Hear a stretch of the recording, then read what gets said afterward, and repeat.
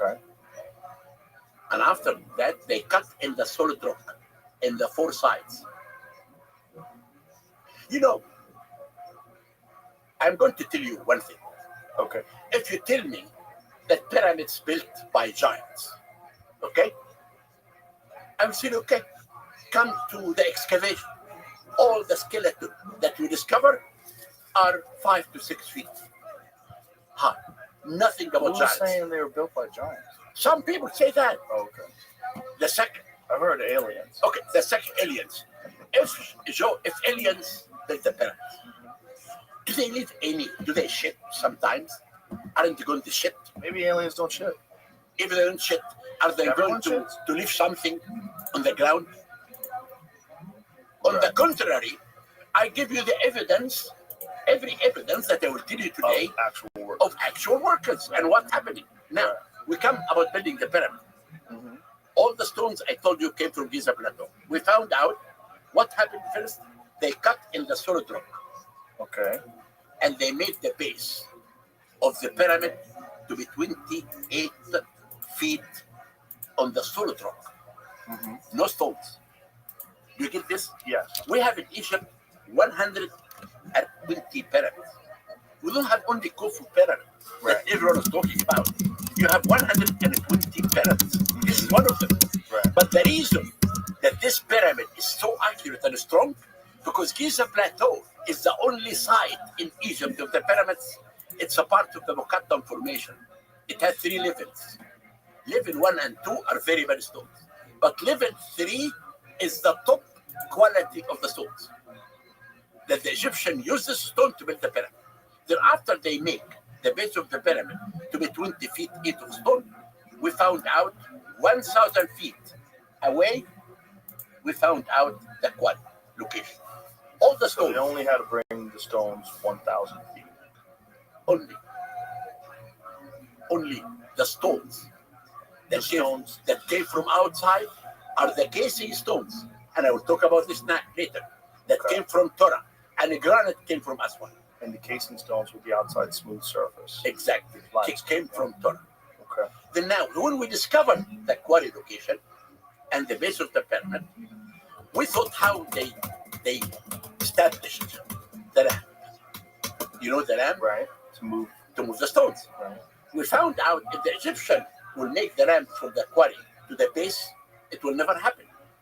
Because when you raise the base, you need to extend the ramp. We found out, listen to this carefully, that the only way to have a permanent ramp is to come to the southwest corner of the main pyramid. They built the ramp like this. Okay. And I excavated, and these are photos in my book, Giza and the Pyramids. I excavated from here to here. When the Egyptian construct a ramp, when they finish building the pyramid, they demolish the ramp. They cannot demolish all of it. They have to leave something in the ground. Okay. Do you get this? Yes. I excavated from here to here. I found in situ remains of the ramp. Are there photos of this? Of course, in my book. Okay, let's find the photos of the equipment first. Can't find anything? It's in my book. What did you find? Well, nothing. Nothing? How is that not online? That doesn't make any sense. It's in my book, Giza and the Pyramids. Maybe These look up are the tombs. from Joe, these are the tombs of the pyramid builders. right there. This is the excavation. And this is all what I discovered. This is my discovery of everything. Every piece of sand here tells us about the builder of the pyramid. But let me continue this. I will come to you. Then now, let us. If you go to my book, you will find out that I found here the diorite and the flint tools. Listen. Then now, I will come. The stones for building the pyramid came from the plateau. The casing came from Torah. Now we come to how many years Khufu ruled. So there is one big discovery happened a few years ago. Are these the tools? This is tools for artists. The tools in our book, which is big diorite tools and big flint tools, big ones. And why is this not online? Who never put them online? It's in my book. Right, but I mean, wouldn't that be everywhere? I mean, that's such a huge archaeological discovery. It's not. It's because it's everywhere. It's not only in the workman only. It's in every site. You have these tools in many sites. Right, but why aren't these tools online? That's all I'm asking. Ask the people online, but they are in remains in my book. Are they in a museum somewhere? There is some in the Cairo Museum, yes. So there should be a photograph of them in the museum. Okay. What would Jamie look for? But I don't know. I'm just like asking. Now I want to come to What museum would have them? Cairo Museum. Cairo Museum would have those tools? Yes. Okay. Now, a few years ago, a major discovery happened for the first time. It is the first time that we have written evidence about building the pyramid of Khufu. When did this happen? 3 years ago. Really? It's called the Wadi al-Jarf papyri. You want to know what's in this papyri? I do. This papyri was found in Sinai, in a port belongs to Khufu. And inside this port, there was caves. And inside the caves, found remains of boat and this big papyri. Large, huge. That's it, exactly. Okay? And what does this say? Now, First of all, how old is that? 4,600 years ago. Isn't that amazing? And listen, in this, 4,600. So papyrus was made with animal skin, correct? no, but it was of papyrus, from the papyri. Right. What is? The papyri is just like leaves. Okay. Now, but listen to the papyri. It is a diary of an overseer of the workmen. His name is Merer, Merer. Okay? Merer is saying, I am Sahaj in hieroglyphic, means an inspector. Under me, working 40 workmen. I was hired by Khufu to work in his pyramid. This is in hieroglyphic. And he said, my immediate boss, his name is Didi. Like P. Diddy? Didi, yes. Now, 20 years ago, in my excavation west of the Great Pyramid of Khufu, I discovered 20 tools. These are the tools? No, this is not the tools. No. The tools are really sharp type of big tools. We found some of them. What is that Jamie's looking at? What are these? This could be the tools in the left is like them. In the left here. But those tools are... No, more. No, down. No. Where? You know, here there's two. There is more. To the left. To the left. To the left. To the left. No. Again. What? These two tools. You mean up? Down. What are you talking? The second one. Up and this one. That's it. Up. That's it. And this one. Oh, those. Those. Yeah. But don't those look exactly like the other photograph you just had? Those up there. That looks like the heads of But this was the small ones. I'm talking about big ones. So that's... These are tools for making statues and things like that, not cutting the stones. Oh, I see. So these are the same kind of tools, though, with the same kind of materials. Yeah. But let me talk about the papyri. Okay. Because many people doesn't know about this. Okay. The mayor said, my boss's name is Didi. 20 years ago, I excavated west of the Great Pyramid of Khufu. I found 20 tombs, beautiful ones. I published all of them, except one small tomb I said is not important. 3 years ago, I found this is the tomb of Didi, the person that he was the boss of Merer. And I published this tomb. You can find this tomb online now. It's called Didi's tomb by Zahi Hawass, west of the Great Pyramid of Khufu. Now, listen, John, what Merer said, I took my workmen, this is hieroglyphic. We went to Torah to cut the white, fine limestone. This sentence means that the pyramid was finished And Merer went to bring the stones for the casing. And he said, I'm not alone. There is many other gangs are cutting the stones. And Torah is in north and south.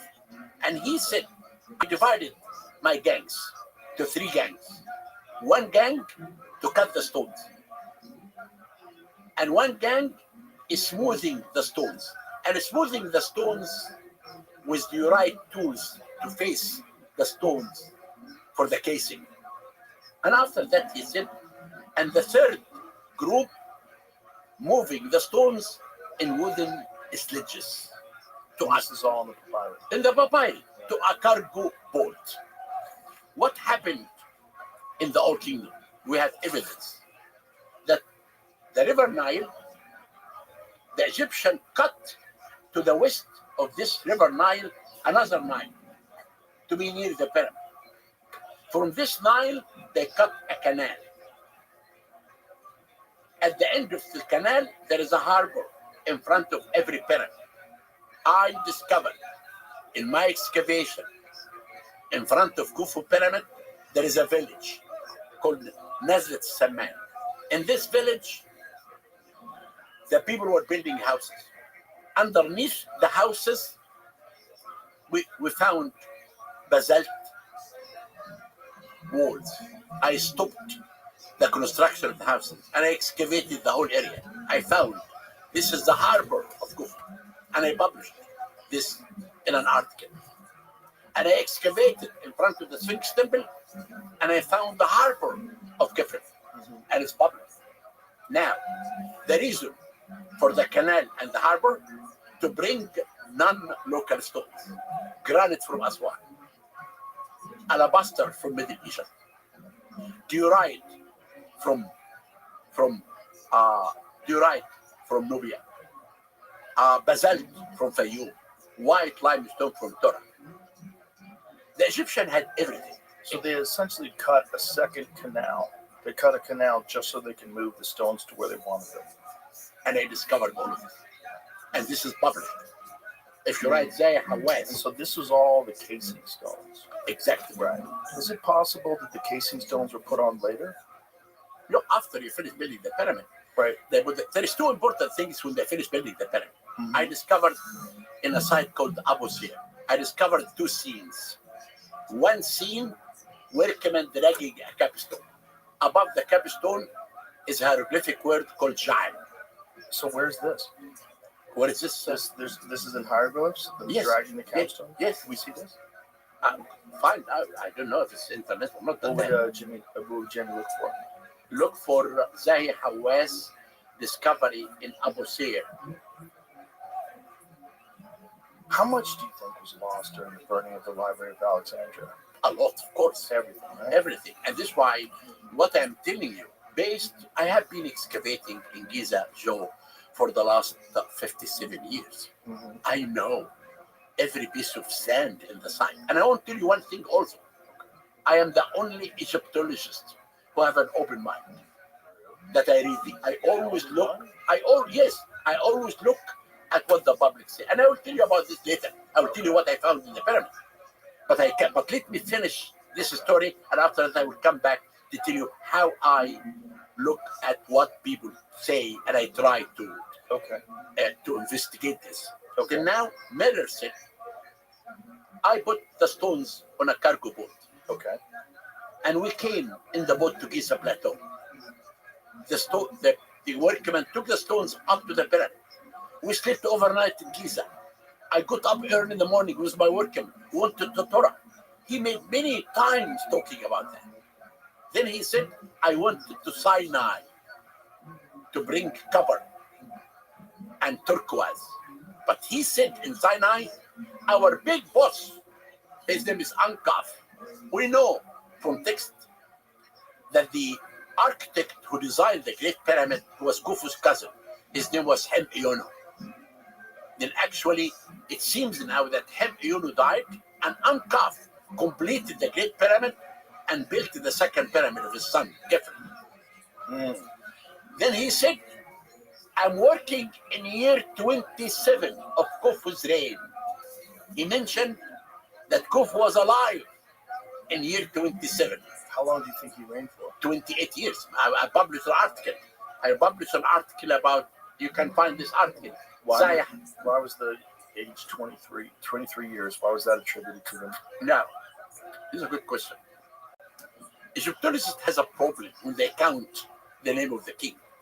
Because when the ancient Egyptians counted the cattle, they counted the reign of the king. Sometimes they count the cattle every year.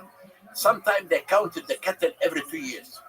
Then we make mistakes. But now we have year 27 of Khufu's reign. And we have on the second boat bit that the Japanese are restoring now, we know when the king died, his son buried him. Then Khufu's son, his name is Jennifer, who did not respect his father, and I will tell you why. He buried his father in year 28. Then we know now for sure that Khufu ruled for 28 years. Now, Miller said something that made me very happy. Because 25 years ago, I wrote an article to say that Memphis was not the capital of Egypt. I said that the king ruled Egypt from the pyramid. If the pyramid is in Abra Wash, the king ruled Egypt from Abra Wash. If the pyramid is in Giza, Abu Sir, Saqqara. Then Miller said something. Many people did not believe me when I wrote this article. But Miller said, Khufu lived in his palace at Giza. If he lived in a palace at Giza, means with the royal family, the public, and the government. And he said that the area that Khufu lived in it, in the pyramid called Ankh Khufu, in hieroglyphic, means the Khufu lives. This is the name of the city that Khufu lived in it. And Miller said, we came to Giza in an area in hieroglyphic called Ra-She. And Ra-She means literally mouth of the lake. This could be the entrance of Giza Plateau. But what's really strange, he said, it took me almost 1 day for me and my workmen to come to the pyramid. Why? Because Giza entrance was busy. Every stone coming in has to be counted. Every workman has to sign the first letter of his name. And this is why if you go today to the port of New York, it will take you 5 hours because it's busy. And this is what happened at Giza Plateau. This papyri, in my opinion, is really one of the most important discoveries that tells us for the first time about building the pyramid. And now we come to the reign of Khufu, 28 years, and now the stones of the Great Pyramid. I looked everywhere to find out how they counted the stones. That people said it's 2,300,000 blocks. I found no evidence. It's only when the Arabs came. You know, all the theories that the New Age people say now, it came from the Arabs. When the Arabs came and they entered the pyramid, they said all this nonsense stories about the pyramid. Then I never found any place to tell me how they cut the stone. But now we have evidence that the base of the pyramid is 20 feet high of solid rock, no stones. In 2010, I brought a team, scientists, from every field, and we recounted the stones based on the new evidence, and we found out that the stones of the pyramid are only no more than 1 million. And the average height of the limestone is 0.5 ton to 2.5 tons.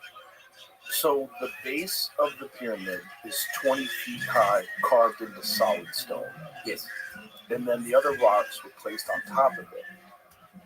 No, I want to come to when you told me about this capstone, because we did not complete the capstone. Right, but let's start off with this though. The base is 20 feet high, and then the estimation was 2,300,000, but you think it's far less than that because of the new discovery that we found that the base is made of the solid rock. So before they thought the base was individual stones. Yes. Okay.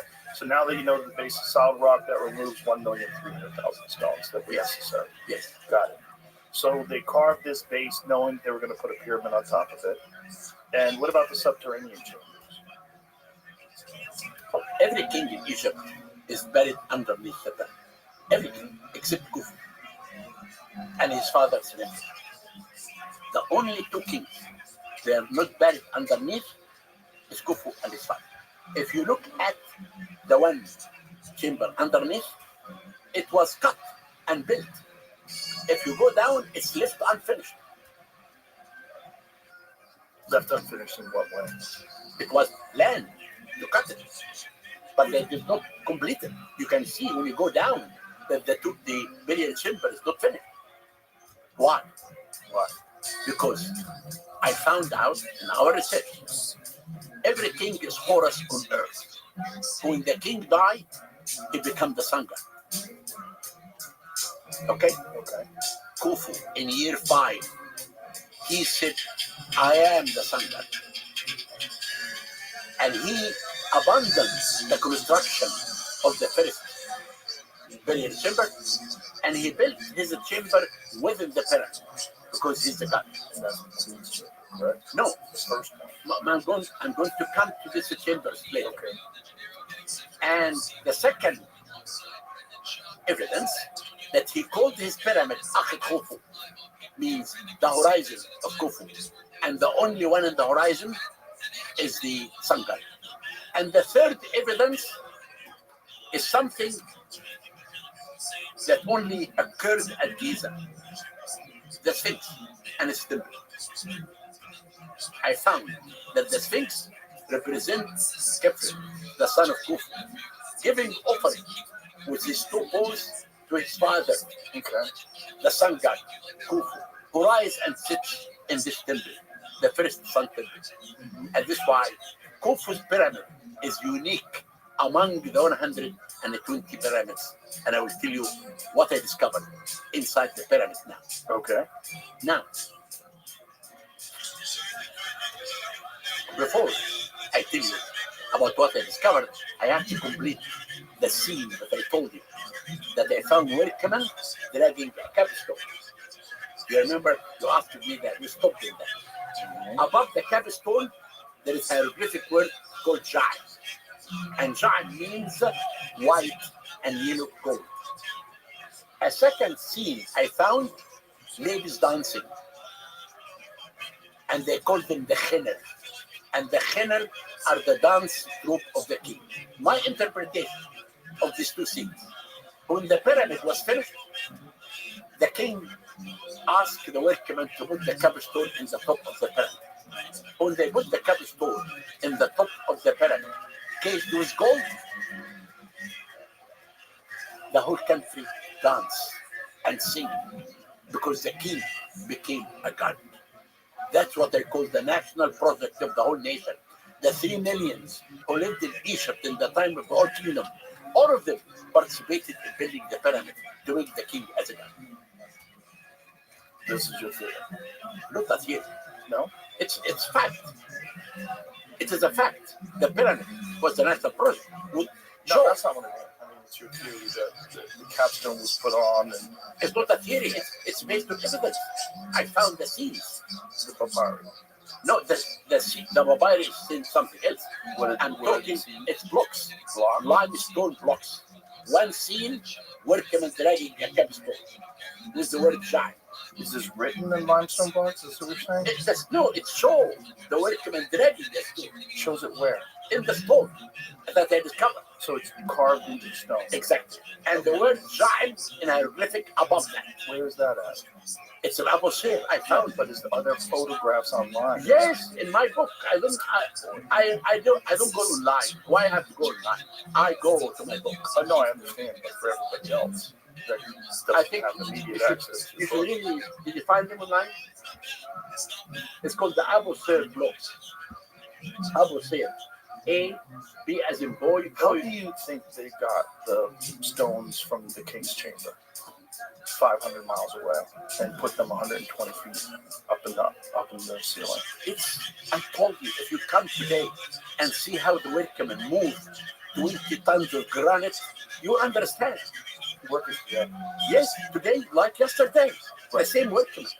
Okay, right, but no, Joe, listen, right? If they're doing it today, they have access to modern machines. If you don't, right? no, They don't. no, it's everything based on the idea of the national project. They want to make this for the I king. understand the Okay, national project. now, What I don't understand is the physics involved in moving if you don't, 80-ton blocks 500 miles through the mountain. If you don't believe on this, it's not that I don't believe. I just want to know inside this block. Inside. Hold on. It's not that I don't believe. I want you to explain to me how you think they did it. I explained to you. From 500 miles away, from 50 to 80 ton blocks. This comes through the Nile. You can bring all the stones. Right. We have mountains, right? No, the quarries, the granite quarries in Aswan, and we have cutting the obelisks and cutting the stones and cutting everything in the side. And they brought, when the flood comes in July, they bring boats through the flood. They bring us all the stones. It is a plateau. They plan things for the floods, and then they would figure out some sort of a raft system to get them on, and then move them that way. Now, if we now do not believe that this cannot be moved by human beings, okay? But on the other side, what I can tell you, inside, above these blocks, written the names of the gangs who built the pyramid, above the king's chamber. One of the friends of Khufu, I did it a few months ago, and we recorded in the 5 chambers that has this huge blocks. We found 2 more names of the gangs. One name called those who are connected with the Buddhist Rothschild, and written year 13 of Khufu's reign on the 3rd chamber. I took Mr. Beast with me 2 months ago. I took him and I showed him how these blocks, they were written by the workmen before they moved the stones. And in the 4th room, we have the good God, another name, was year 13 of Khufu's reign. This is when they moved the stones. So I understand what you're saying. So you're saying that they took these stones, they waited for the flood season, they got the stones on rafts, they moved them down the river, they got them to the site. How did they get them 120 feet in the air? You know, again, this is the most important thing. This is the national project. Oh, I understand. When the boats, no technology. Well, technology is tools. Technology is leverage. Okay, technology. Whatever they had at the time was their current technology. The huge wooden stitches. Huge wooden sled. This is the only way that today we move huge stones. This is how my workmen moved 20 tons sarcophagus in a tomb. How far did they move it? They moved it just a few feet away. But we have scenes of how workmen move 60 tons stacking, how they move wooden stitches, and they draw it. Yes. Yeah, then we have all this type of seed that the Egyptians showed them. Again, this is the national project. Do you think they wet the ground? Like, do you think that they did something like that to make the ground more slick so that they do? Yes. Do that? Yeah. Yes. And then, are they using sleds? Like, how do they sledges, wooden sledges. Okay. And then we have this slowly but surely pulled it into position. We have this in the tubes, wooden sledges. Yeah. But let me take you now to what I began to reveal, the secret of Khufu. Okay. As I told you again, I always listen to what people say, and I try to prove them if they're right or not. I was interested in the Great Pyramids most of my life because I was the inspector of the pyramid, director. I spent most of my life there. Then I closed this pyramid for a year to stop humidity. To stop humidity? Because every person, all the breathing, enter inside the pyramid gets about 20 grams of water. And this water becomes salt. Then mechanically, I removed the salt. You got to clean the wall. Exactly. And after that, I thought, how can I make a ventilation system of the pyramid? In the king chamber and the queen chamber, you have this tunnel, 20 by 20 centimeter, small tunnel. Right. Then I thought I should clean this tunnel. Then I can make a ventilation system. I had no idea of what I'm going to find out. We'll find out. Then I hired a German robot. And we took the German robot to the king's chamber. We are sitting in the king's chamber with a TV screen. And the robot entered in the shop. We found out that the interior, the pyramid, the stones were intertwined. And this is why when the Arabs came to Egypt and they said man first time and time first pyramids, then we found out that this shaft went outside. Then we put a fan here and the fan sucked the air and pushed it in the tunnel and we made a ventilation system in the pyramid. So Then discovery of stones. What was unusual about the way they were placed? What you said they interlocked, interlocked. interblocked? Yes, like What do you this. mean by that? Oh, like fingers. Okay. So there's like different levels and they all slid in together. How they put the stones with each other. Okay. But now the most important, then I took the robot to the second chamber. Now we know that the tunnels in the first chamber are open outside. Open outside. That's why we have these tunnels in the second chamber. They call it only the queen chamber. Right. Then we took the robot to the northern tunnel of the queen chamber. After 60 feet, the robot stopped because the tunnel was building to the left, and the German robot could not do it. Then we took the robot to the south tunnel. The robot went for 200 feet, stopped in front of a door with two cover hands. That was the first discovery. Now, I began to think, how can I find out what's behind this door? In 2002, I was chosen by the National Geographic as explorer in residence. We were 9 explorers. With us was Bill Biller, who found Titanic. Each explorer had a dream. I told them, I need you to design a robot for me. I want to find out what's behind this door. And they did make a robot, and they called it Pyramid Rover. We took the Pyramid Rover, and the robot went in the south tunnel, and the robot had a drilling in his hand. The robot opened one hole, 1 centimeter and 1 millimeter, and sent an optic camera through this hole. We found after 21 centimeters of this door, a second.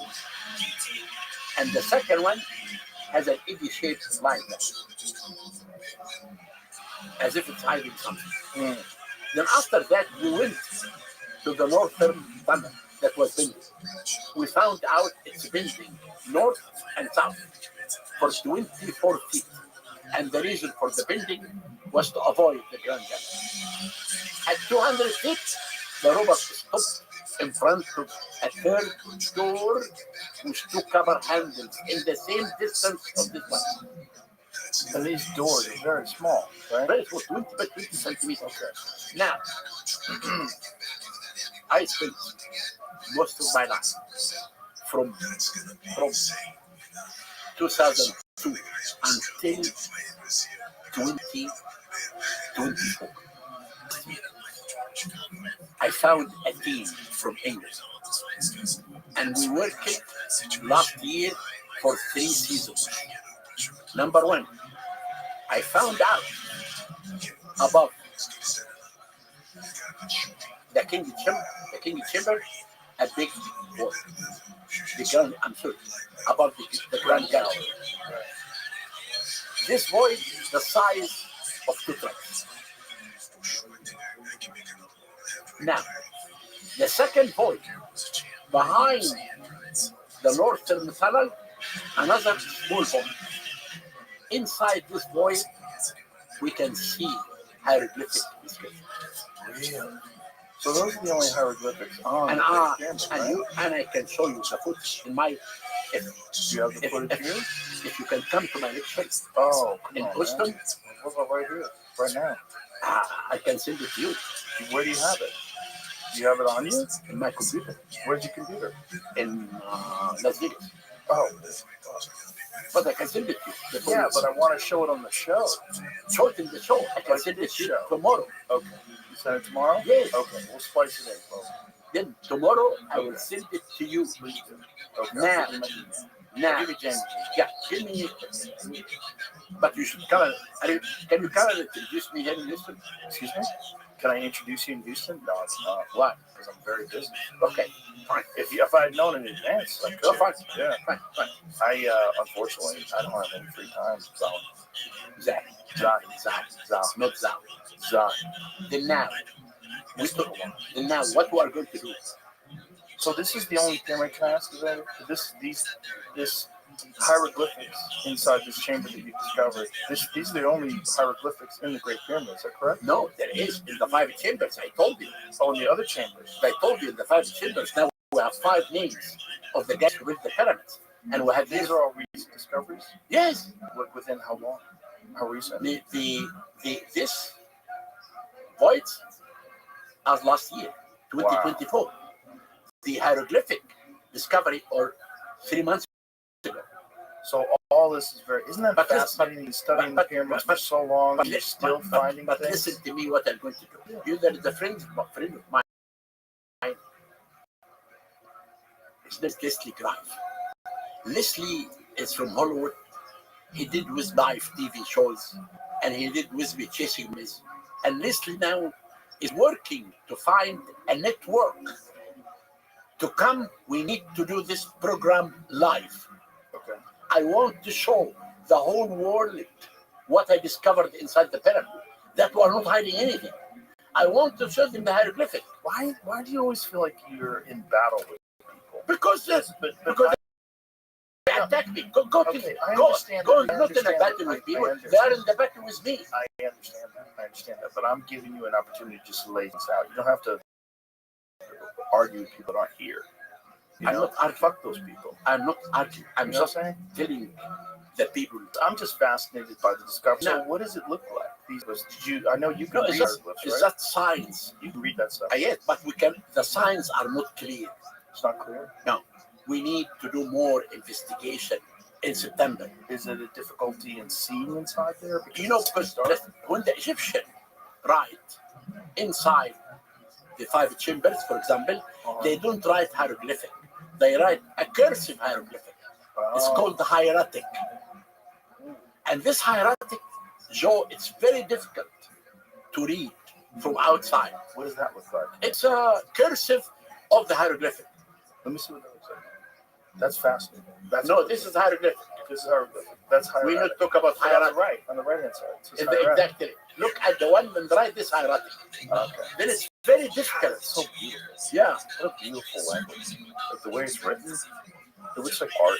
Then, Joe, what we're going to do before the end of this year, we are going to show what's inside the 5 this void life.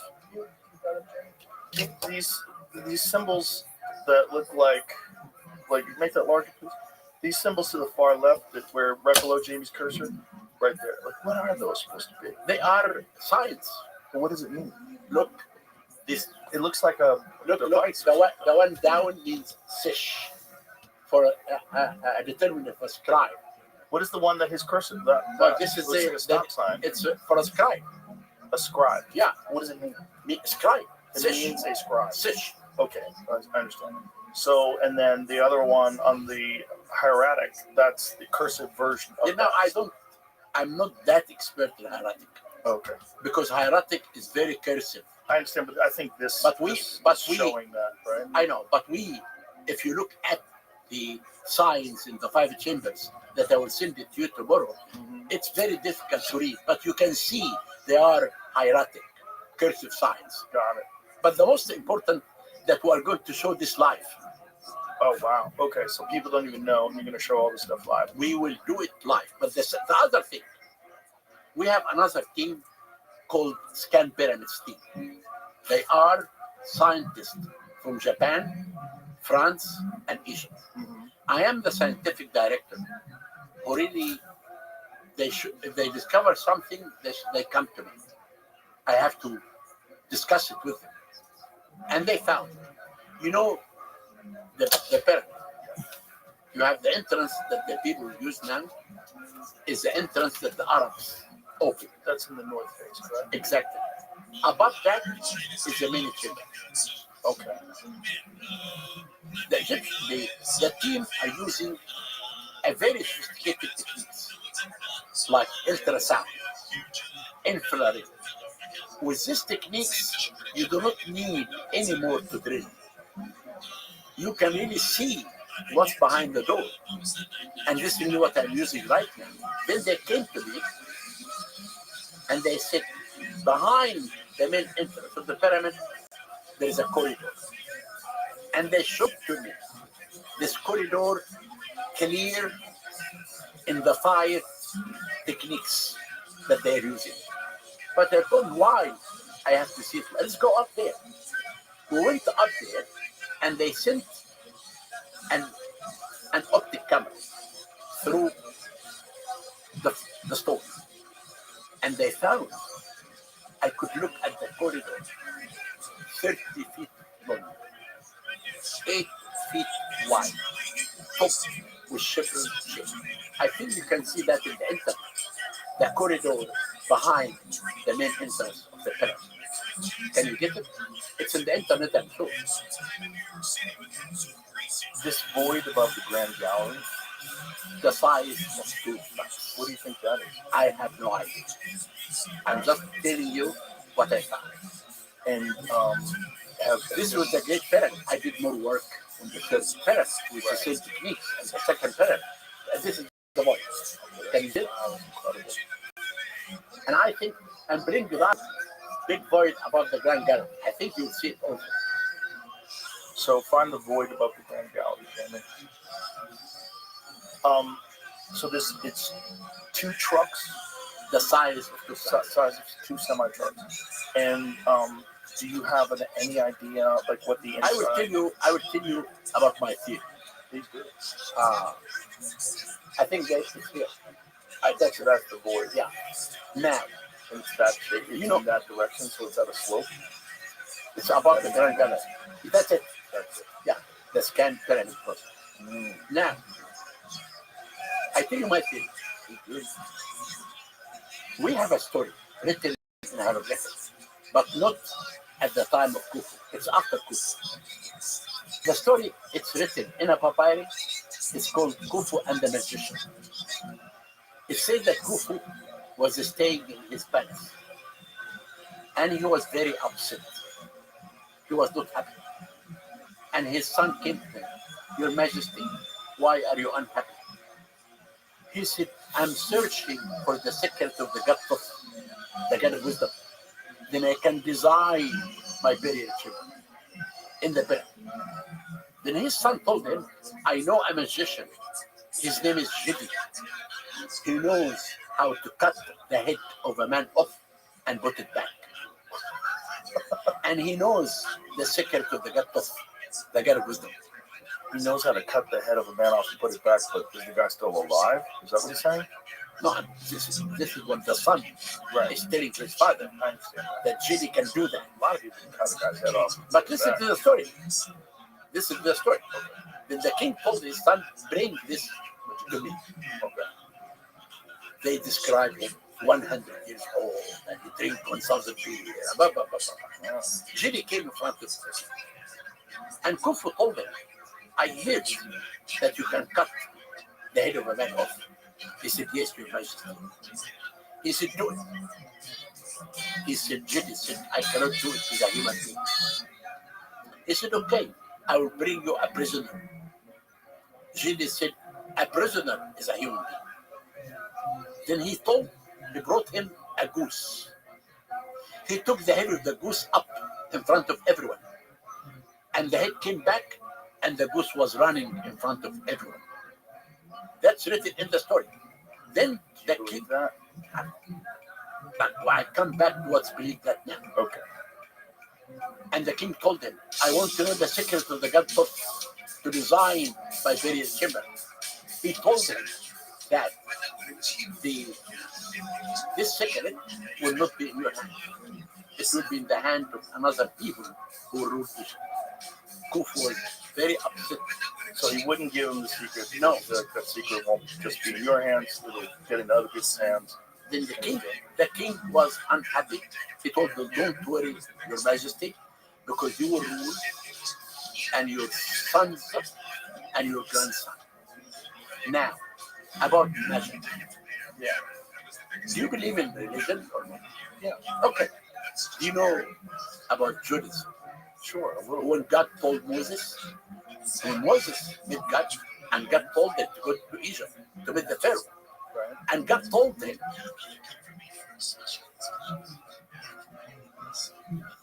things have just gotten too crazy. It's like the perfect storm. You see a sign of the license deal with random testing. A lot of tells you what the fuck it is. And really, I'm just gonna write this out. If I ever became the other craziest become, I might become this live shows. This other gig I got, this big network that I kept talking about, it's God, the merchandise, all the stuff, just step away from the game, man. Step away from music right now. To me, and people that I beg to differ, I feel like I'm no break from it that I know. My body's in good shape. I just insane career right now with podcasts and live shows and this other gig. I feel like I'm running the outside of the music. Yeah, so long story short, I'm stepping away from the game.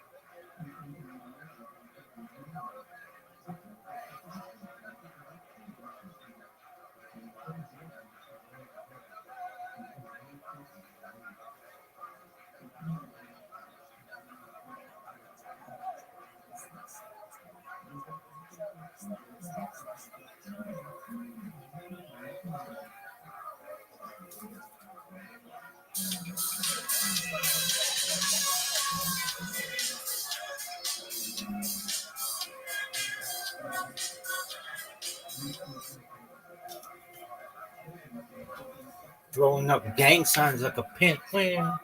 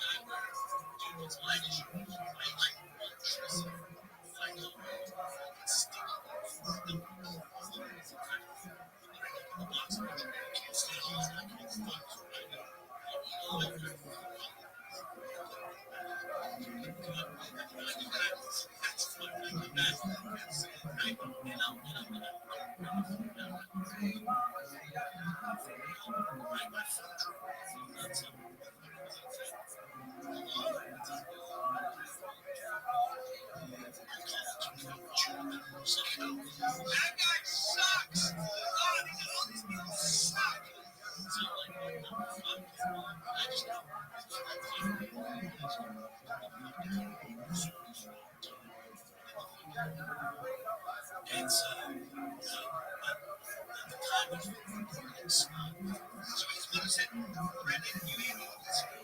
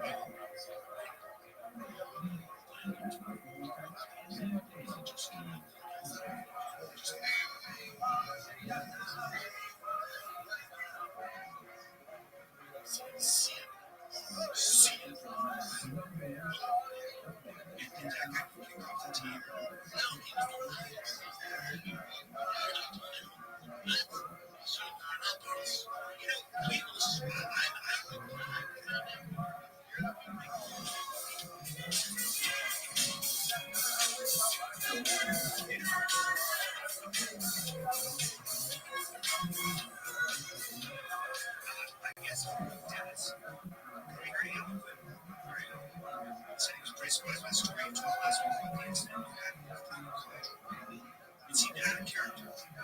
Brendan, I've come to know over the past few years, and I know you back in years, but even I have come to look up to you in a way. You guys have made me feel myself.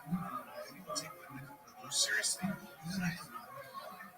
Then he goes on to say you're right, and he says that this is the first time where I thought, well, this is maybe I don't like this guy. Well, man, you had every right to write his name on his book. You had every right to try to take some balls on him. As you said, by eating and throwing out his food guns, and putting in your shit, disrespect you. And there's the goddamn thing you do about it. Fuck you. And then you further disrespect this guy. It was personal. That's how it was. Target's my response. Petty on his part. Then again, those rules don't get it right. Then he goes on to say, I think we're probably going to look into it anyway. But what happened was you spent space to a master in this QTM situation. And then you criticize him for calling the cops. You mentioned that when you had told him his I guess he did call the cops later, right? So, yes. And then he goes on to say, you mentioned that you told your teammates, you said, you got to tell stories. That was initially just one story in favor of teammates to try to take your seat. So he basically goes on to say, this actually not right. This I had to say this because I'm a huge fan of the show. And he brings me in because I'm very supportive of all this.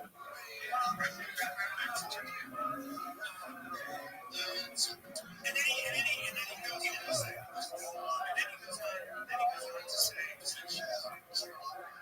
he goes on to say, if you had told me a story about how a guy spent the past 2 years like, it's terrible. I was going to be doing a show with me. That sure as fuck me.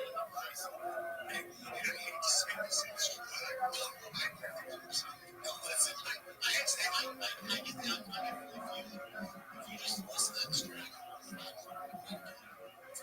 And by the way, the context of the candidate, he just said, I will be there and you've been listening to. And said, why am I sitting?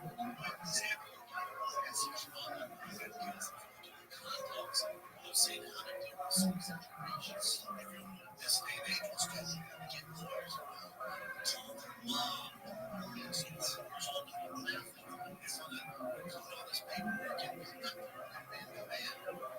Message to businesses or families at some point in your life, I think here's the deal. This is the deal. Now, as far as you're not a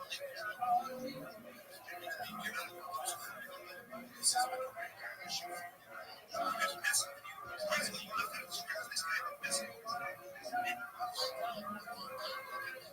That was just nice. Okay. I said, you know what? I'm trying to you are being over. I'm trying to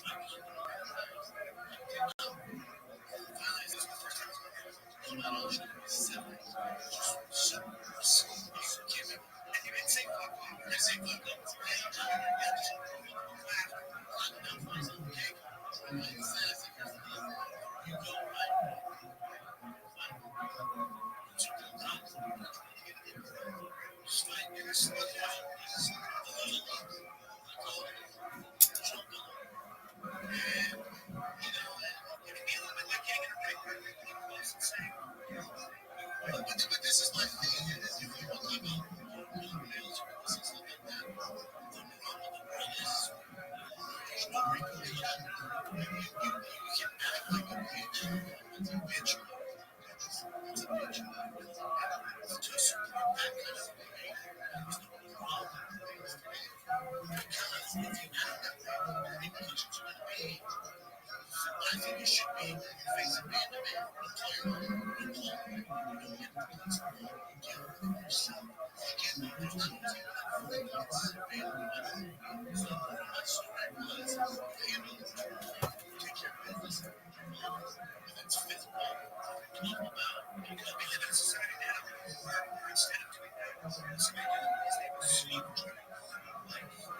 What's worse, it's actually take your house, causing you aggravation in your house, so you can't keep up with it, so you can't take it, you can't take it. And that happens all the time. Everything is for me, that continues to sue you. I don't have friends who don't hang out with us. I hang out with a single person. I'm not friends. If you have friends like that, you have something that that's good. I can't. If you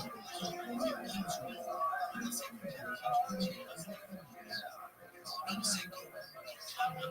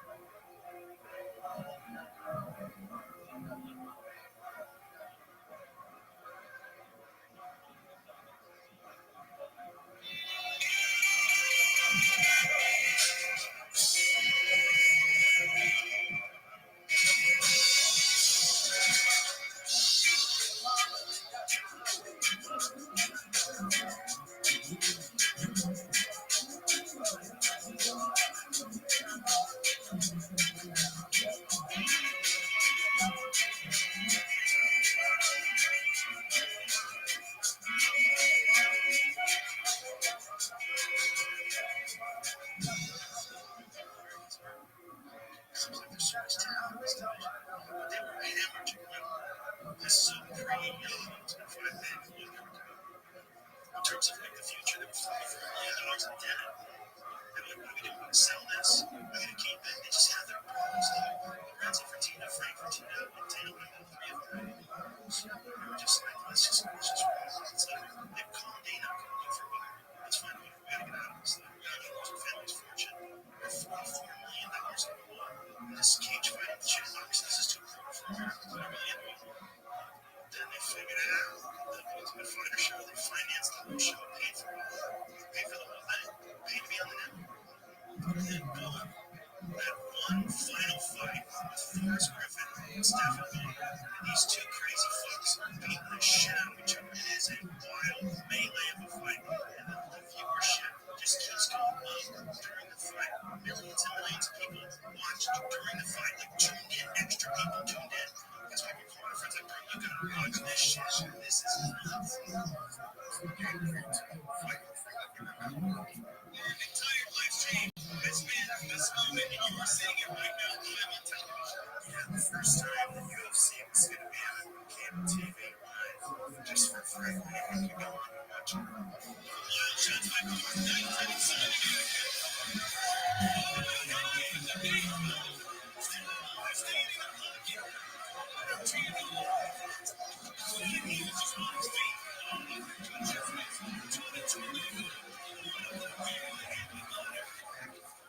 Mostly stand up. You can't even swim.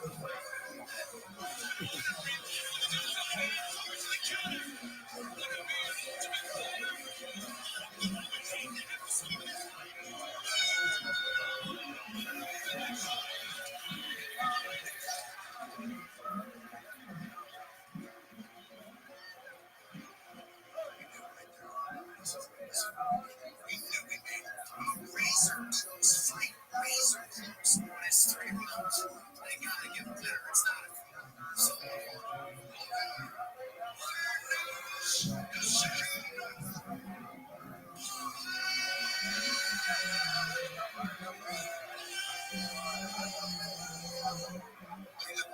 there and said, there is no loser in this fight.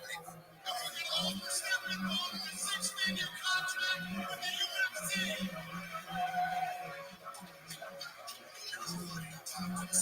Season 2. That's funny. Today.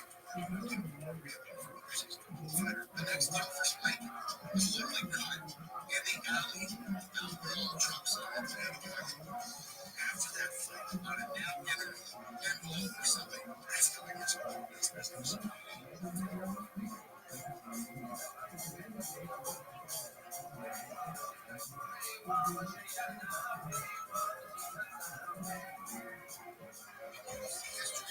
Heavyweight division has never been as exciting as it is now.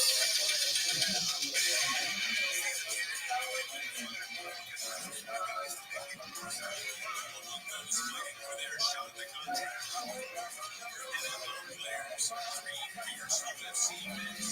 The last heavyweight champ, the IFL, and the biggest name ever in street fighting.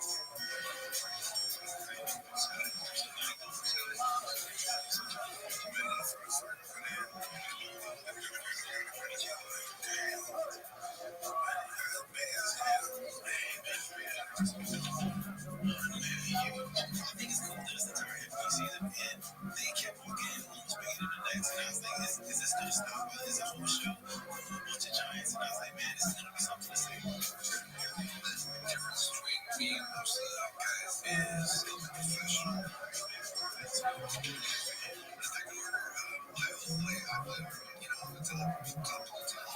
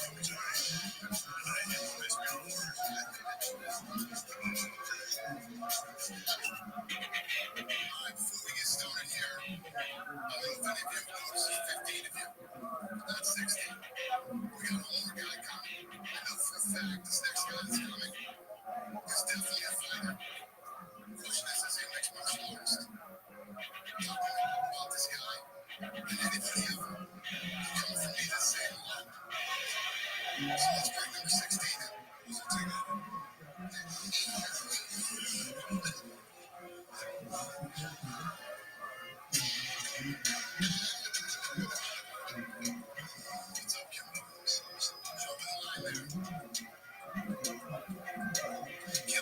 Nice is a guy who basically got famous off of YouTube fighting in people's backyards. I have two friends on the show that I know that are teammates of mine. One of them is James, the comedian, and the other one friend his show. And those guys are my main focus because I know those guys be training together. And you know, those are my friends. Alright guys, Wiz and Marcus, I have a coin here. Whichever coach wins the coin toss has the option to either pick the first fighter or pick the first two fights. You have to win both of those fights to retain control. If you lose one fight, control goes to the other team. Got it? Everybody got it? Good. Alright, here we go. Rothschild wins. Pick the first fighter. Rothschild, go ahead and pick your first fighter. Well, the first pick I want, James this week.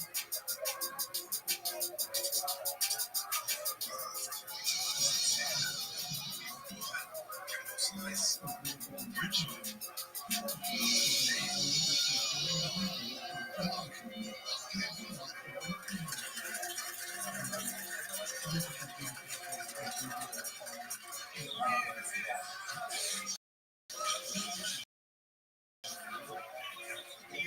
At the same time, I think we still team concept. And those teams are participants.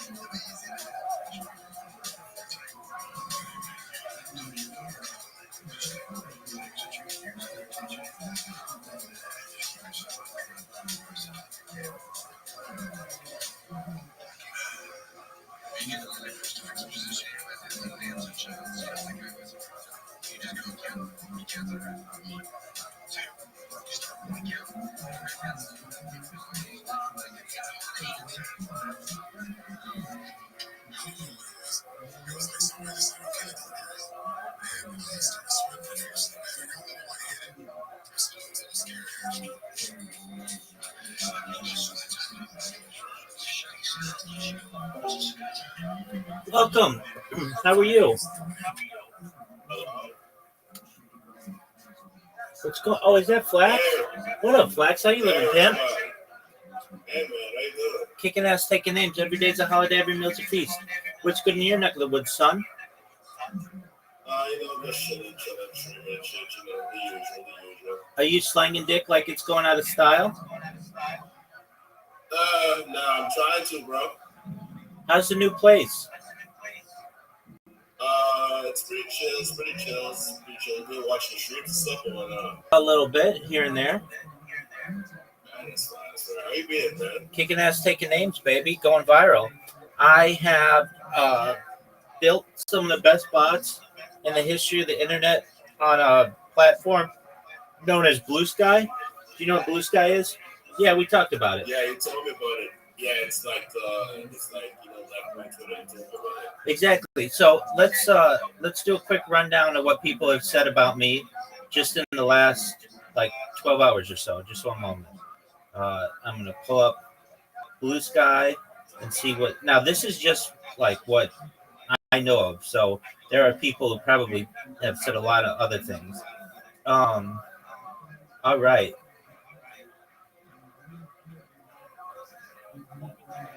We have anyone else getting speak with the Rabbi users? That was 15 minutes ago. Another person 27 minutes ago. Fuck off, Rabbi. Another person. This is what the Rabbi Rothschild's account posted. That was 47 minutes ago. Somebody wrote an hour ago. Oh, the Gooning Rabbi. So I've got somebody who wrote also an hour ago, bro. What the fuck is up with this Rabbi Rothschild account, and why do they keep making the most annoying spots on earth? So basically, I took my talents from Kick to Blue Sky, and I'm going viral there. So that's good. And I've got a really great. Good, man. I mean, as you know, like the more and more I just do this, the more famous I get. That's how you found out about me. That's how other people find out about me. I've got a nice little system here. I've got 3 bots that spam 24/7, and that's key. I didn't have them spamming 24/7 before. I had to really work on them, but now they go all the time.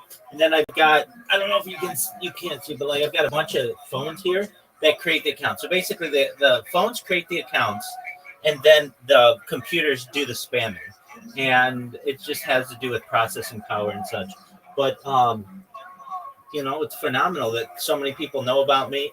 And the more I push on this, more that I push on Blue Sky, the more people are going to know about me. And eventually, everybody's going to know about me there, and I'm going to go viral, and I'm going to make all your dreams come true. How's that sound, Flax? That sounds good, man. That sounds good. Anyways, man. You just been on Blue Stacks the last time I talked to you. That's just it. Well, I mean, no major. I mean, we've had more people join the server because of this, so I'm up over 1,700 now, and I haven't even been promoting this server for more than a year. It'll be a year in about a month, so like 1,700 people in 11 months. I feel it's really good, and we've had a lot of people who've been coming in here. Playing games, so we've been playing a lot of games in here. Did you know that? Do you know what happens in 363 days? No, it happens. Yeah. The launch of Grand Theft Auto 6, big dog. Oh yeah. Shit. Oh fuck. Counter that because it's going to be the biggest event in gaming. I bet it makes at least first day and probably even $1 trillion overall. I think that Yeah, it's that's gonna make a lot of money. absolutely But the pre-order alone, that's gonna make a lot of money. 100%. So there's not a lot of information about it. You probably know it's taking place in Vice City, and I was a huge Grand Theft Auto Vice City player, like giant. I got I was. No, talking beside you, I was. Oh, absolutely, yeah. I got 100% completion in that game. It was like, Holy shit. that's big time. Yeah, it was the only time in any that I ever just went all out. Got 100% completion, and I'm a major Grand Theft Auto fan. I've been playing it since Grand Theft Auto 1, played Grand Theft Auto 2. The Grand Theft Auto 3 was the game changer. I was a young person then. I don't even think I was 18. I think I could buy it, but I had a friend of mine who was 18 and to be able to buy a PlayStation 2 and the game. And when an interactive movie, I mean, it's just, it's amazing. That took place in Liberty City. Then we had Vice City that launched. And Vice City, I don't know if you remember the soundtrack, was. Oh, yeah, Flash and all that, like with Michael Jackson. 100%. 100%. I remember when I heard Billie Jean on that radio. Dude, how did they get the rights for Michael Jackson? It was just mind blowing. They're able to get those rights. It's just that changing game.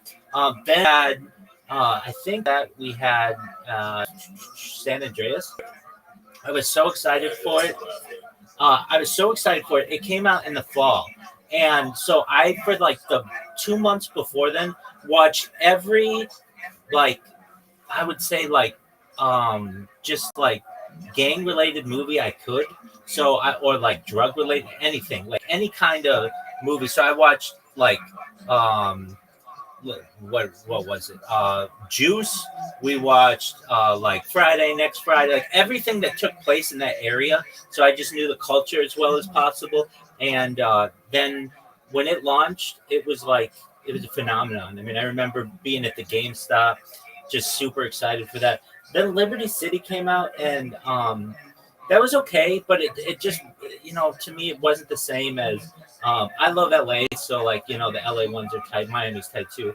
But then when we had Grand Theft Auto 5 come out, I mean, I remember back Yeah, to I remember that too. I remember being like 13 when that's the football and stuff. exactly, and playing it. I remember just how excited I was for that game, and I even like took off work for it, and then just played it as much as I could.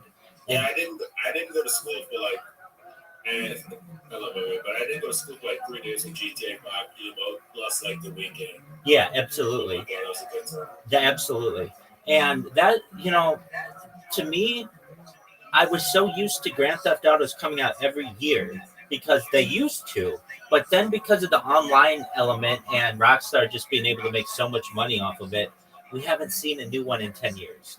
And so, Yeah, they just made so much money offline. exactly. And so now, with finally, we get some real news about this. I mean, they've been rumoring about Grand Theft Auto being launched for the last like 3 years, and they were saying that it was going to be fall 2025. And at least when people would tell me that, I would just be like, I don't believe that because we haven't seen a real trailer yet. They haven't hyped it. It seems like it's going to be longer, but now we have a date, May 26th, 2026. It's like 52626. We're gonna be. I do a countdown. I've already started it every single day. I do a countdown for Grand Theft Auto, and I mean, I'm just super hyped about it. It seems like we're gonna have two protagonists, a man and a woman. And from what I know, like I'm in all the subreddits, so I do my best to like learn about the intricacies of the maps and things. There's a question whether it's going to be an island map or a peninsula map, and the issue arises when you have a peninsula map like Florida. What do you do when you need the map to stop? Like, is it just going to be an invisible wall, or is it going to be like an endless fog? So people, Y'all's gonna be surrounded by water, or it's gonna have like a certain area like alligators will eat you or something. that could be too. Absolutely. Yeah, but I mean, it's going to be really exciting. I think a lot of the missions are gonna, from what I've seen, are going to focus around like the cartel and doing Yeah, body flags type stuff. exactly, and doing drug runs to like South America. I've seen some perhaps um, uh, either renders or perhaps they're leaked maps, and basically it seems like the map is going to have, at least from what I've seen, it'll be a peninsula like Florida, and it's going to have like make Miami even bigger than it currently is, with a lot more islands. So I think there'll be a lot of boating and things like that. And I've seen some graphic renderings, which they just look almost real.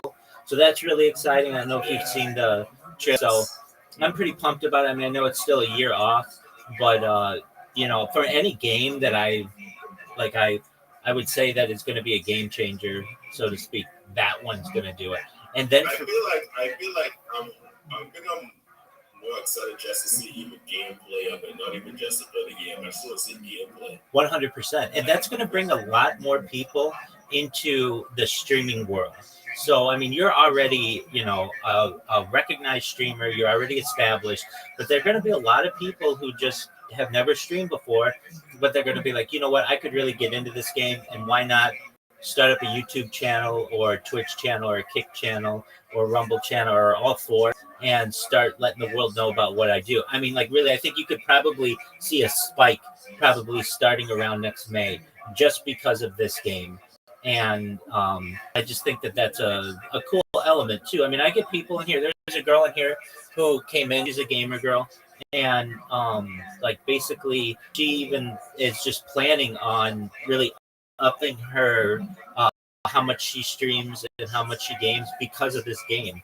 And everybody, if they don't have anything that they do, like I get asked a lot of times, hey, how do I become an influencer? How do I become a streamer? And like basically, it's just about hitting start on your stream, as you know. But if people want something to do that create content, Grand Theft Auto is going to be huge. I mean, I know it's going to be a very saturated market, but that's okay. It's going to give people content, and that content could last for another decade or so. So to get good at that game early and build an audience, I think is, and if anybody on your streams watching, if they have always thought, you know what, I want to do what Flax is doing, I want to do what Rap's doing, but I don't know what to do. There's nothing like really interesting that I do. Get into Grand Theft Auto 6 because it is going to be a revolution in not just gaming, but in streaming and just overall digital world. I feel you, bro. That's just for literally like age lags and stuff. I can't even just like I just can't wait to touch it. It's gonna be like pretty dope. Absolutely, and they're gonna have, perhaps I've heard these are rumors, but maybe the entire Joe Rogan catalog on a radio station. There's been rumors about that happening. Probably some other podcasts are going to be on it. So not only will you get I mean, they had like radio stations on Bash ETS before. Yeah, but they've never had podcasts in the game. Yeah, podcast. Yeah, that'd be new. Yeah, exactly. So, depending, I know that they may have some things that people have never heard. So you have podcasts on the radio. I know. I don't know. Well, so I don't think they've ever had children in the game. If you know what I mean, like they've never, like you only kill adults. They had one. Yeah, they had one in the cutscene, but yeah, kids. Exactly. Rabbi, I gotta go back to the stream real quick. I'm gonna hit you up some time. It was nice talking to you. Absolutely, Flack. Shout out to you, Flack. Shout out to your community. Peace. All right. Have a good night, Rabbi. You too, big dog.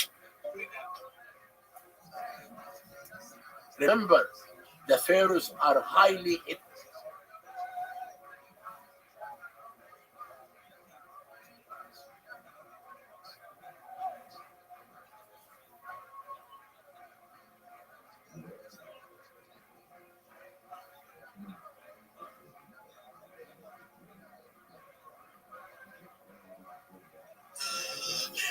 The best rappers, BJJ practitioners, alongside Rabbi, not Dr. Jam.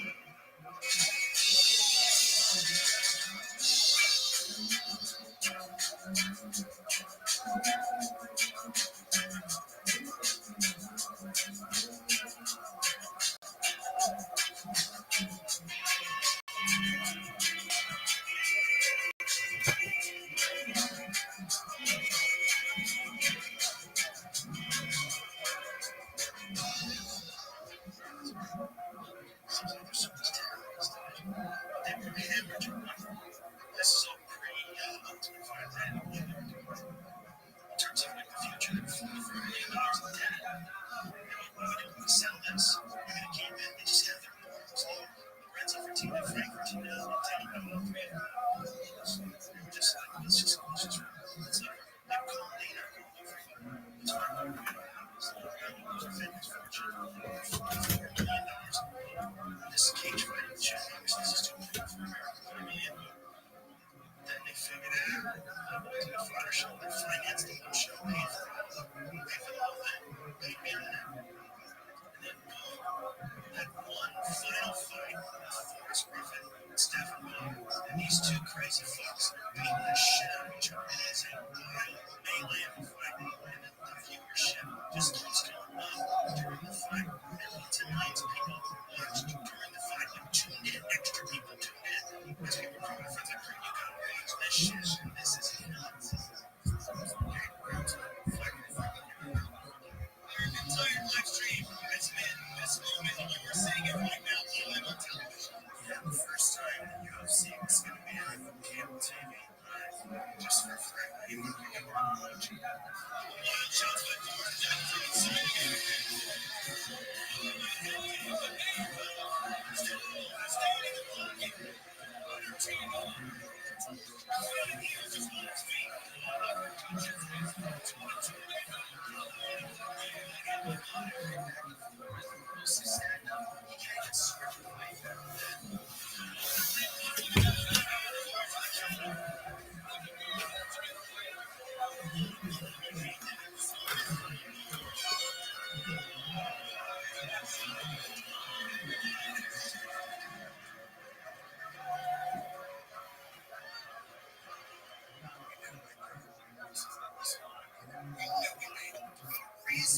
So they raise the blocks when it's 3 rounds.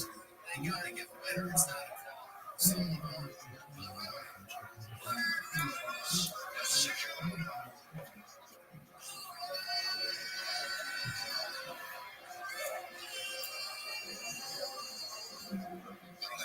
there and said, there's no news for this fight.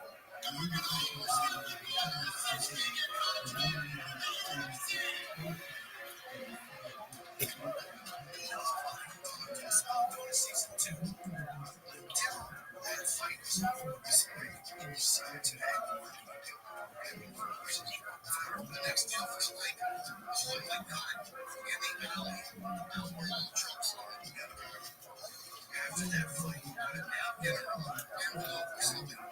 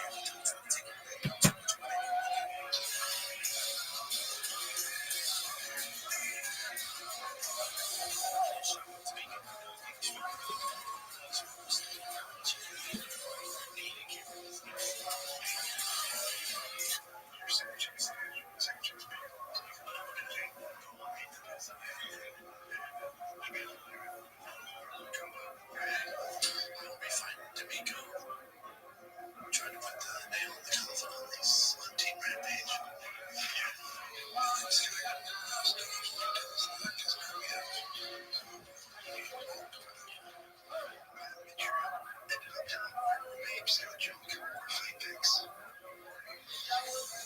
From a strategy standpoint, there's nothing beneficial of telling the other team who you're fighting.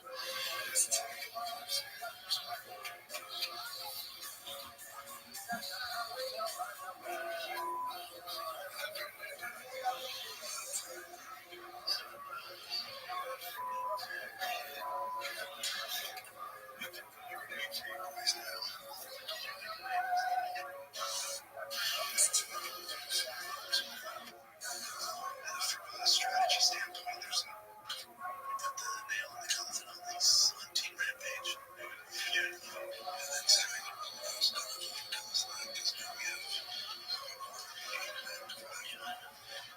Trail ended up telling my roommate Scott Junk or fight picks. From a strategy standpoint, there's nothing beneficial of telling the other team who you're fighting.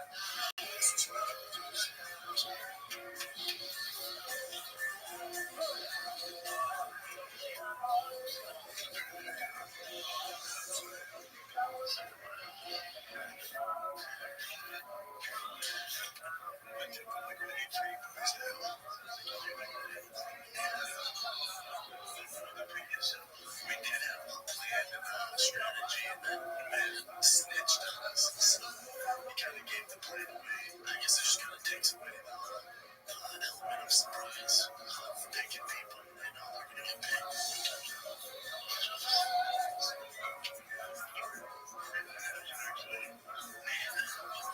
You thinking, man? That's just not using your head, buddy.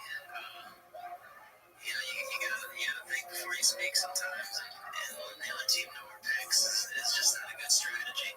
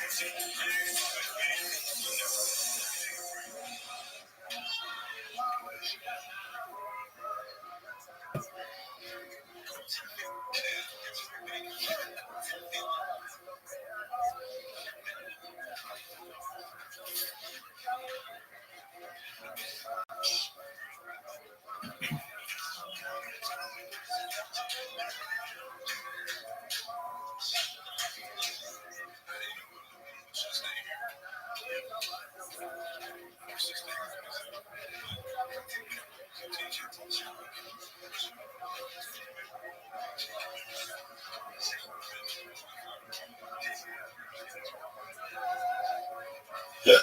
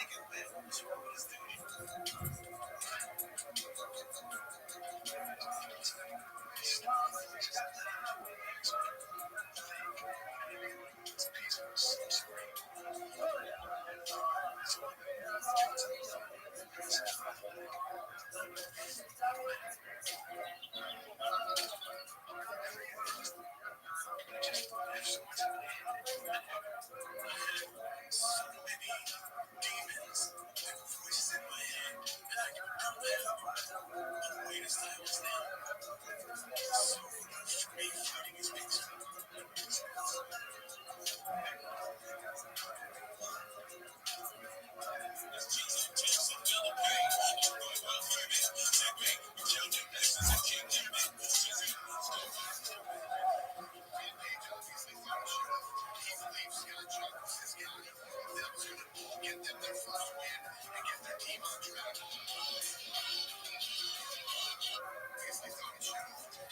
Scott Jones is his guy. That was going to get them their first win and get their team on track.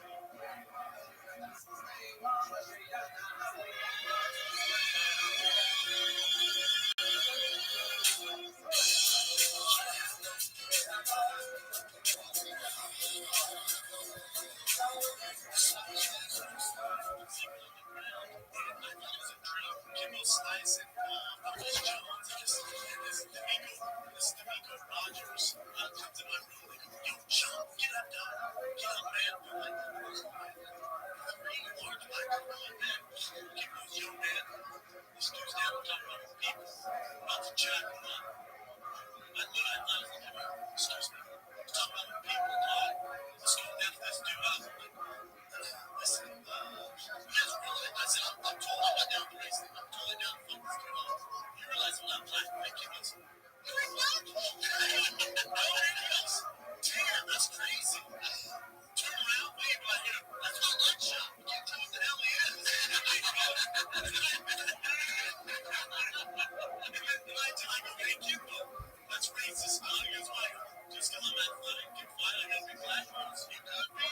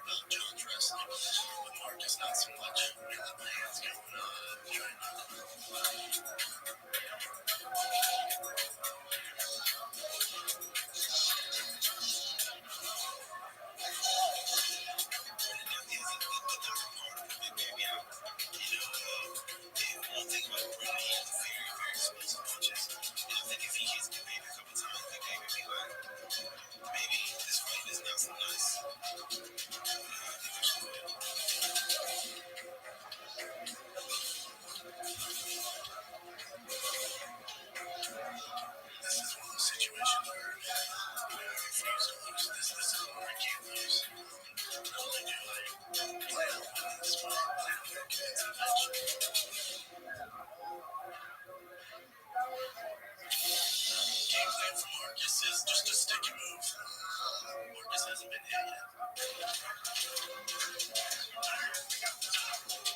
Marcus, we were kind of two different paths. I definitely think I'm more battle tested. He's kind of an easy relax and get to the semis.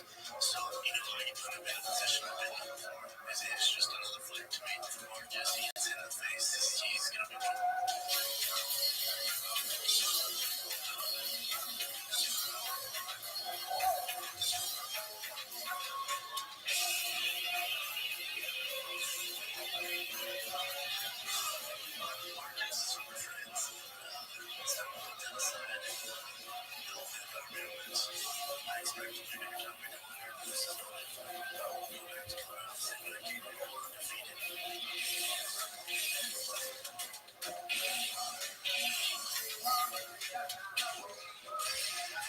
This tale of the tape is brought to you by Mickey's. When the fighting is on, Mickey should be on hand. Keep a six-pack close just to be safe.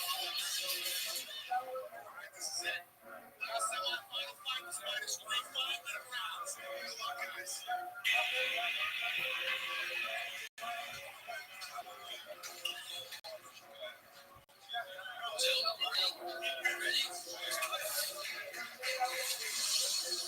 This fight clock is brought to you by UFC 2009 Undisputed.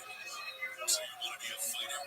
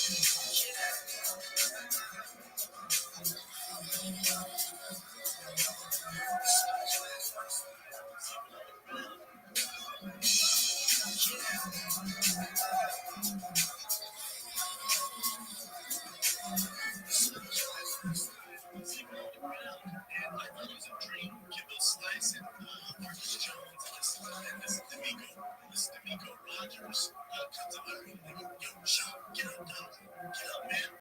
Like, 3 large black men up there. He goes, yo, man, this dude's down the top of me. About to check. Excuse me. Talk about me. Let's go F this dude up.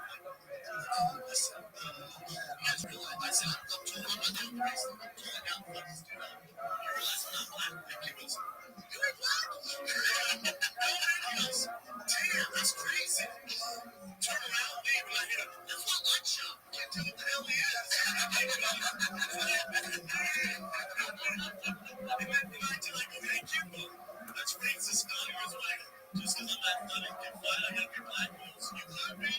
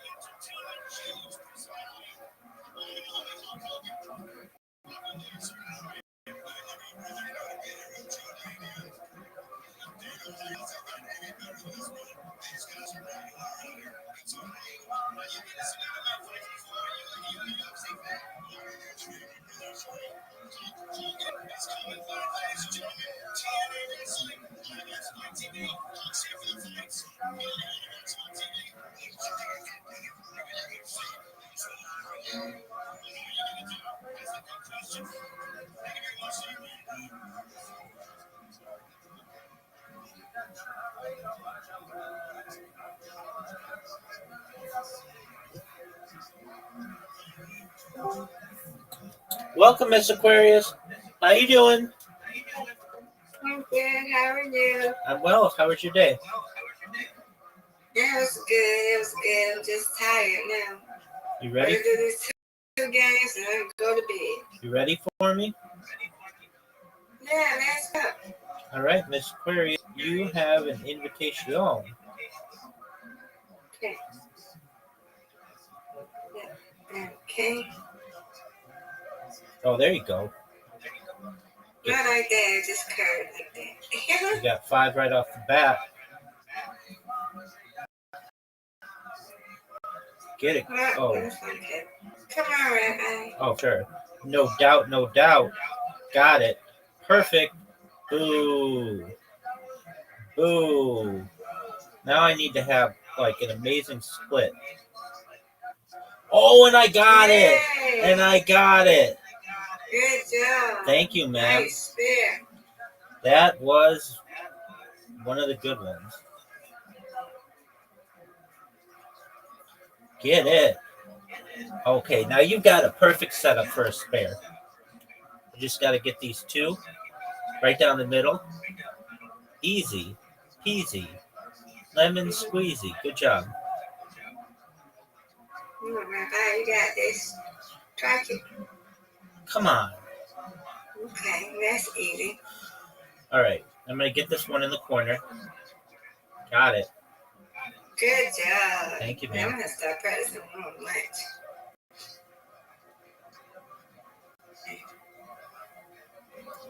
Get it, girl. All right. Hit the middle one on the right side, and it will go to the left and hit the other one. Oh, almost though. That was the right thought. Get it, Rabbi. You got it. Come on, Rabbi. Go. Straight. That's what I'm talking about. That's what I'm talking about. Every time I do that, oh my God, it's an angel or something. Get it, girl.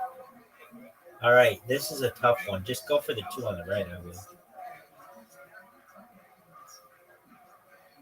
There you go. Oh, Okay. it was the right thought. It's all right. Get it. All but one. I'll Yeah. take it. I'm going to get this one. Without a doubt. You're good. You're good at this. 69. Yeah, problem. I don't know about that. You get me. You got it. All right.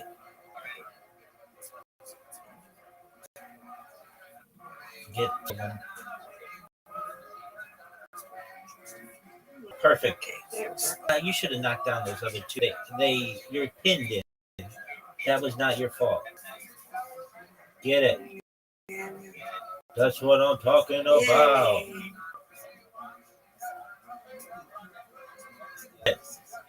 That's what I'm talking about. Good job. Get it. I'll take it. 105. Okay. I'll take it. Yeah, you win, I win. So. That's right, Aquarius. One more. Yes, ma'am. Okay.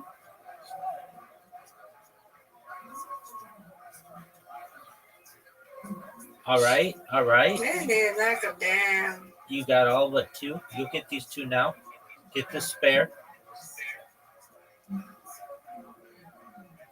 Oh, you get it. Nope, just got me. Good, baby. Oh, not good. Not good, Mr. Aquarius. But I'll take it. I'll take it because I can get these three. Without a doubt. Oh, come on. That's not good. We both have 9. No. My finger don't like it. Okay, really good.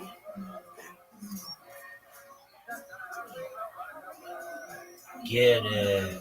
That's all right. That's okay. You got some. Let's go, Rabbi. You got it. Oh, for sure. Got it. Boo. All right, now I'm going to have to get the 2 on the right to knock the 2 on the left down, maybe? No, but I'll take it. I'll take 2.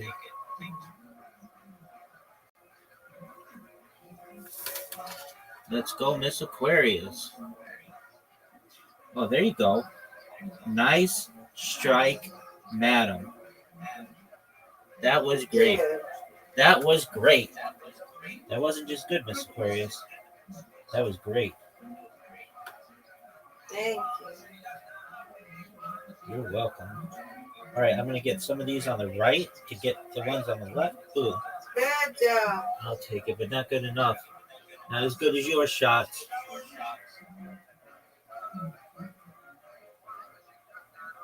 Get it.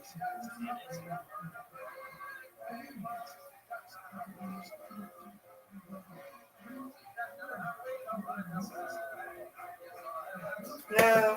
Oh, well. You got this. It'd be hard. Those splits. Come on. No, not what we wanted. But I'm going to get these 4. Without a doubt. Easy peasy. Oh, no, no, no. No, no, no, no, no, no, no, no, no, no.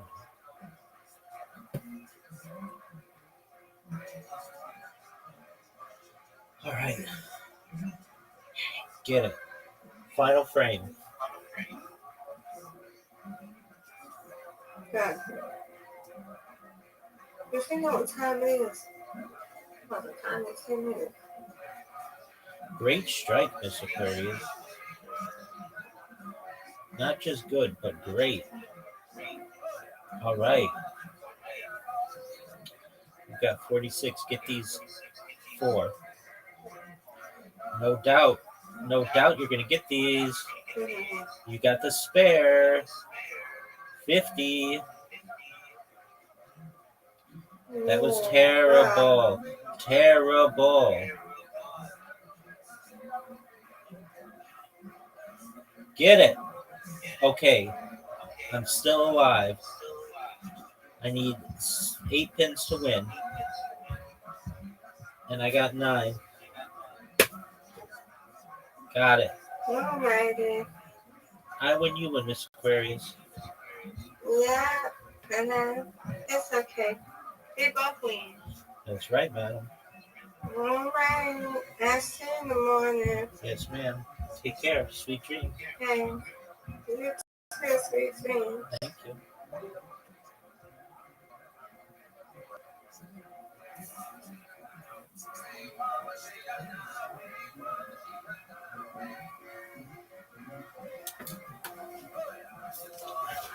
This.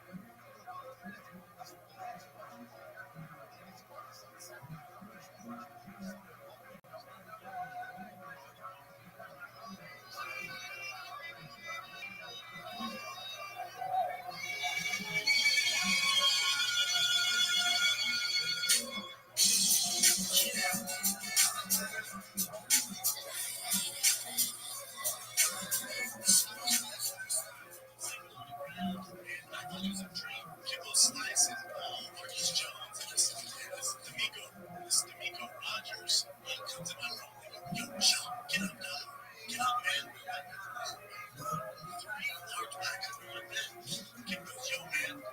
This dude's down to get me from people. About to jack him up. I knew I laughed. I'm like, excuse me. Talk about your people, dog. Let's go lift this dude up. I'm like, listen, you guys realize? I said, I'm not down the race. I'm totally down to lift this dude up. You realize I'm not black, right? Kid goes, you ain't black? He goes, damn, that's crazy.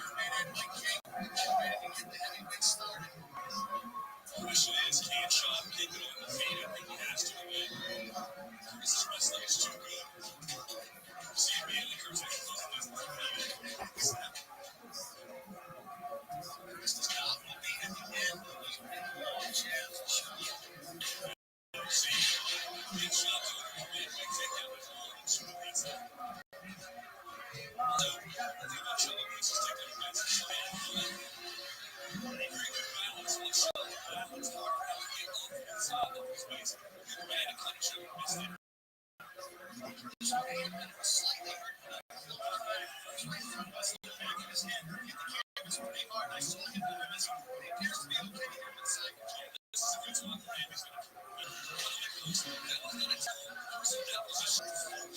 Watch this now. Watch Natty now. This was my move. Let's just take that out. One of these nights that I was conscious is very understanding. Shot like you had jab his face. His shots, man, he's in good shape. First needs to set up those takedowns though. Shows over the down the line. His legs, his leg. And he got knocked out at the end. Shot, and he got caught. Watch this. Shot. He just gave him a jaws right in. He just got that front slice. Barnett. Very good financials. Big shot, man. Brendan had 1 second. Round one takes care of Johnny Curtis. Brendan Shaw. He just put it again. Was a great fighter. And he might be penalized for celebration. Here's the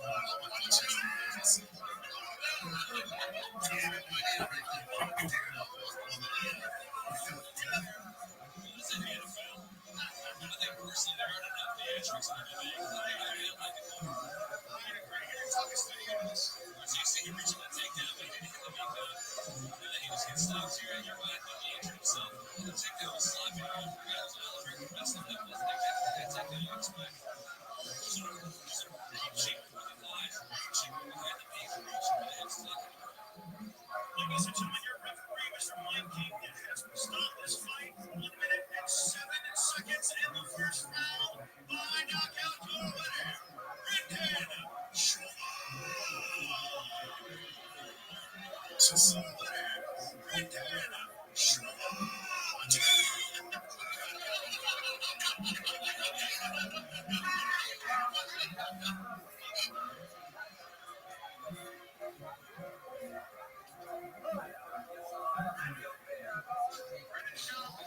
That was a very, very good demonstration. Taking out a very tough fighter. This one clearly takedown defense. Got the knees going, got the hands going. You wanted nothing to do with the ground. You wanted to demonstrate your hands in this fight. The other dude was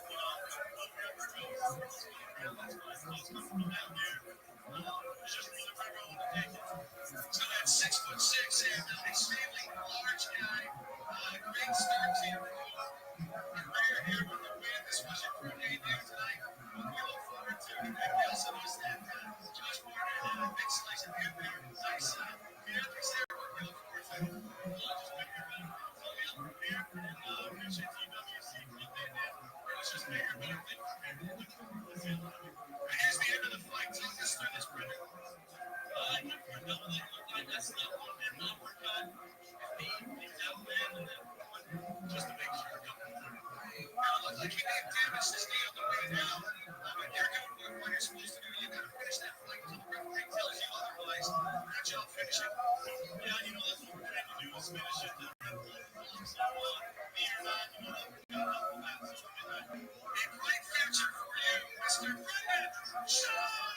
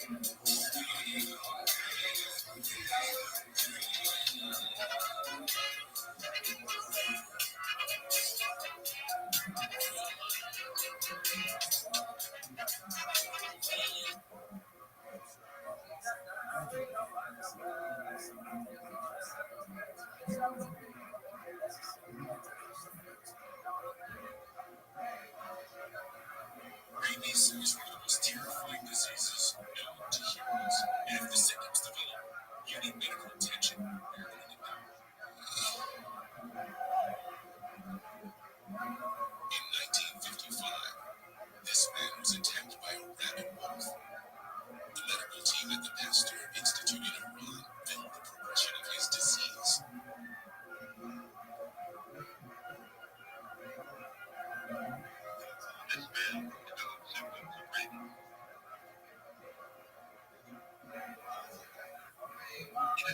The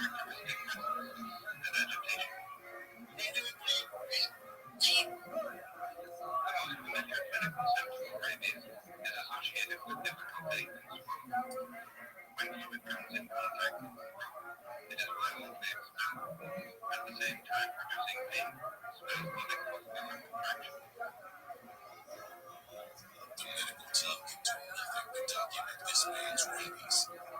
Within 5 days, he was dead.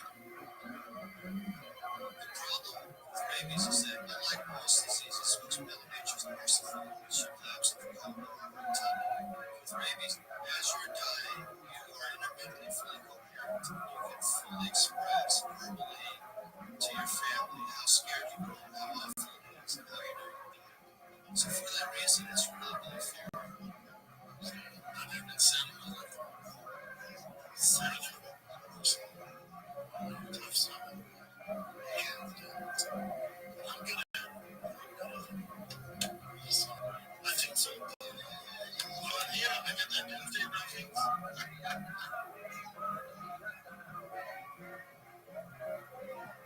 Western medicine has made a lot of progress in fighting rabies. In fact, if you get rabies from an animal, there will be several weeks before you get symptoms, and there's still time in there for medicine to work. Once those symptoms develop, that virus has made its way into your brain. At that point, medicine may not be able to help.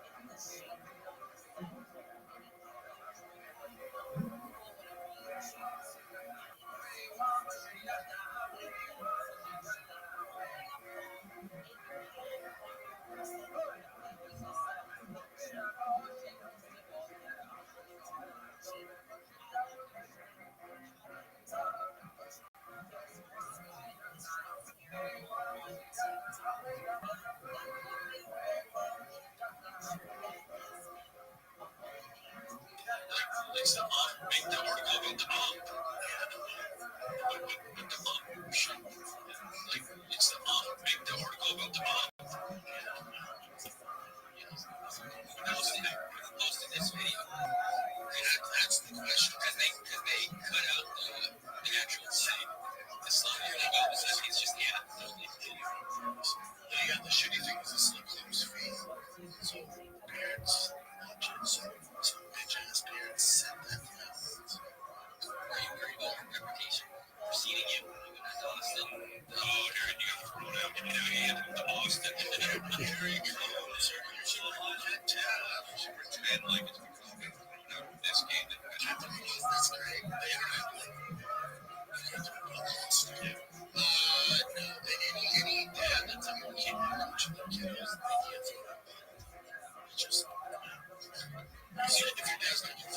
so embarrassed.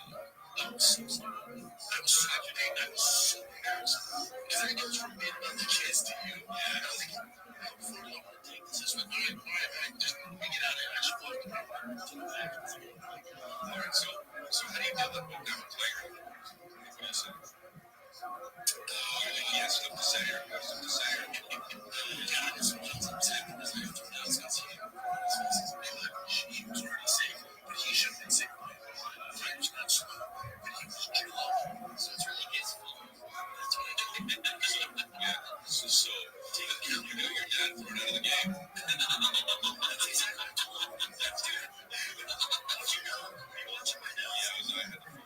But I hope you're happy. I can't go to the next game either. You can cost me your last game in California. Good night. Because you choose to jaw. You choose to jaw. It's check for you. Yeah. I hope you're happy. But the mom,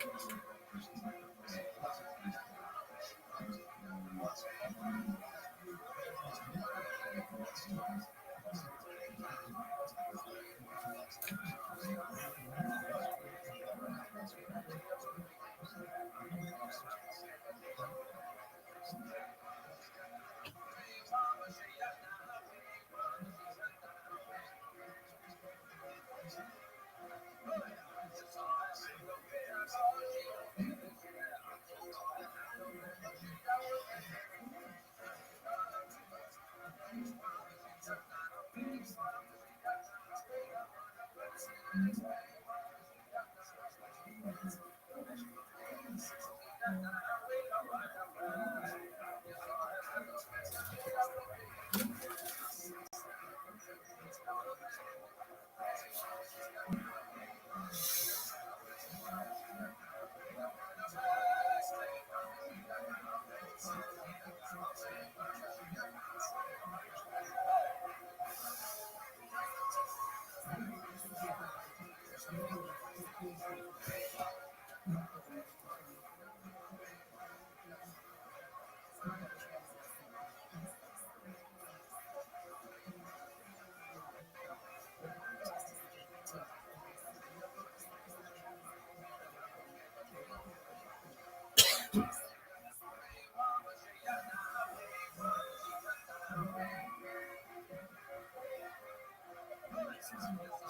through the same motions every single morning. It's ceremonial. I've made it my ritual.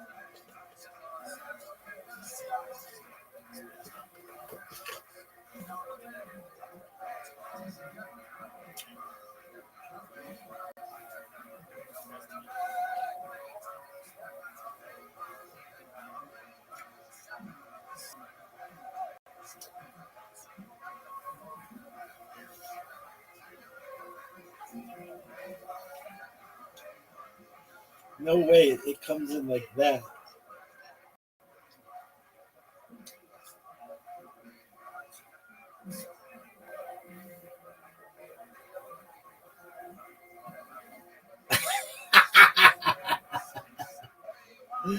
No, that is so funny.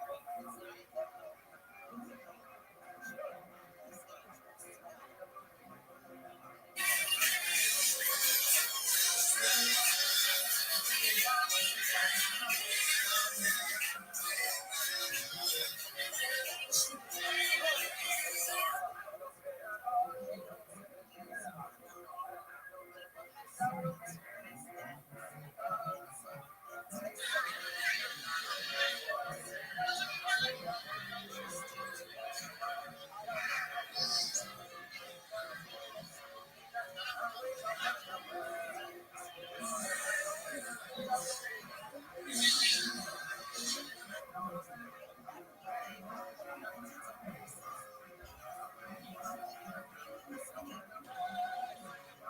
we're trying Ethiopian food.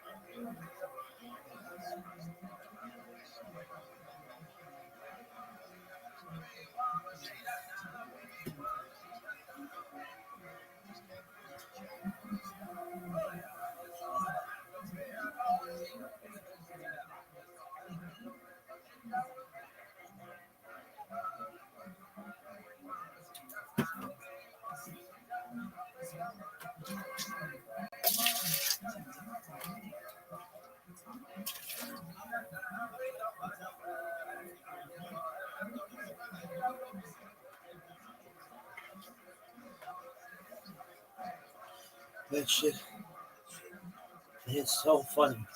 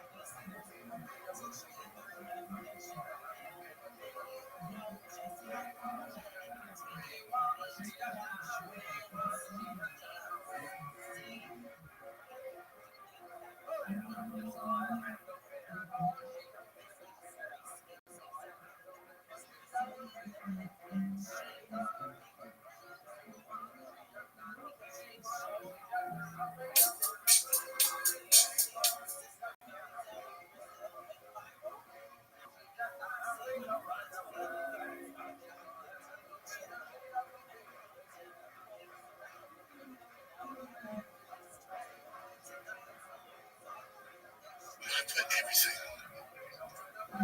I do from stand up to movement. I put everything I do from stand up to movement. I put everything I do from stand up to movement to podcasts I do in this network. I've taken every kind of savings I've had. I've invested in new studios, and I've had a staff, and I have the exact team I need to flourish. I have monsters who have the same work ethic as I do, and obviously Chin's with me. Chin's been my ride or die since day one, and Chin has a big role now. And every vision I have, I can pull off now, and it's on me. I'm always banking myself, man. That's what we're doing, and I'm just so excited, man. But one of the things I'm doing is I'm taking everything going to Supercast.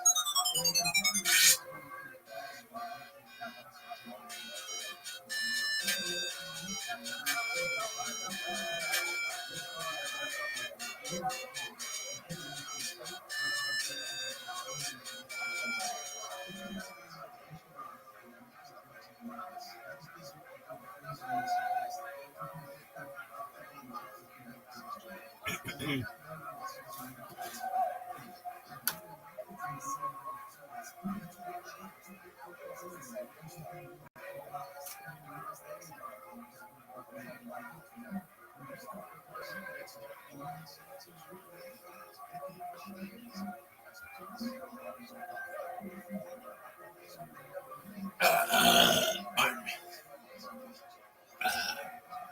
Like a fucking dragon.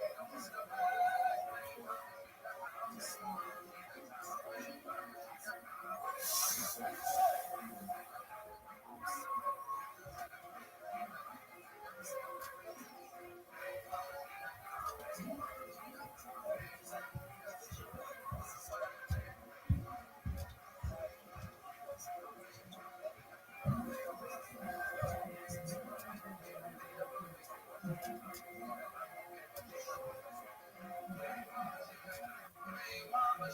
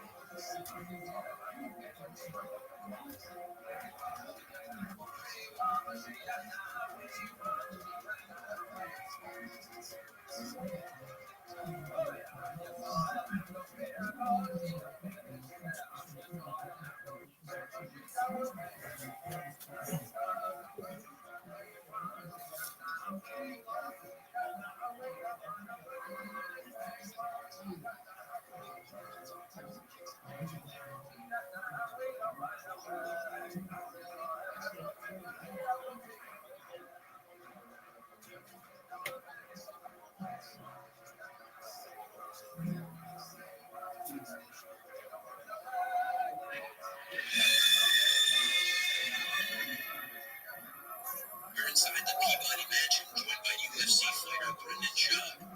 And it's time to investigate the basement.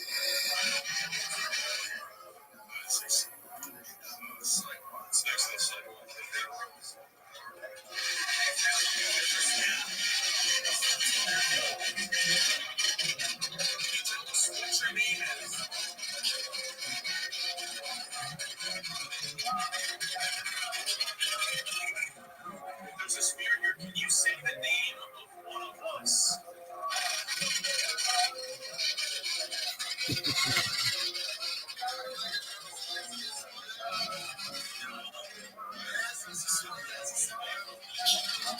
Listen to me very carefully.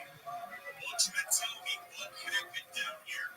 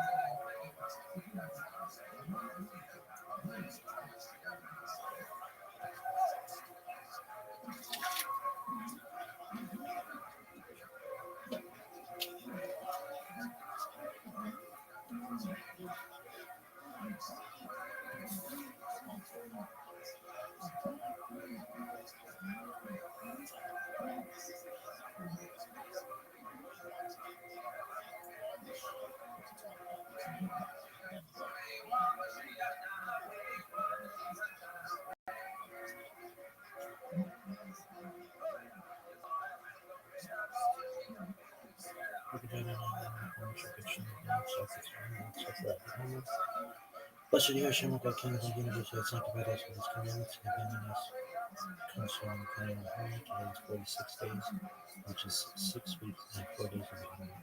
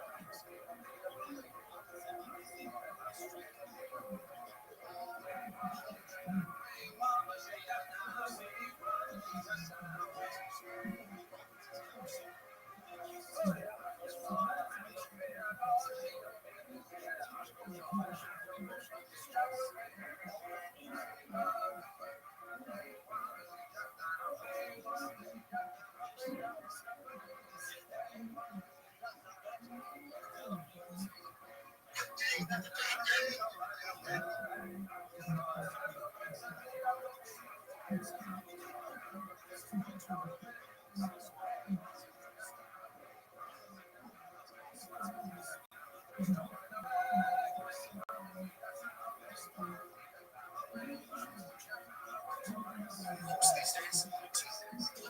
And trust me, the news these days is unbelievable. Like if they're throwing around words, I'm like, can I get a my dad is out. Can I get a but I've been reading a lot of really great books like Outsmarter Instincts, The Culture Code, and Antonio de Nazi's The Strength of Order Things. But sometimes I think you need a novel. I really believe that you should take a minute and read something beautiful. Listen to Linda by Nabokov. Oh, really, dude? And listen to the version that Jeremy Irons narrates on Audible.com. Listen to Blood Meridian by Cormac McCarthy and listen to Richard Mello narrate that. Those are two of the greatest feats of the English language that I can think of. The Fortress of Solitude, which is now made to be Extreme Cloud, Incredible Close. These are great novels. The whole novel is a beautiful novel, Snowfalling on Cedars. You know, I love the time of Colorado. It just makes you ache. 10 years later. Hey guys, guess what? I'm writing a book this book. That's right, why? Because people always ask me, what should I read? Build my information personally. But the last time I read the time, let's be honest, because they're frankly too long. They just are. It takes the average person between 12 and 21 hours to read a book. Now, no one has that time. I do. You'd be afraid of me, so radical level weighted. Idiots. I don't care how many books they've read. They're not smart and they certainly don't have experience. They just don't. And it goes back to what I was saying. I'm not sure if I'm trying to do this. Use their hands to make it. No one has that time. I do. Which is why I'm going to find the best books, the best ideas. I'm going to read them for you. I'm going to take the ideas I think are actually useful to you out of that book. And I'm going to slip them into your brain pan.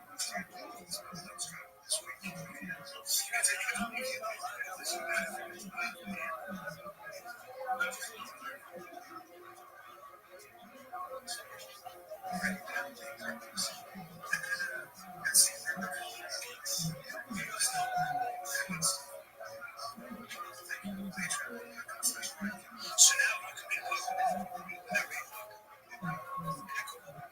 But you can buy a book, put it on the shelf, and say you read the book. Because then you can buy it. You can lock it up because I read the book. Well, frankly, that counts. Sorry, pause it. Sorry, pause it. I know what you're going to say. I can't. It's not that. This book. Hey guys, book this book. I promise you dropping this week. Shooting it. Dropping it. No matter what. Get ready. It's going to be fun. I'm going to try to drop one every freaking week. Here's the thing, guys. I need some readers. I want to create a reading agency. I'm talking about 40 readers. No difference, 30 readers. 100 books with them. And actually, I'm reading. Let's create a reading agency. That's available in any other agency. Any agency out there. Reading agency where it's readers for other readers.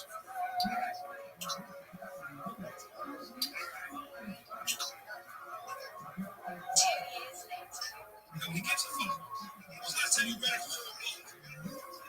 So by the way, this amazing podcast. I'm going to be doing book reviews with Ben Askren. It's called Books with Ben. Yeah, Ben Askren's a hell of a reader. And we were talking. He had this great breakdown of who Homo sapiens. I was like, this means I was at his house and was looking at his bookshelf. And he's talking about why he's a wide reader. He reads widely. So what we're going to do is me and Ben Askren, one of the most decorated wrestlers and heavyweight fighters of all time, are going to be on the show breaking a book down. It's going to be like 15 minutes. I don't know how long it'll be. And we'll interview the author sometimes. The point is, we're going to break a book down so you don't have to read it. We're going to give you the most important aspects of it. We're going to basically give you a book review. So when you listen to it, you're going to be able to say, yeah, I read that book. It's beautiful. Thank you. You're thinking. Another message from you. It's not so tough. I'm not reading anymore because reading for me is one of the best things. I've done all that to read. Now I'm coming to my own formulating my own. Because that's what a book is. Hey guys,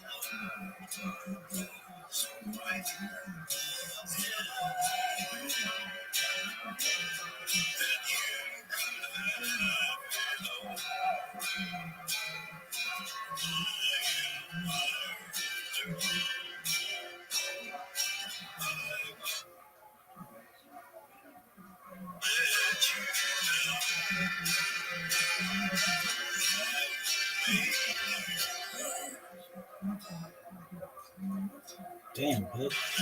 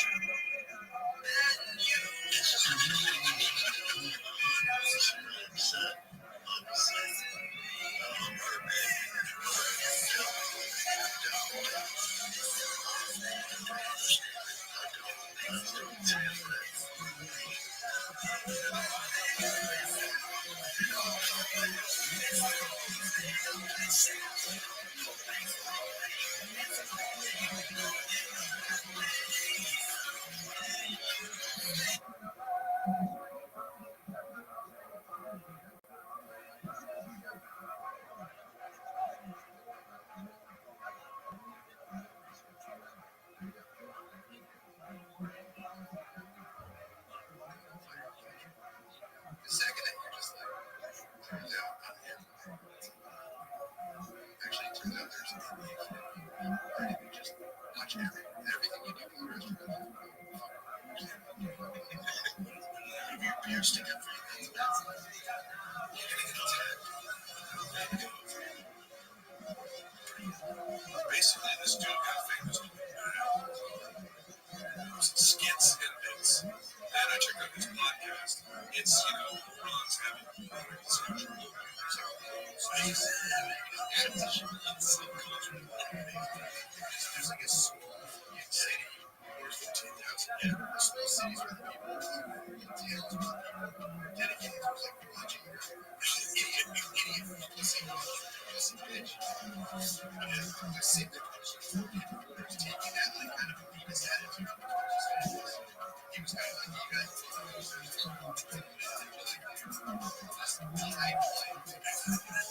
I see running around the stage.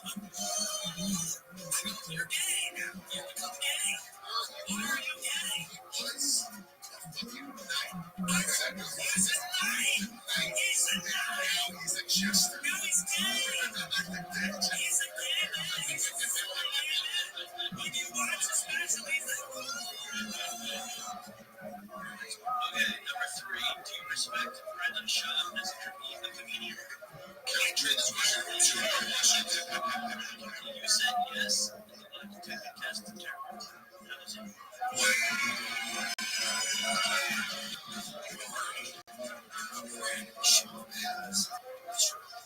Shaw has an interesting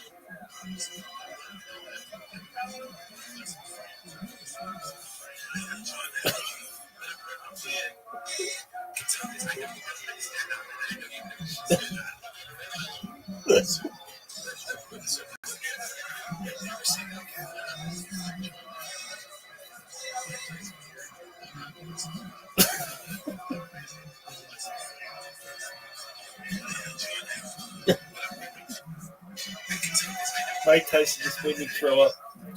I literally just threw up. And I had to swallow it. Oh man, that's so funny. Who is John Africa? Oh.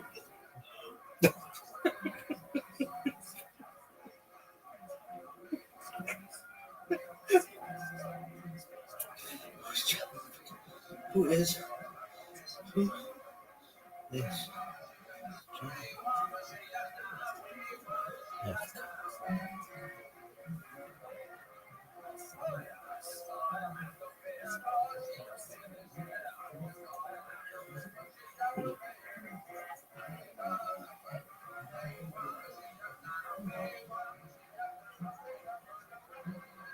Ooh.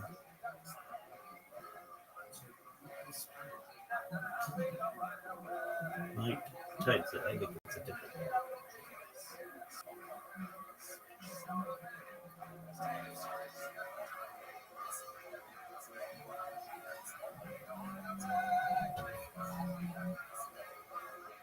There it is.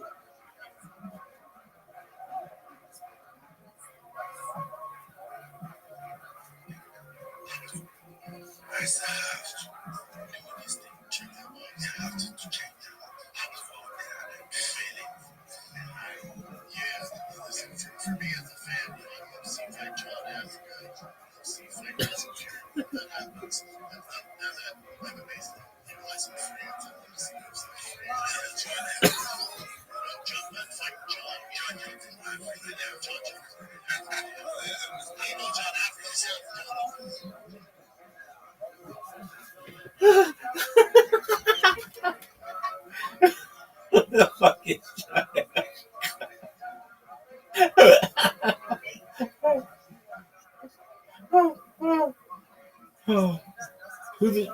Who's John Africa?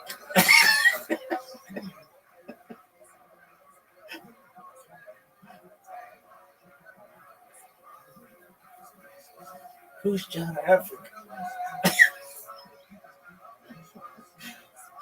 Who's John Africa?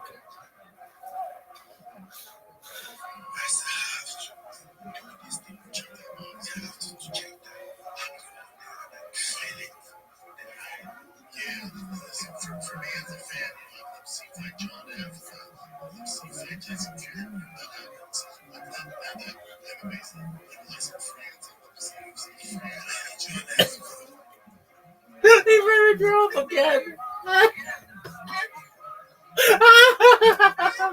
Oh, that is so fucking funny.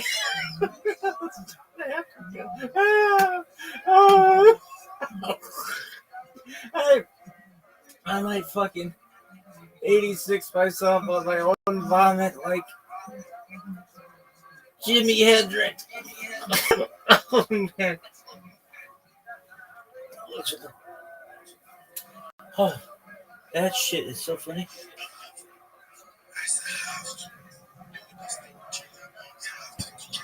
John Africa.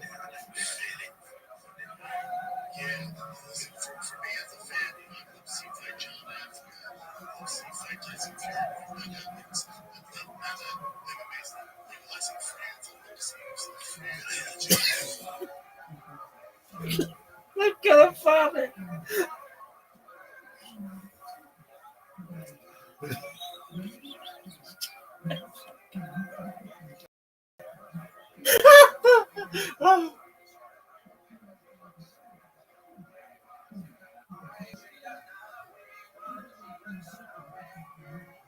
It's John Africa.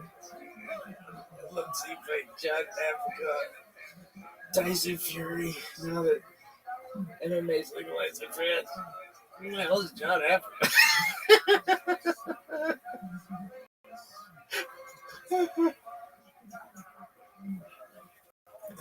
Oh, so funny.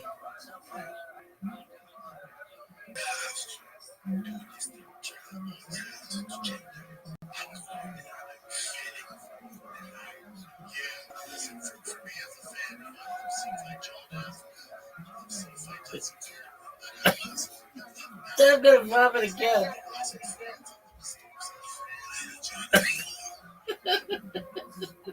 Oh my God. So fucking funny. This kid. Who the hell is John Africa?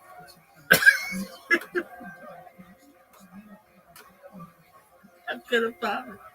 Oh, I'm gonna shit myself. Who the hell is John Africa?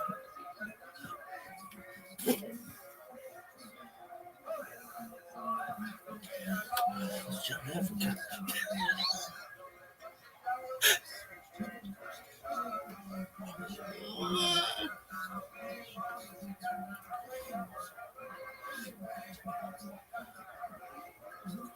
Who the hell is John Africa?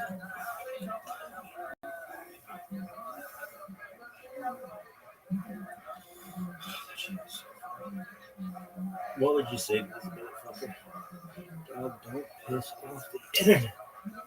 They will never let you forget it. What would you say this way? Do what you deserve.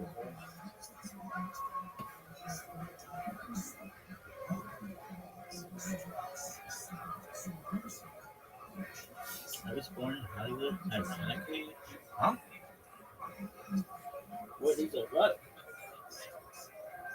And who gives the address of their fucking hospital? Right off the Sunset. Like Kaiser, right off the Sunset. Oh,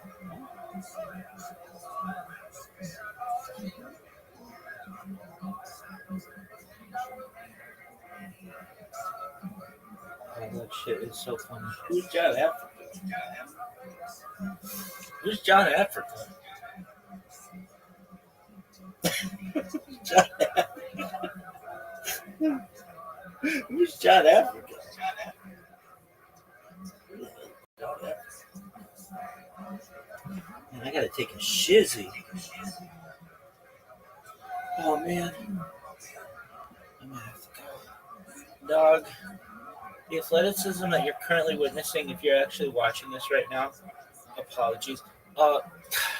It's kind of like if Mookie Betts had sex with Danica Patrick in Met Cave on a Wednesday following the U.S. Open, the tennis one, not the golf one. Oh, that was so tight. Gotta take a shizzy. Oh, dude. Oh, that shit is hilarious. Like Mike Tyson was the dumb one.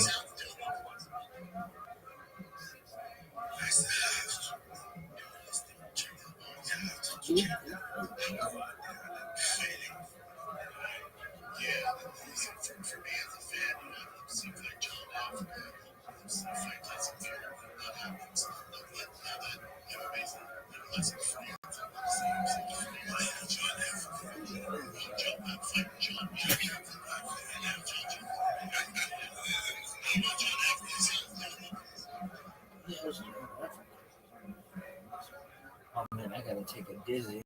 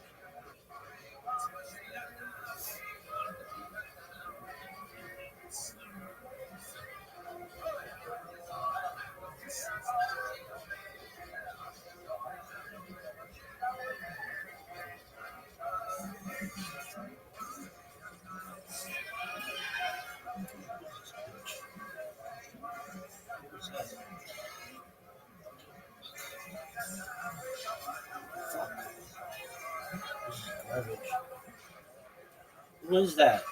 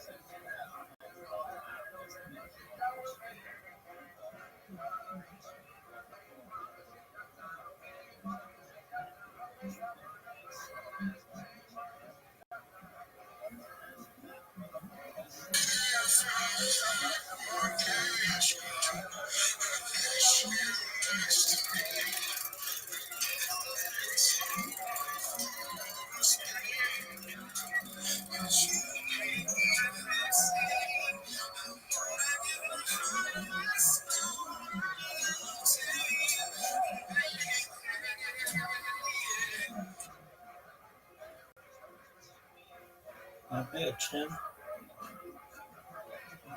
I'll just see the Chin. Why the fuck do you work for these people? Is that his real name? Is it Chin?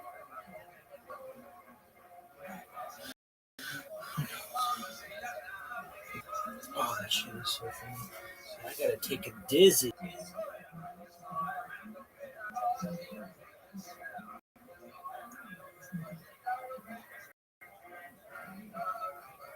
That'd be funny.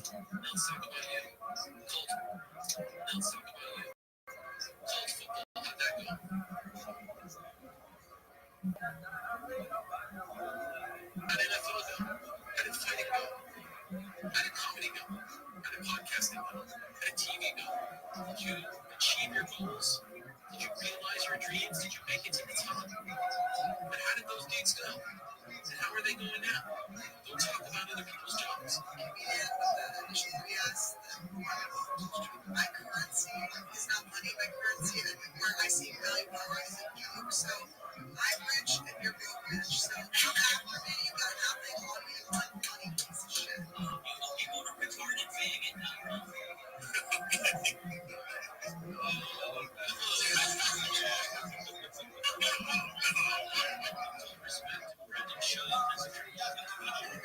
You said yes. For 5 days before the huge reveal of the long-awaited Ringo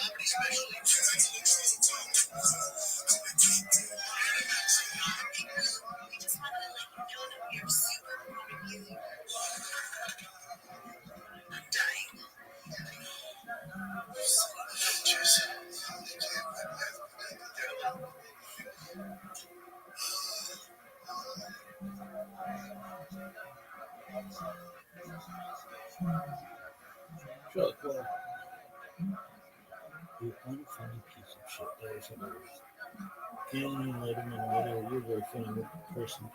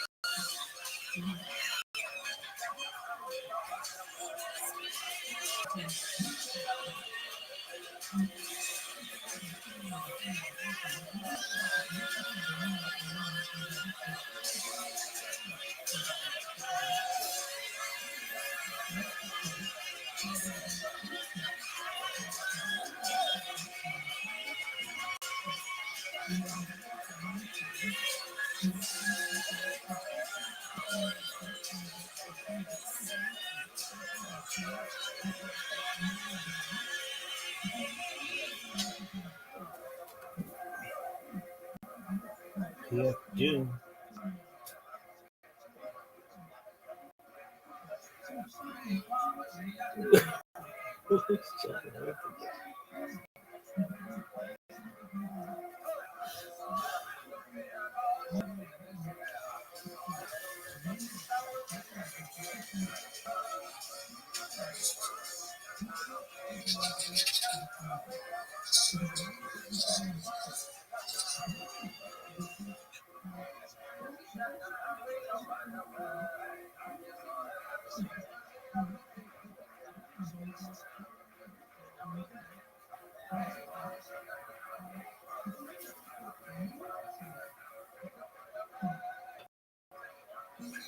Dude earned less than a 1-star rating and may not show up. Just a still in a shitty backdrop for 25 minutes. That might actually be an improvement.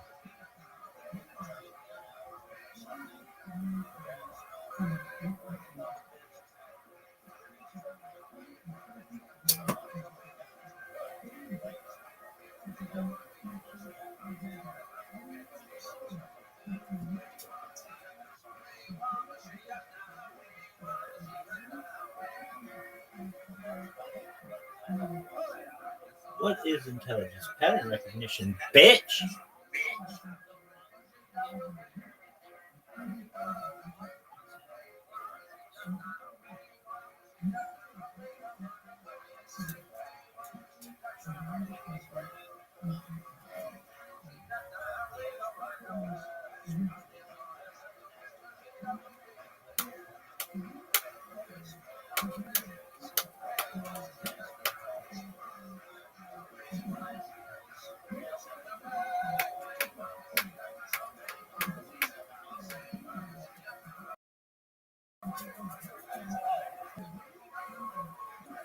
Why did you take such a shit?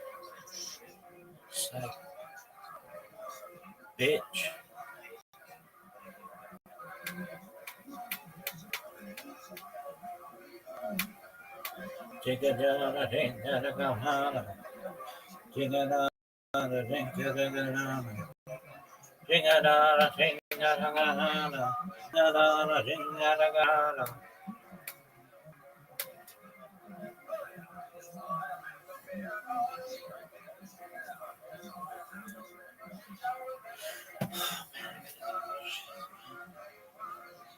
What are the odds somebody said something about you?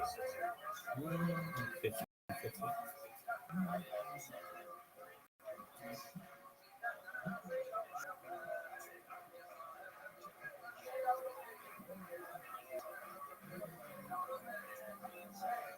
Oh, tight.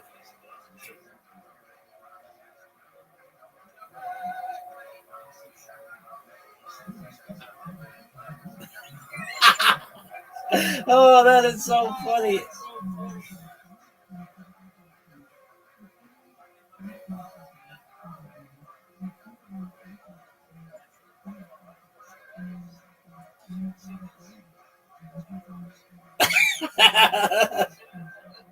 Oh, you've definitely been able to buy followers on social media since like before the dawn of time. These days, you can just use AI accounts, and it wouldn't be hard.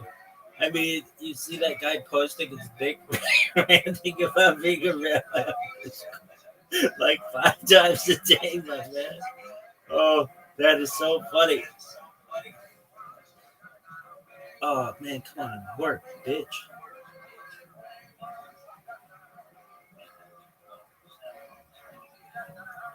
Uh,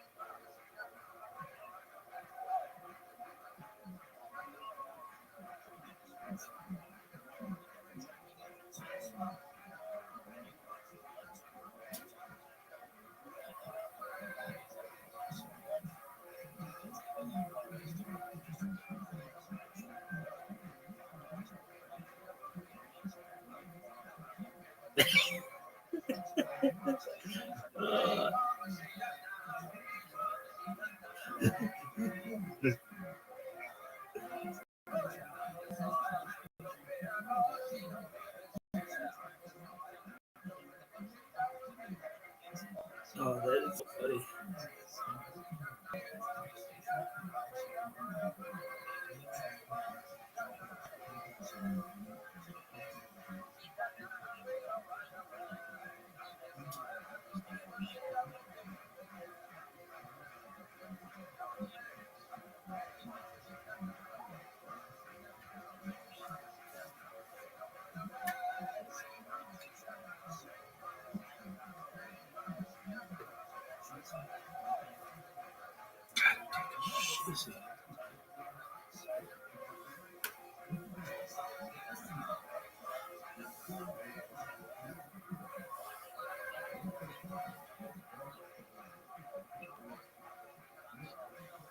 Oh man, I gotta take a dizzy.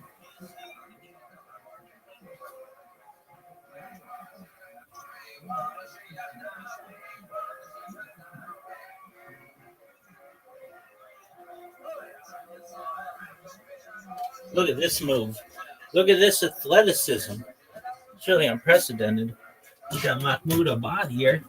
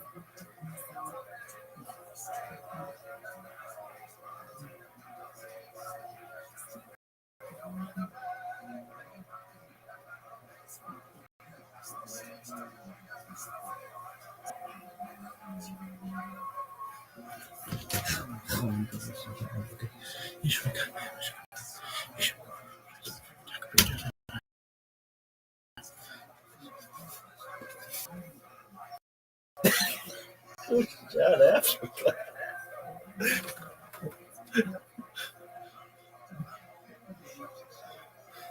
Who's John Africa?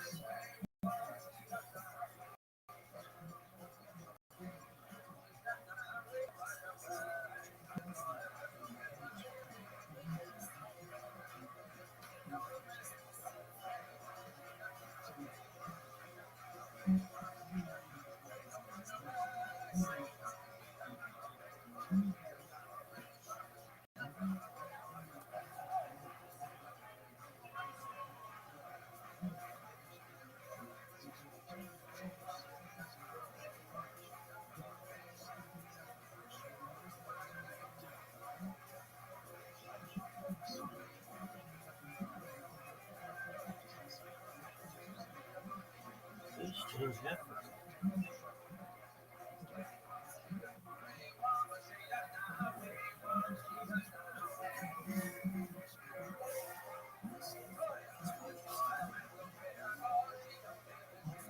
Where is Zook? You little bitch.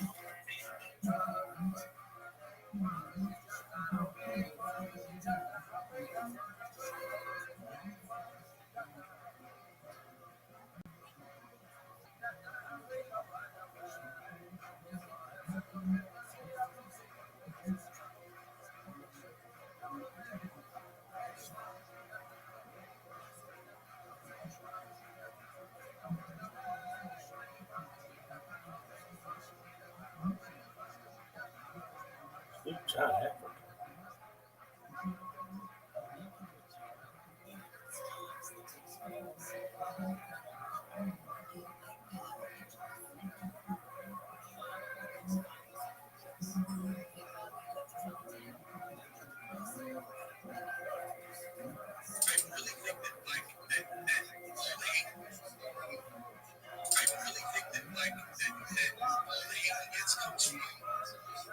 This enormous Reddit labs to propagandize things about him that are just, in my estimation, not true. But I gotta look at it and they take those weird clips of him and they edit them together to make it look bad. And they'll take like these things that happened and just it's not shut the fuck up, go what? I said something to start out like that shit is. If I accidentally say heroes as a switch up, constantly because you know I'd say your brother and it was there to be a friend to married to where it's not meant to say not make fun of me. That's part of our that more burden. I was honest with you, compromise college. It's just something you say, it's just something. Yeah, it's like it's like which I never use because I have a personal connection to it, but also a personal connection.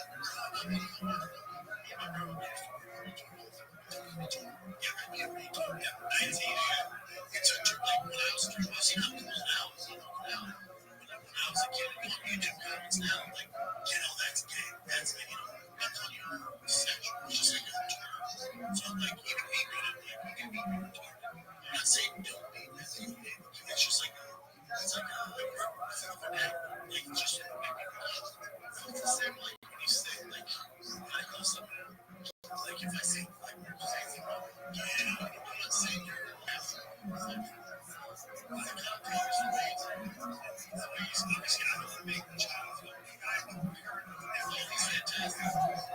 and he said when you said I was just because we talked about a friend of yours, and he said you like a bro, like he did yeah.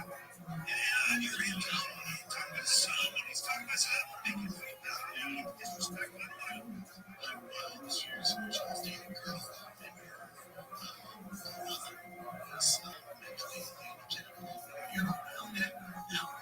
It's like it is so effective. And I heard someone say that's what you do. Because it makes them feel sweet. Because you have a human face. You can relate to it. Years ago, her sister's boyfriend had a tornado. And we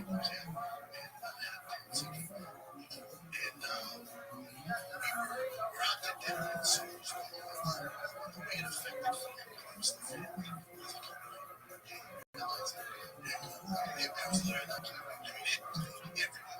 Your thing's toxic. I so that impacted me. I've never used it. He's never used it. He said it. That's what he said. I said it once. That's what I was saying. Because if you sit there and watch you fix this line, special. I don't know if they're first class. I don't know if they're first class. That's not what it's all got there.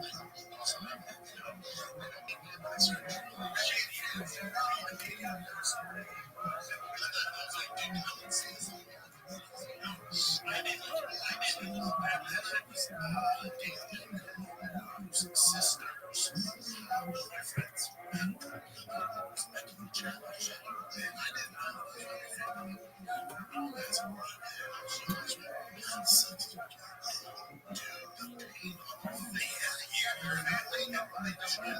since that day,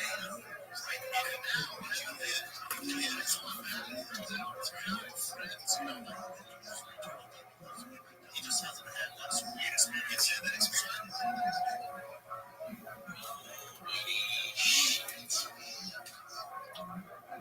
Tom Hanks is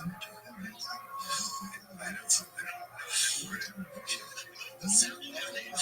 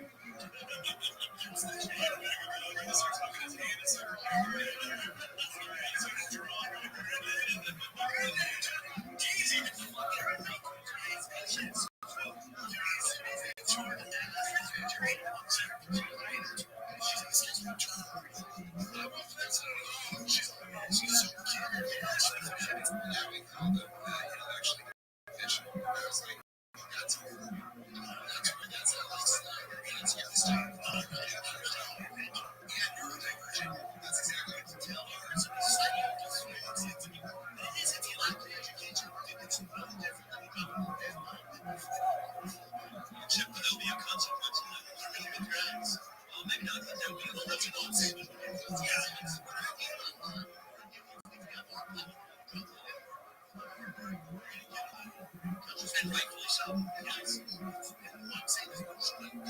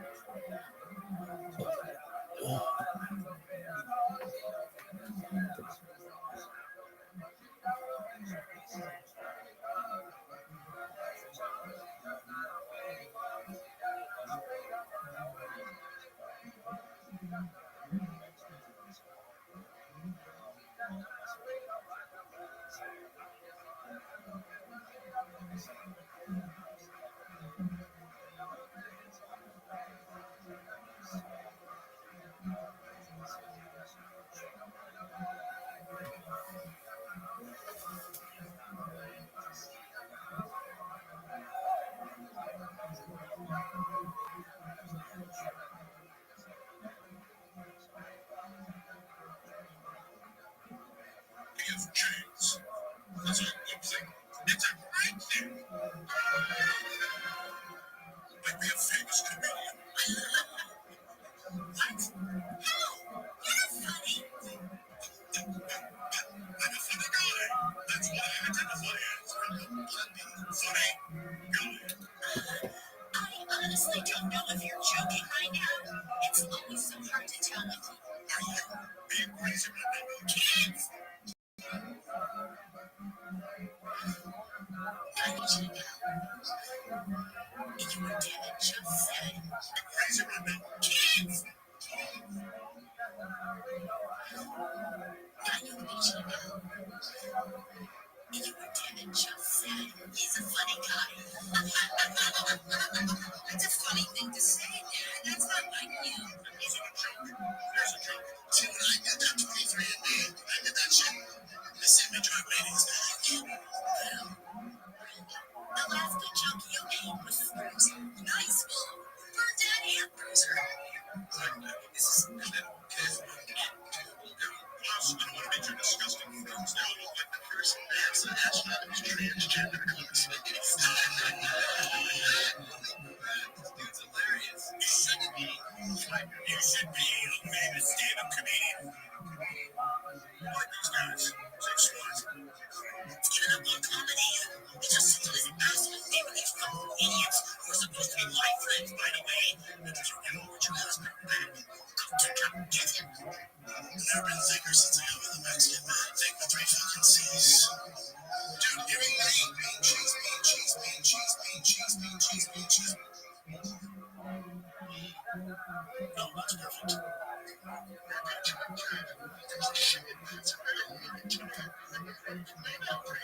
Tonight, I'm gonna practice my funny faces in the mirror. Your boy's gonna.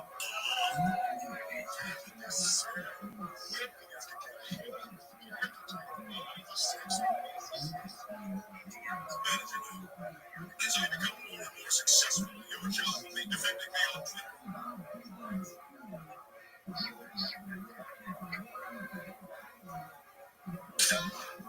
I think I'm ready. Okay, our first comedian is some guy. Let's give it up for him.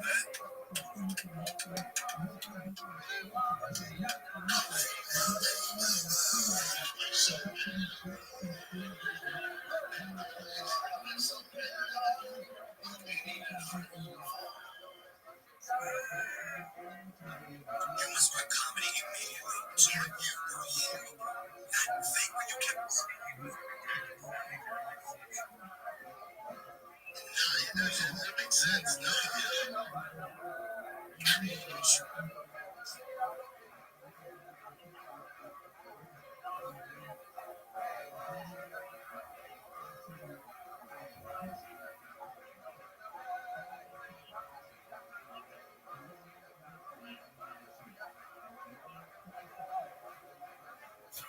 Who's that happening?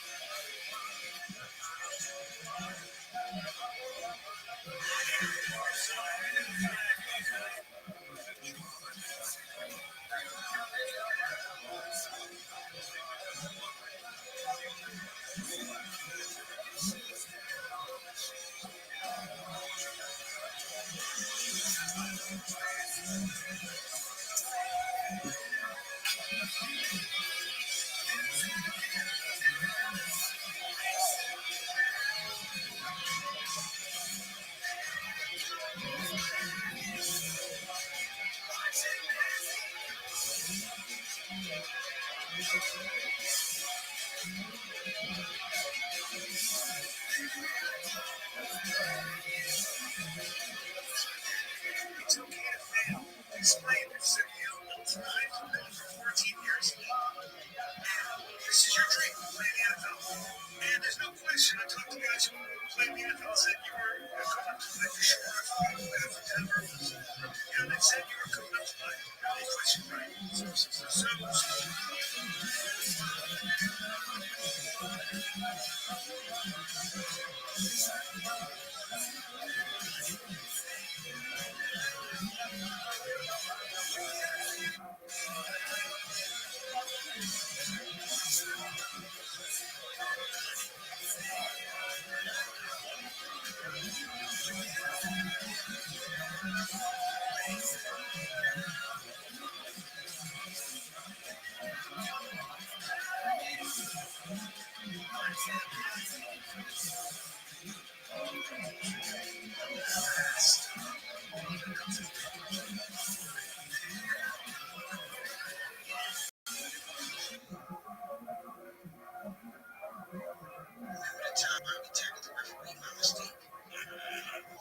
that was pretty funny. About the time he tackled the guy from Louisville tournament in the States. Y'all remember when he intercepted the ball? His pants fell off. And then he ran for the touchdown for his ass. And when I got one of the other end, boy, I got one of the green.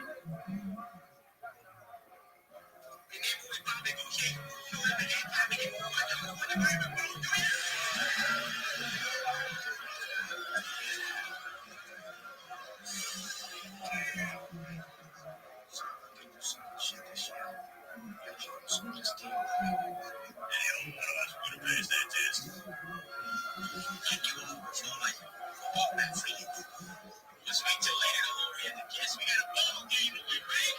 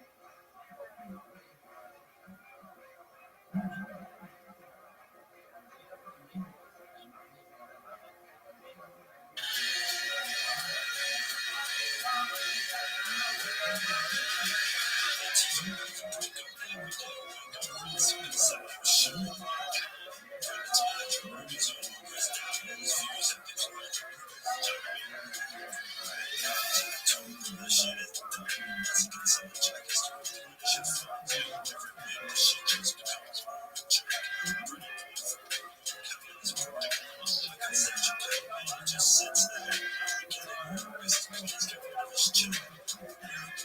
Just takes up too much space. Granddad can fit nuts in your face. He's concessions. Big appliance. Cars, brands, trying to get fat from grass. So many times I was black, I think I'm gonna see him. Bring your kids over, take a vaccine. This one never understands the forecast. The truth, vaccine. See him. Bring your kids over, take a vaccine. This one never understands the forecast. The truth, vaccine. Original company, can't find this one. Show it to the side, you gotta go to the calls on the side.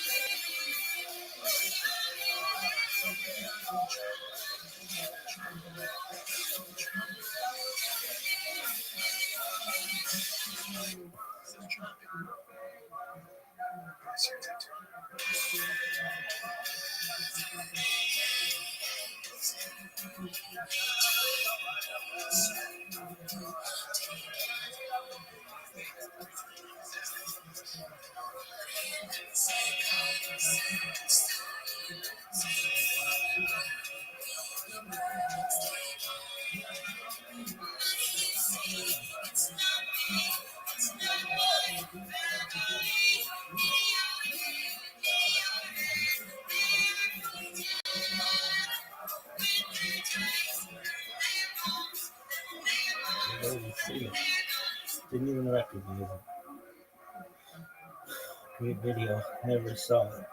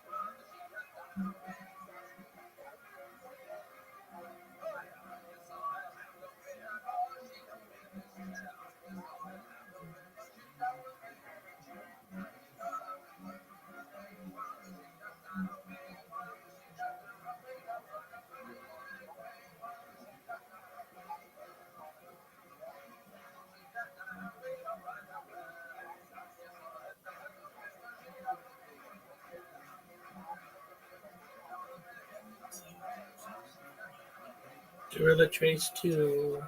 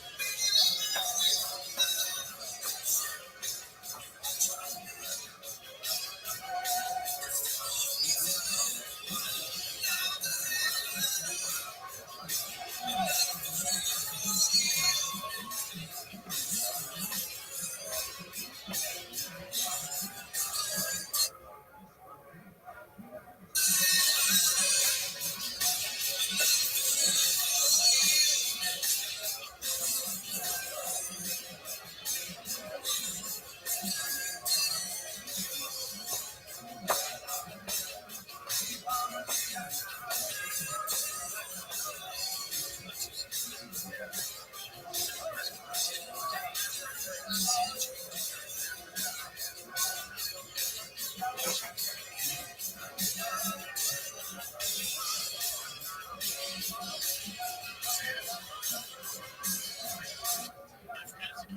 a big continent. So the Egyptians would take the African and Moroccan trash. God is claiming Africa. They have so many different places. Yeah, but it's like American. I know from America. I know. Yeah, that's different, but it's not a continent. The whole continent is North America.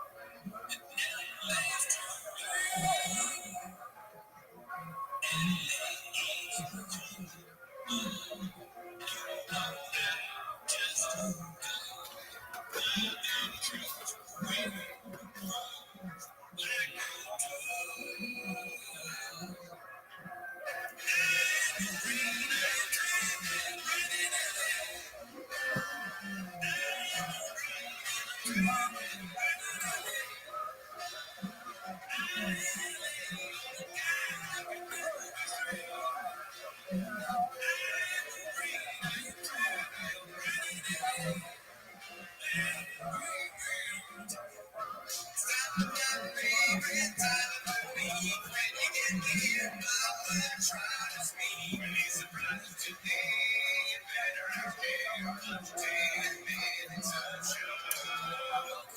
to Timmy's shop. Thanks for tuning in.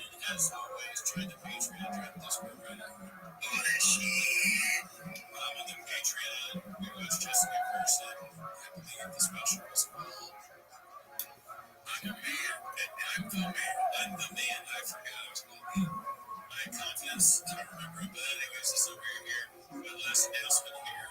Last time I'll be saying this. We are switching Tim as a shop. The gym to 2 times a month. Lives on Wednesdays, probably around 7 p.m. Second and fourth Wednesdays a month. Rebecca Tweez, our other show, is switching to Tuesdays. But anyways, that's not really urgent. I can't wait if we can switch it because last week we recorded Tim's show. You all got injected right after the picture. Yeah, dude, it was that is bullshit. So behind, and it's great, like the big story we miss it. We're like, people were all excited, and I said, oh, I know you're going to talk about the baseball. No, we missed it. It's like, it's a very timely thing. This job guy, you got to stay on it. We fucked up his team call. We don't do baseball for the team. But that's not why they're here, Jordan. We're here to watch them as a show. To have a fun back 10 minutes. Start the timer. Already. So the first one, obviously, is going to be him getting ejected. Coach Chop gets ejected from Good Summer for the internet is taking a storm and just talking about the Rothschild from shows like Father. And we saw that dude 8 inches.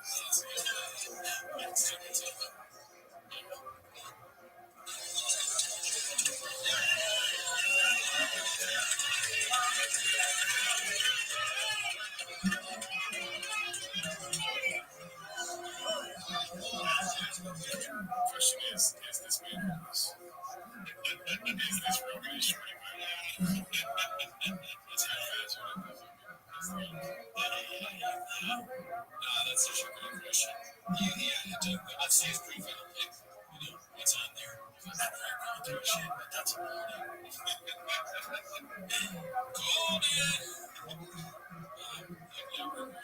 define. So, was that nice? Was that nice?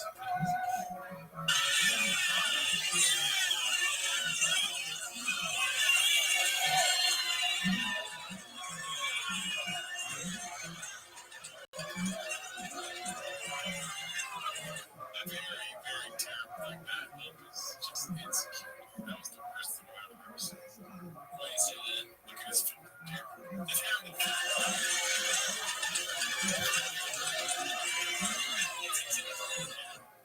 don't think if you're trying to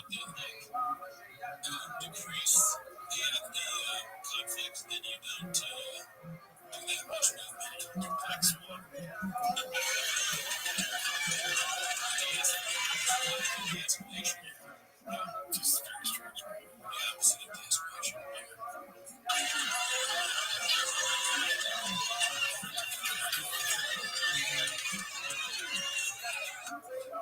We do it here.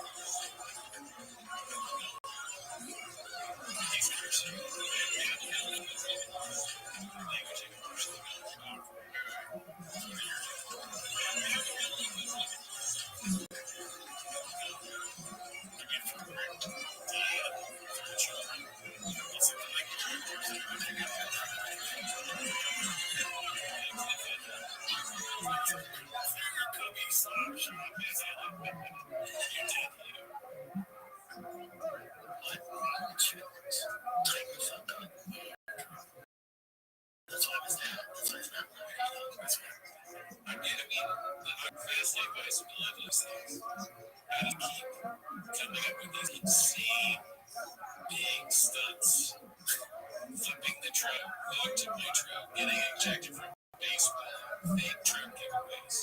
He's a fucking he's not, yeah, he's Malcolm Gladwell. I've never heard of him. He's a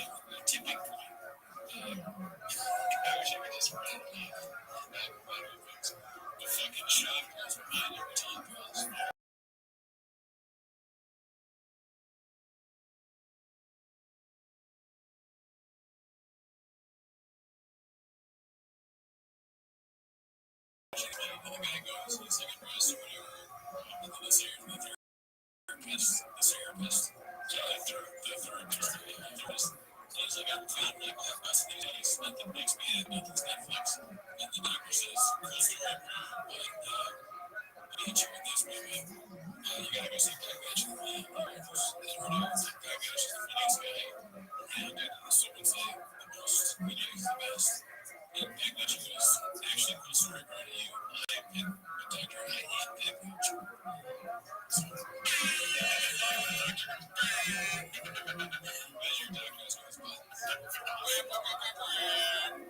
yeah, sorry to tell you, but it's true. I think the terminal that the doctor is it's sorry, dear, it's true. Amazing. This was posted by 281 Texas 832. They really are the worst people in the world. This is posted by Joanna. This umpire waited his whole life for his 2 minutes of fame. So happy for him. He really enjoyed ejecting Brent from the game because it's the only privilege he has in life. At a brutal baseball field, congrats on him. If this was the threat of your life, I'm sure you'll go back to your amazing life after this. Team, that's crazy. She said Brent many times. That's like some weird cryptic like Kingpin Rose. She's like, life. Yeah, he's just like life so much because he's not going to have it, so he's just not going to have it. Yeah, watch out, man. I mean, the devil's assistant, she is being a supportive wife, I guess. So, today's one though. Cool, but that was fucking extraordinary. Like, too much, right? Like, 2 minutes of fame. Come on. Yeah, no chance. No, he's up there. A baseball player. You know, you guys are not that important. No, at all. I honestly, I'm not saying this to be shout-ish, but I honestly feel like the Pirates a good chance they're going to try hard. He just was like, this guy's cursing and yelling at me. I mean, part of this, what you do, you throw a Pirates out there with this. You don't matter. You know? I mean, yeah, she's crazy for writing hit to be dead. Viciously strange. Why do you think the umpire sucks? Wasn't it nice to be an umpire for kids? It's a really good thing. Also, I was getting one of those favorites. Yeah, it's true. Like you're jumping on the 2 minutes of fame. This could be a shot's last 2 minutes, right? It always feels like it is. Yeah. And then he does something again. He pulls Frankie out of the bag. Wait till he starts pulling cuts out of his finger. He did like Texas Daddy. That's true. Man, the kid will have him. So it happened. See you here. Next we got posted by Joseph is 5'2" but underwhelms the auto-tune vehicle with his own vehicle. I don't know what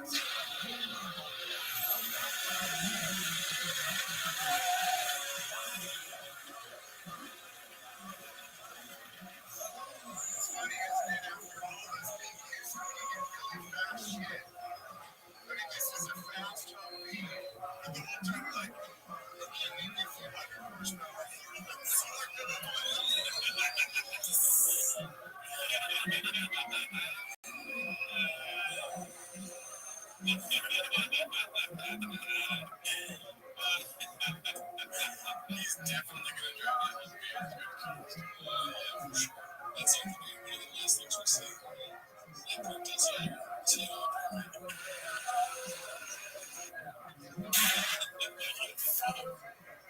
Damn, dude, that was so fucking funny. These guys, it's impossible to be around him in that condition for some reason. Even that guy. Hilarious, dude. It shows up. I know you do that. DK. Could be either one.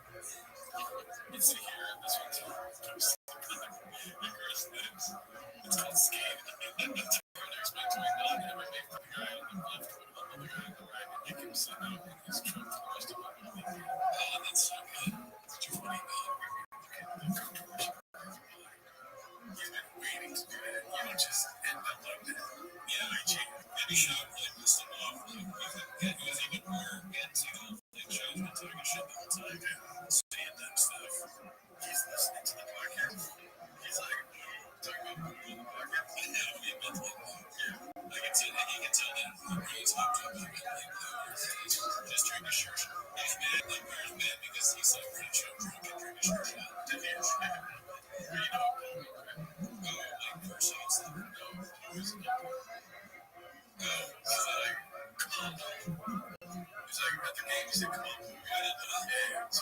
He says that kind of stuff on the fucking podcast. So, I mean, I'm just saying, that's what I mean. I didn't know that was a baseball song. That's okay. Let's see here. This is supposed to buy successful egg 8345. These are 2 new videos, I think. Fuck that. There's no way, is it? Let's see what the kids are doing.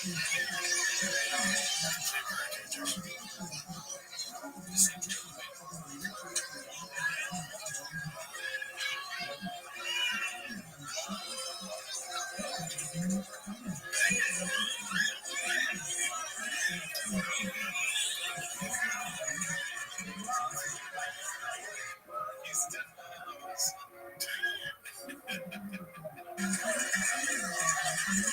oh, yes. Damn. Very sharp. You know that anywhere you say that. Yeah, dude, you were good at baseball. You were like pretty good. Yeah. Did you slide the whole time? Yeah. That was such a pussy. I was one of those kids who like run out and don't slide sometimes. Yeah. Eventually I did. One time my friend who was even worse at baseball than me didn't slide. It was like in the playoffs. The kid that was good at baseball got so mad at the certain point. He was so mad the kid that didn't slide. He was like, oh, I got into it. I was like, why didn't slide? As if I'm terrible risk. I used to piss the bed. I used to fucking sleepwalk the bed through the night. And if I didn't slide once in the baseball game, I would roll around and get there. Like the would do like 3 laps of the game to get there. And I would be there again. I was just afraid that if I missed sliding, it seemed dangerous. I didn't have conception of pain. Like, and that, unexpected pain was a great wrist or something. Oh, yeah. Then I felt bad, so I didn't slide it for me. Like, I wouldn't slide either. Let's see. That's great.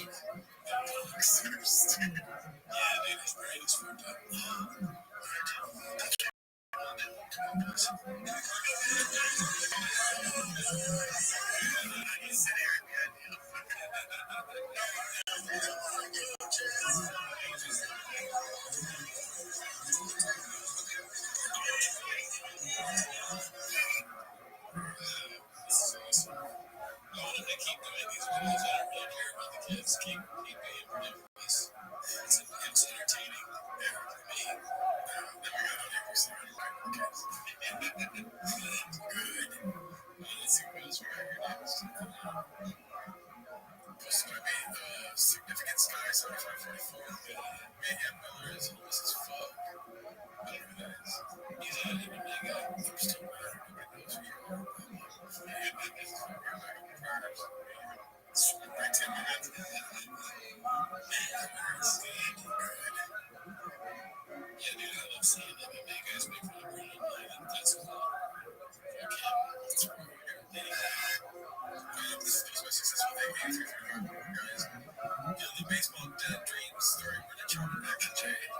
That's Jack for sure. I like the title Philly Baseball Penetrates. That's true. Dude, that's it. Like, have you ever seen this movie? I've seen it. What's his name? From Drugs and Alcohol Breakers. Really showed us that.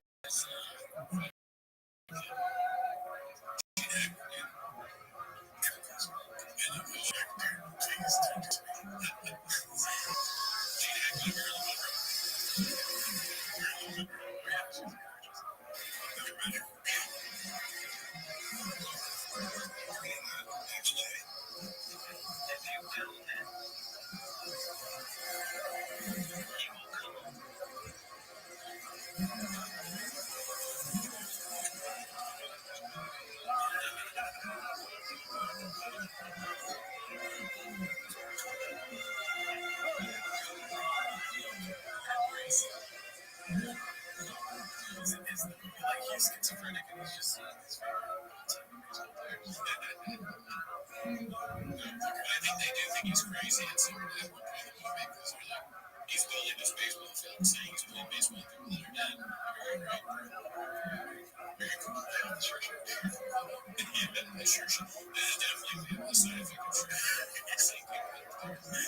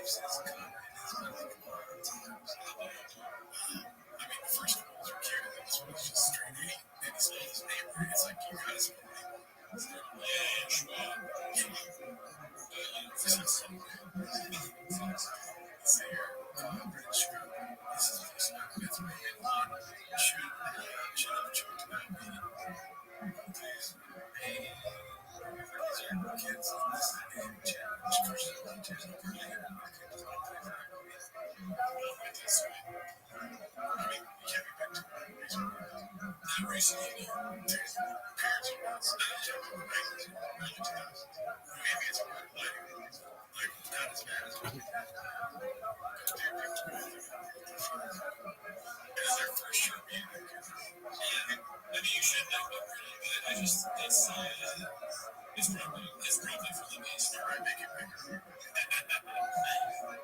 It just has too much on it to just say that we're ready. They need to hire some writers for sure. There's maybe you're ready to work pros and numbers. Like make it right. Just get the car along, get a footwear. It also sounds like it's definitely it's a good job. Let's see here. Big Smoke 92. Of course, Bob had to put in the song, but I'm just like,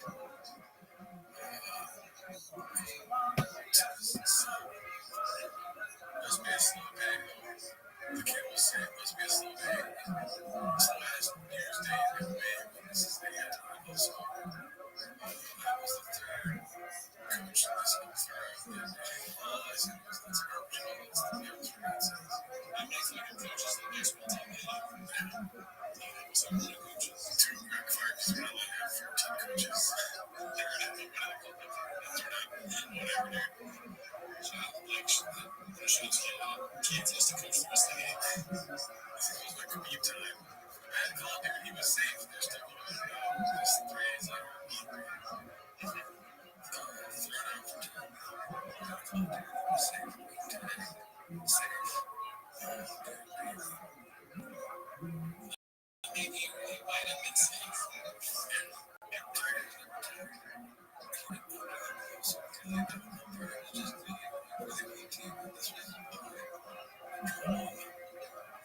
This is why the drama, because the guy wasn't a person.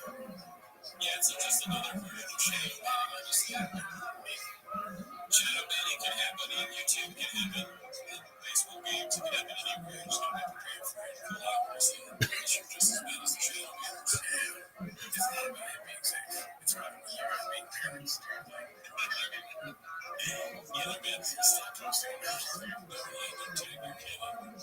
Disappear your kid. Here's a lesson. The wrong way. Let's see what else we got here. Cole Phelps, 1247. Posted this one. We love the third women down here in Texas. Always been a big guy. Okay, is this a real picture? I think so. Let me see this. I mean, that is amazing. I don't know. That can't be wrong, too. It's doing a stupid face. That's what it is. I thought the face was gone. I can stop doing it. Dude, we gotta know if that's a real picture. Whatever timestamp, y'all can you comment whether that's a real picture? I'm just not following you on social media. I don't know where you're gonna post this. I can't read me. For the baddies. It's so strange. Posted by I thought it was gonna say Papa's record, May 2025, but of course they had an adversaries, allies, Joe Rogan, I got Joe Rogan's on both sides. I thought that's how Joe Rogan read something, that'd be hilarious. So, just fingers on this. We should make a tier list of what we did for his adversary. Yeah. This is great. Just too crazy. It's like taking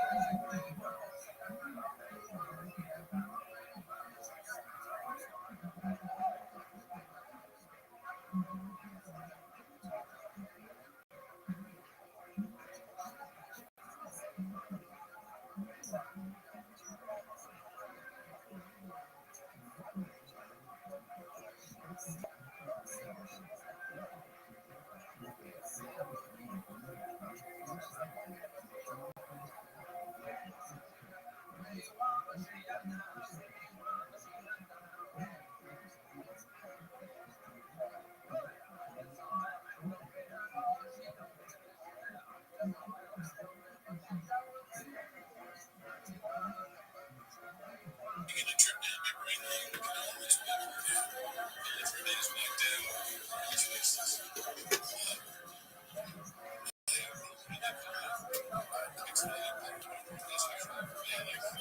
Cyber's the guy that first learned around.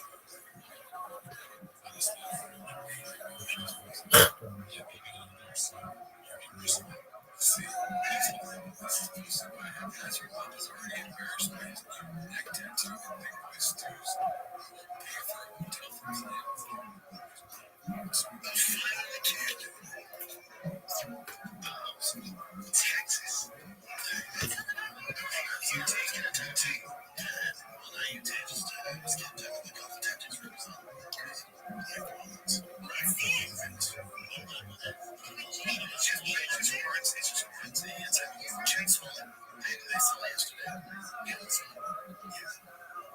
Just hardly you would get one.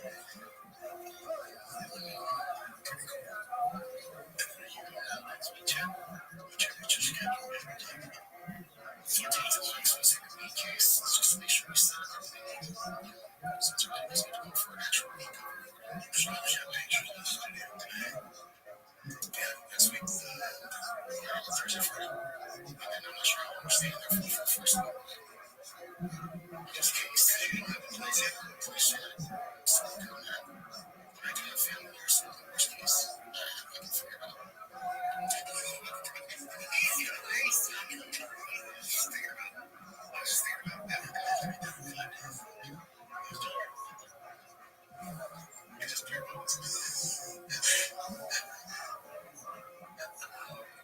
People understand. I mean, there's it's great. Even the permit stuff, the bureaucracy. I want to be able to it's going to be a easy challenge for the first. Get it right.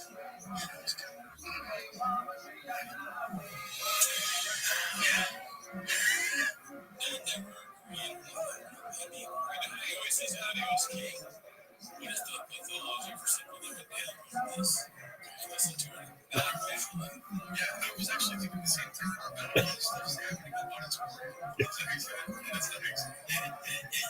Audio is like in audio. Like, there's no doors or anything. Why is it? Like, what is the point of me listening if you're going to paint the picture? It's so boring. Should we move? I got family there, so we fine. It'd be so funny, you know, they do like audio translations for audiences. It's like if they only did that for like advertisements. There's something between Brian just picked up a bunch of wine. Two red X and red chairs and red clothes next to them. That Asian man who's the producer is moving around next to a production of our books. They refuse to put the Asian man on the He's Asian. Let's see here. Next one is posted by Mr. Isaac Mann. Let's take a moment to honor a legend in baseball.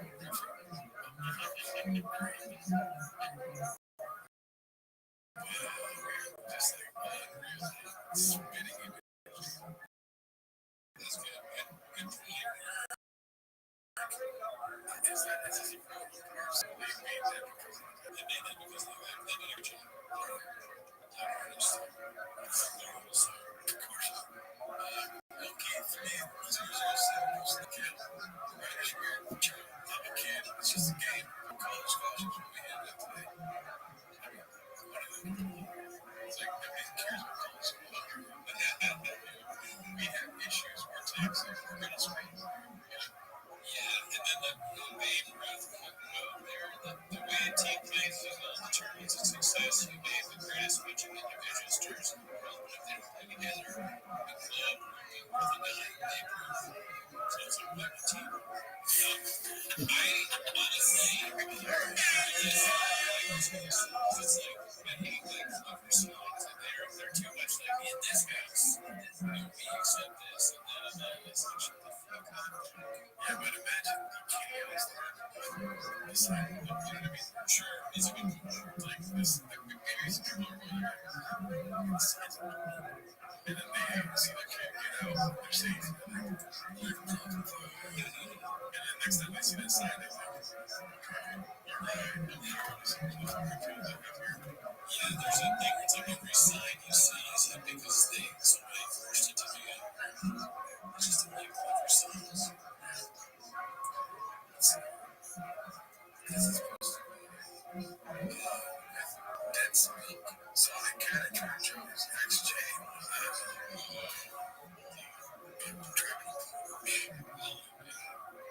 What are the chances he's a fan of? Since you're right. Was Cat a fan of our show? Yeah, Alright, so this is haphazard, the injection explanation. Long, very long. Fuck. What's poppin', fam? What does he say that? I don't know. It's a great way to start. He's a radio. It's weirdly, it is nasally, but it's also like back to the beat. It's poppin', fam. It sounds like he doesn't care. Which I think benefit because sometimes we play bands and it sounds like I'm turned down. I don't know things like and sometimes it sounds like sort of like, yeah, if you want to watch, fuck you. But this is great. I don't ever come to like, it's my great Monday with you.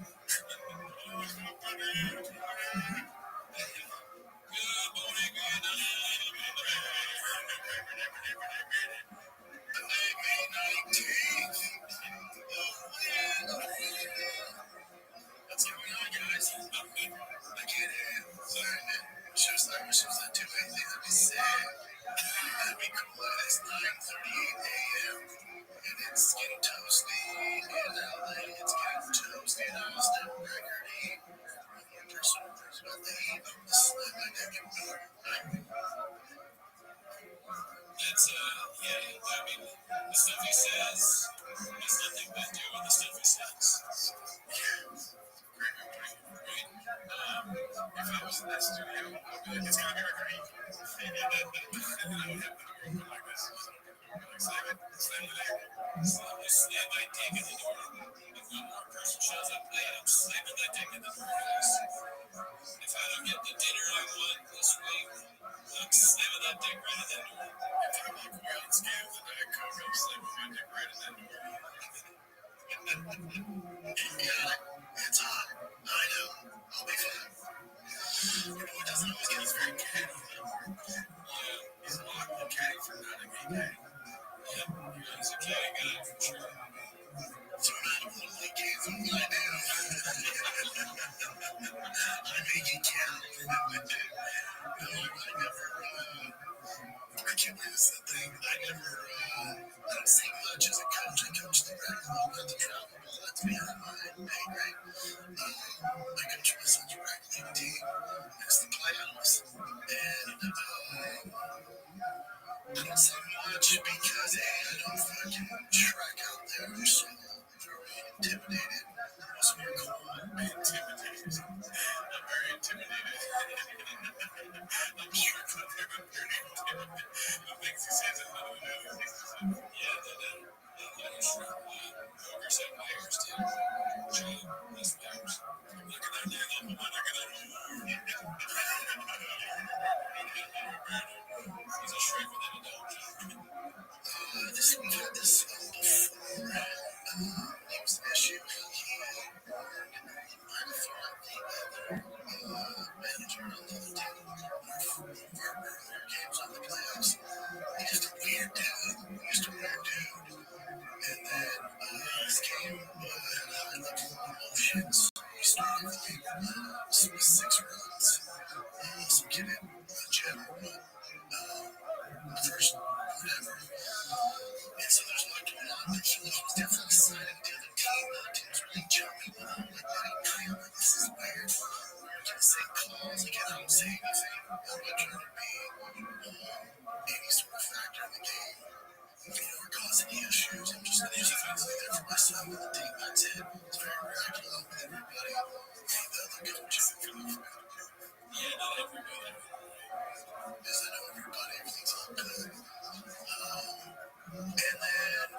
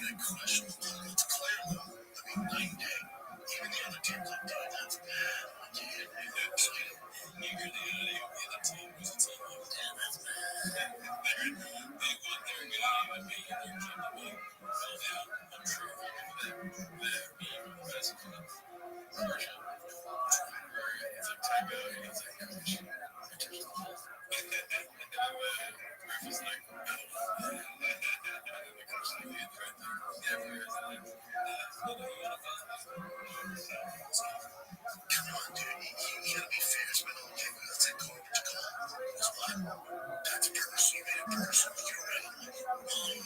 Are you serious? You serious, dude? Come on, dude. That's soft shit. That's right. You freaked out. So what's going on there?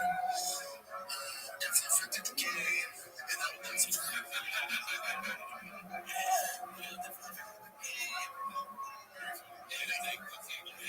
of coach. I'm chasing they're gonna say my shot. That's like yeah. I just have all the best players for me. If they're east, I've been bad.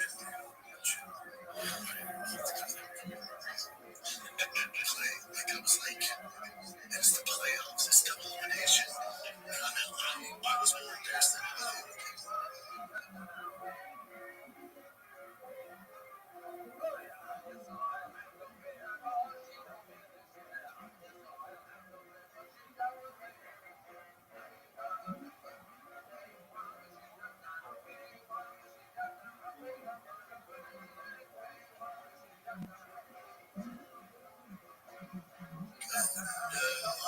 come on, dude.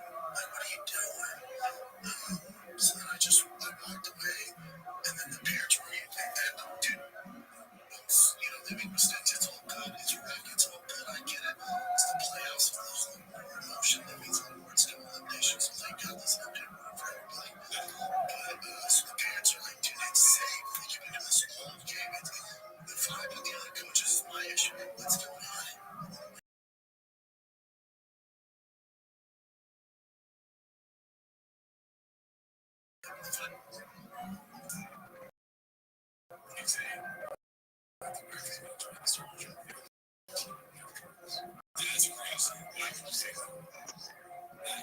That's crazy. That's weird. You can't be talking facts. Jack each other off. Yeah, there's, him saying that. Just so that it sounds like at the end of the book, each other. That was way different. Coach kept his eyes right cold and shook his hand. I know this is all weird. So I'm like, oh shit. Tiger has a bad attitude because his dad got thrown out, which drives me nuts.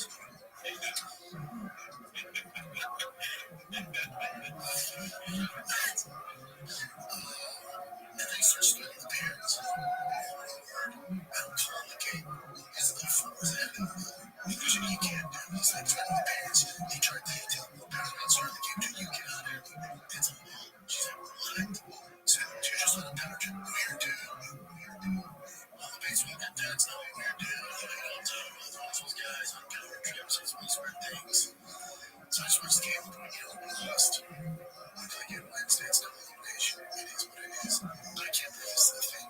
Whatever Peter from the other team, our team, our cousin said this to these outlets. You're a piece of shit, dude.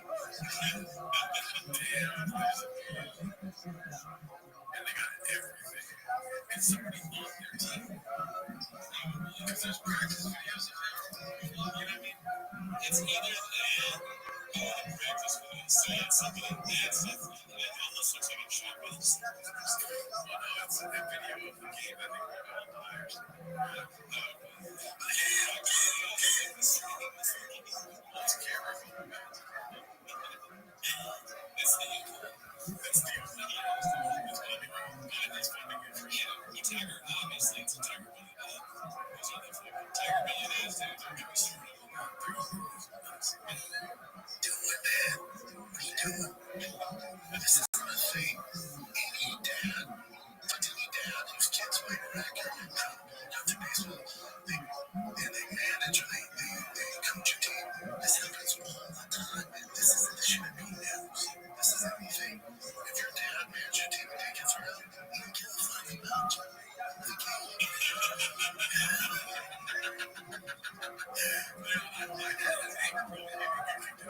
So many dads have not injected. I think I have seen people injected in baseball, but I'm not sure if it's ever been like one of my coaches.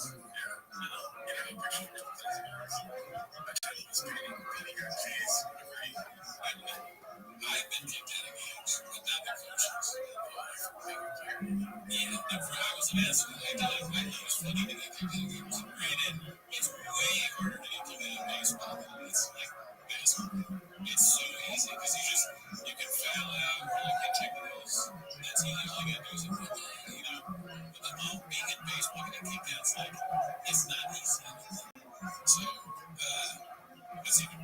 And it wasn't like I was in the room's face or I read the room's face. It was in the room's face. I mean, one second, I'll be back.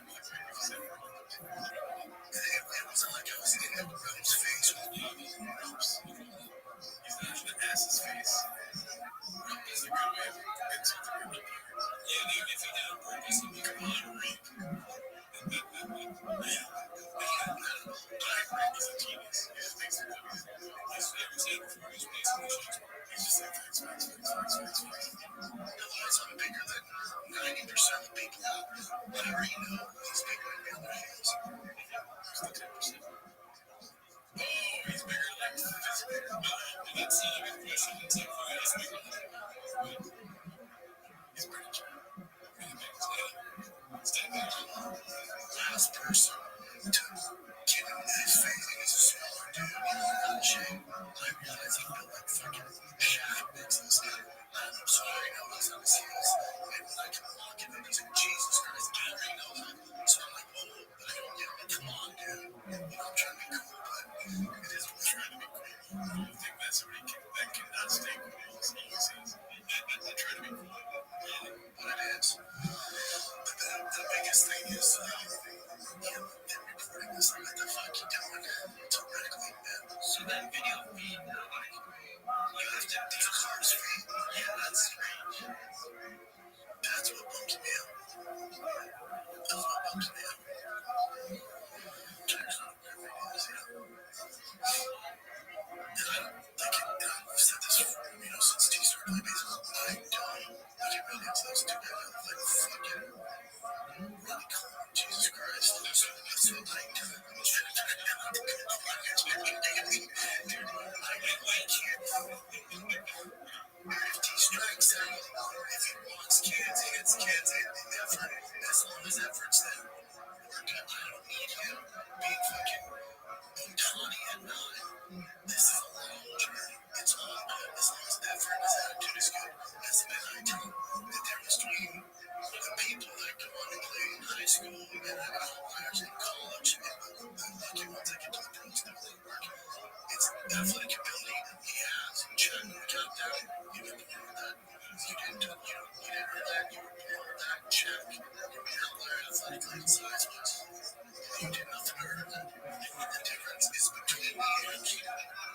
The best guys I know are so mentally here, especially in baseball. It's between the years. The best baseball players are the smartest guys on the field. The ones that can control their emotions.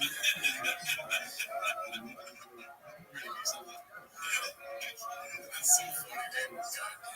Jesus. How does the fucking host not laugh at the control your emotions after there's a video like getting thrown out for cursing in a child's baseball game? How do you not laugh? Mistakes. They live to fight another day. They forget about it. Do you feel bad about the performance being getting out? I don't really understand it. What else can you explain it to me? So this is a camera, maybe not, but okay. And that feed is used maybe helping the umpires or just giving the teams the games so they can see they can practice that film. Yeah, you know what I mean? Yeah. So you have to have access to that. And somebody that has access to that is for sure. There's like what, 200K, 300K people so you think that yeah, so like a million people there's like 2 per million kids so yeah, one of them's gonna be fucking has access to that field. I don't feel bad. I feel bad. But I'm so personal. I take it and love it, promise. I don't feel bad. That's just what kids do. It's like, it's so, all of this shit is good for him. All these things he does, it's so good. There's no such thing as a bad person. That's the face you make when you realize somebody that has the face. I can't have this. Okay. What's that say? I saw the factor in live around Tiger, and it's my job as a dad. That's all I care about. So when his mental game is in the dumps and he has an attitude, then I get upset. Now Papa Bear comes out. Now I have to shit.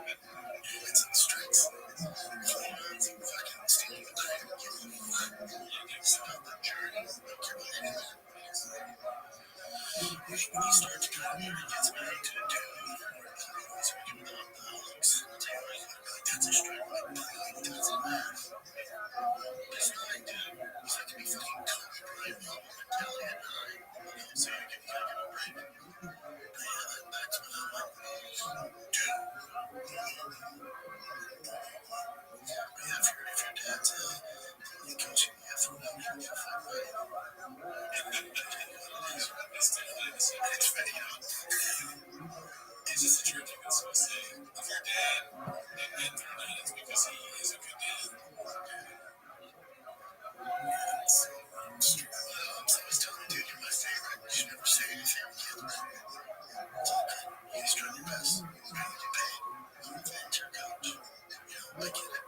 You're trying your best. But the playoffs, an all game, dude. I've been to us all already, buddy. It's not wrong. Come on now. Come on, bud. That's one of the kids around me playing on Wednesday. Yeah, I think Tiger's attitude's way more beneficial than everyone else. I didn't get on with that. I didn't degrade the guy or anything like that. I'm saying he plays garbage, not worse. Jesus Christ. But yeah, he ended up in that game. Just part of the game. Part of the game. Which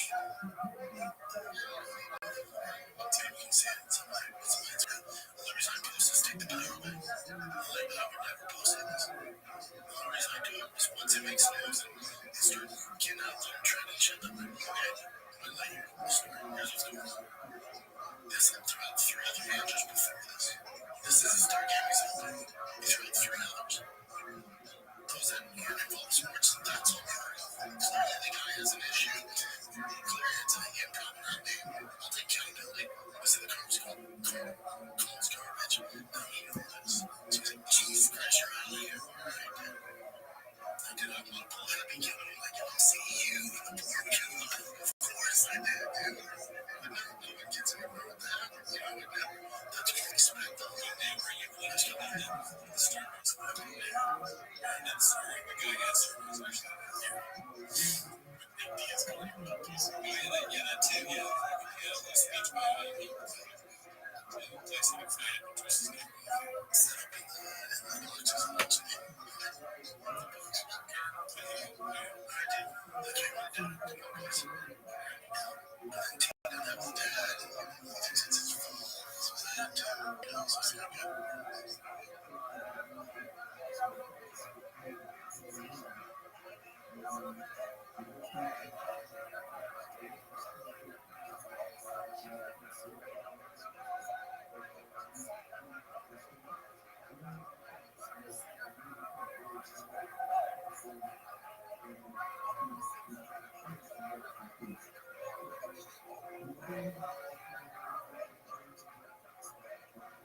It's like a pretty high strong right on. Killing the show with these 30 kilos. Studio, shipping cars into Texas. Airbnb. Got the Airbnb because we're supposed to leave it. Thursday to the playoffs. They got the championship. I stay longer. Get Airbnb. That's cool, man. So I was like, yeah, fuck it. You're out of here. Yeah, dude. Lord of the day. And I'll see you in the parking lot. Back to Denver. Happy and more than 2 hours ago. You got it right. I think so. I said I'm back to Denver. That is the wrong. Okay, gotcha. That's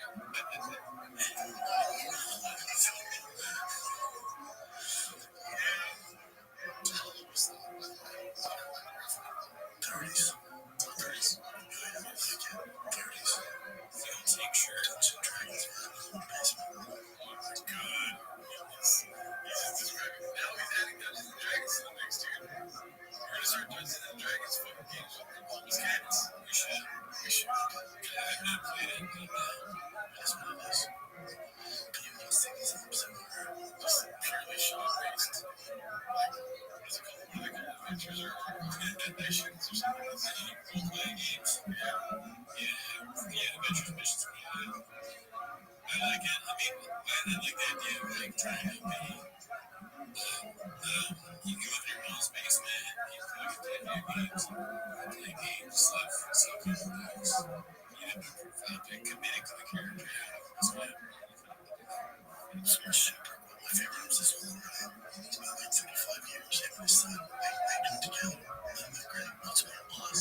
Awesome. Love the game.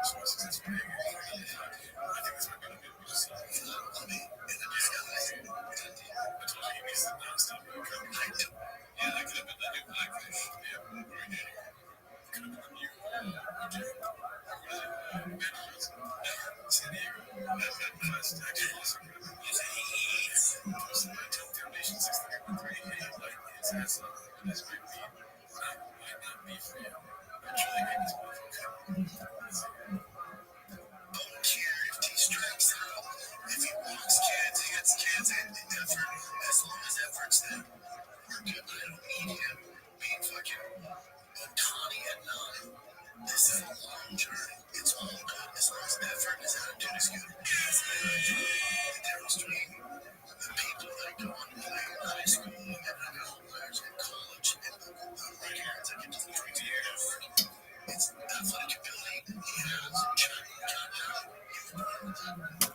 The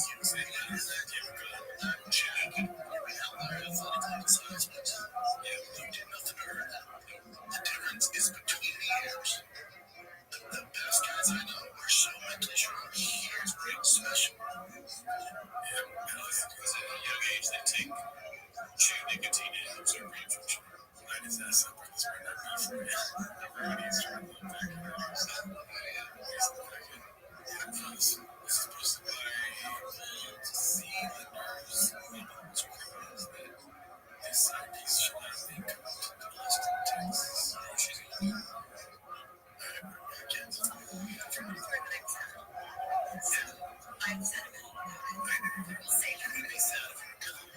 That's true. That's true. Here's one that comes to us from Chance Harris. That's two words. What's been your favorite and least favorite thing about Boston? My least favorite thing about Boston, my favorite thing about Boston is the community and the comedic energy. Is there the energy in general that's going on in that city? Different facets, right? But people think he's this big guy, but this guy's really doing, he's got real emotions. He's got, and then he's got mistresses. So, this is supposed to be a big king, 817. Countless guys got the flip flops parts ways with the biggest scraper after business. It means so much to me. As many of you know, years ago I announced that I was to be made part one of a mutual lawyers and American husbands until the contract signed. We're operating in good faith because I always stayed in the room was them throughout the year. Somebody was supposed to have the contract signed. Maybe some acting to drop your sponsors. I'm starting stating that you would pay me to wear 12 care at that point. But if dealing with obligations of sponsors that referred more than half a dozen times, that if I were to drop them, then to replace the agreements and many of course said yes. And my contract that gave me the runaround about how he could pay me, and also gave me the runaround about how I could sign a contract with me. The final straw was when he begged me to ask somebody to become an investor. I should not continue, but I played along anyway. When I found out that AG had lied to me, I was asking that's for $30,000 forensic audit. When all he asked for was a basic breakdown of costs, that was it. But he lied to me for over a year, fucking around, doubling profits and following. Since I came on board, I think it was time to make a decision on this man. I'm trying to build a relationship with a whole lot. Work in good faith, the benefit of the doubt, and always open to deliver my employees and provide people a nice and helpful. So when it's time to be mean, it's absolutely just about that peace. It's a fucking British I still gave my bag a chance. My reward for a post is $10,000. I pay basically a post every day and like 10 stories every day. For a double the company's profit. At the time, I made a proposal to turn back to companies that they were fighting. He originally agreed to pay me for 21 and paying me a total of far less than I charged to be sponsored.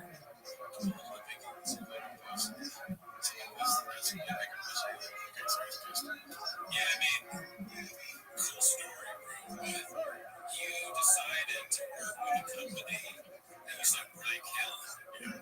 Like a deal with Brian Callen. What are you thinking? Anyways, this guy recorded. Just who's that? Yeah, well, Jeff. The NASCAR.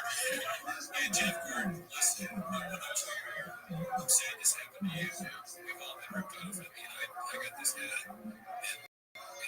It sucks ass. I paid like $500 for it. That's the best place to wish something to.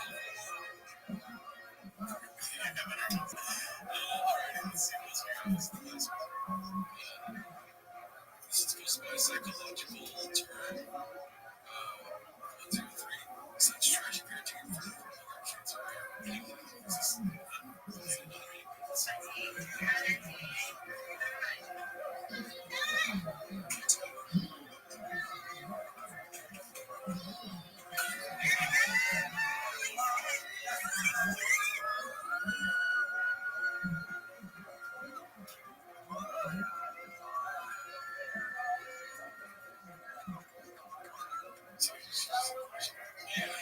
Yeah, Charlie shouldn't say shit, man. Fuck your fucking already. Yeah, run. Shit is good. Fuck you. Fuck you shit. You fuck shits. You fuck shits. I think that's it for this week. They're gonna disappear. See you next week.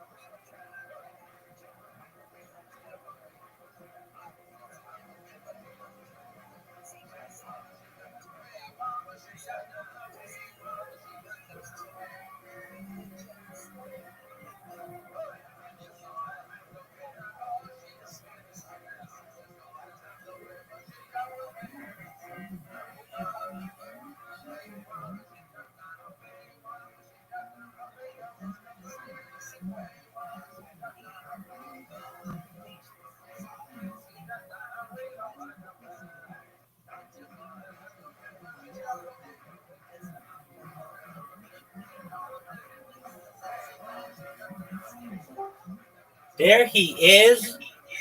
I was saying, where the fuck is Zoot? What's your body percentage? 7. 14.7. Yeah. All right, are you ready to lose?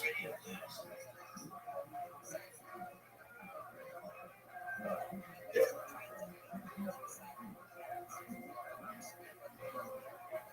I want to win. That's what I like to hear. I bet you will.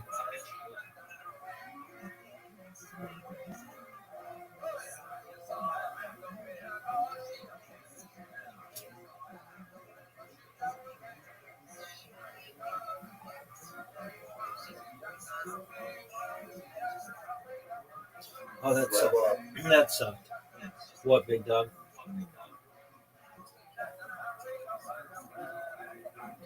I think in ketosis right now. I doubt that. What he said he got that. It takes like 72 hours. Fuck. 72 hours walk. Like no carbohydrates, and I know you're eating carbohydrates.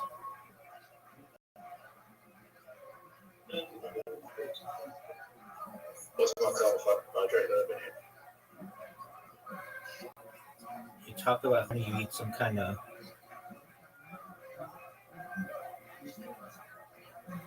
What do you say? You eat something. Greek yogurt. Greek yogurt. There you go. Get that double 13, Zoot. Oh, no. Get that 20. Nice checkout, big dog. Okay. Beat that. Oh, no. Beat You that. so good at this. Beat that, big dog. Pretty close. Not a terrible show. Not terrible at all. That's good. Dude, you've been playing with other people. You've been practicing. No. Yeah, you have. No, I played once, like 2 days over with people, and it was all just bullets, so I had to leave. Okay, it's 1-0.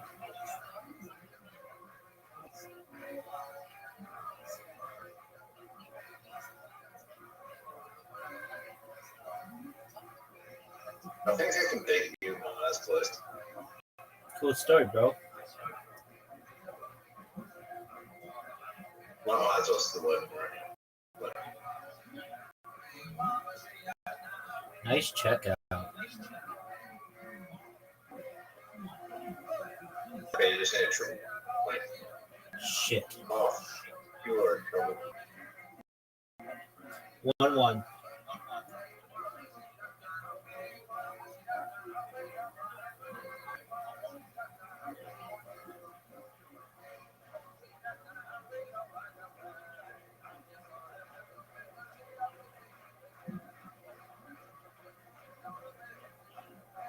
How do you know if someone's in an open relationship? Well, that's a good question. They usually advertise it. So they either tell you or it'll be on their social media or something because they're looking to get fucked.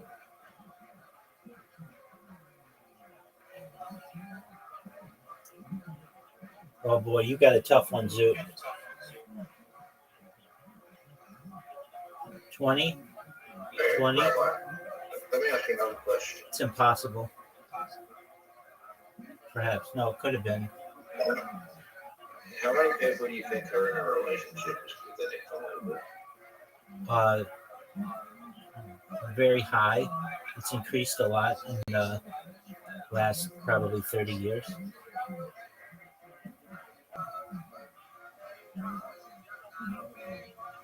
What percentage do you think it is? Of all people? Or just like married couples? What are you talking? All people. It's probably like less than, it's probably like 5% of all people. Because like 50% aren't in a relationship. And, oh no. How many people in your relationship? Doug, I'd say like 50% of people are in relationships. Of those 50%, actually, of all people who are in a relationship, probably 25 of them are in it just because they don't want to have to pay two rents. Yeah, the pedal. Two rents?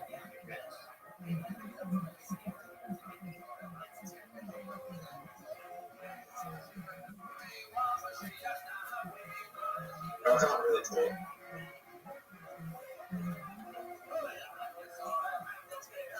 Here we go, Zoo. Ho, ho, ho, baby girl. I'm not even going to look. I know you won't beat that. I can't really talk because I'm in a situation where I live somewhere. You're in an Well, open, I could. you're in an I open could. you're in an open relationship with people. No, no. I'm living in a situation where I could get out if I wanted to, but then I'd be in trouble in a couple of years. Don't you just live with your mom? Yeah. Yeah, that's not an open relationship. No, I wasn't saying that was. Doug, this sucks. I'm just saying I could move it out, right? It's just that, I might be in a lot of trouble later on. Doug, you need a job before you do any of that. Like a good job. Oh, that sucks.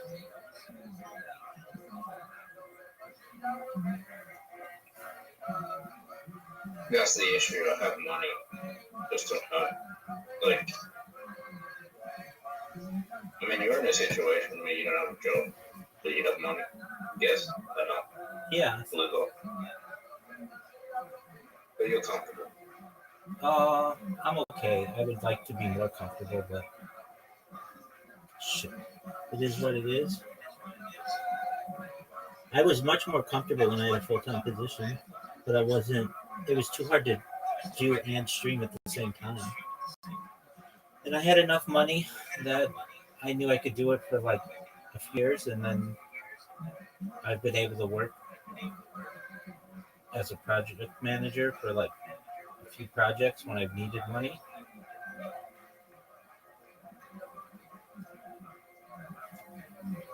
You're comfortable now. No, I mean, I was much more comfortable when I had a car and cell phone and all those other things, but I know that those cost money and I wasn't using them. I literally would just go like 2 or 3 months without driving anywhere just because I was so focused on streaming. Oh, not you did it, Zoo. Perfect game.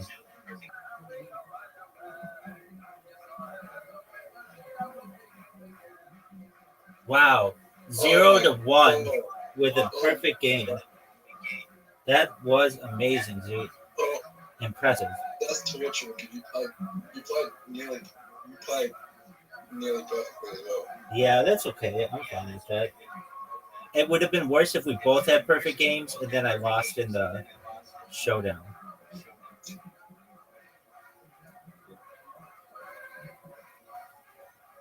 Oh, how didn't that get anything? What would have been worse if you went first and then scored like that? Because you'd be like, oh shit, that would have been like such an easy win. And you'd be like, oh shit. That's true.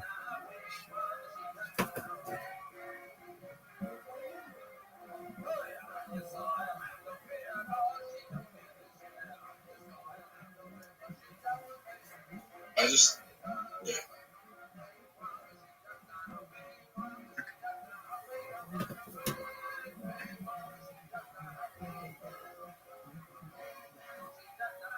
Boo.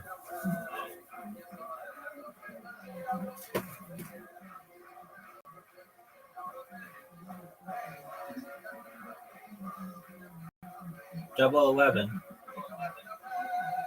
That's one. Get it again. Nice checkout.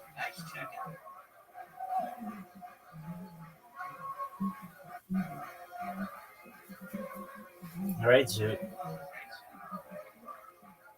You've lost 2 of these today. 68.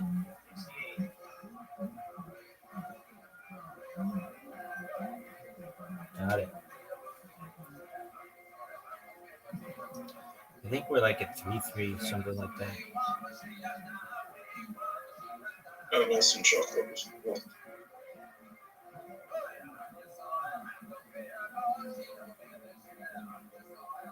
By the way, you won't think that you're in ketosis. You'll know you're in ketosis. Yeah. You just feel like super energized. I bought some creatine today. Yesterday. I took some creatine today as well. All right. Well, that's. I think it probably is that protein or I think it's protein, right? Uh,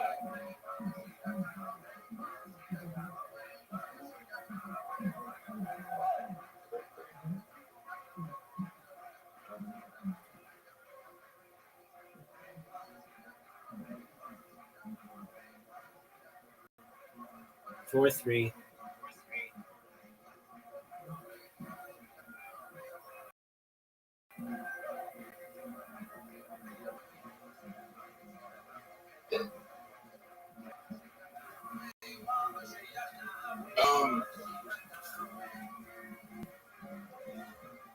Dude, go. no, it's not protein. It's carbohydrates.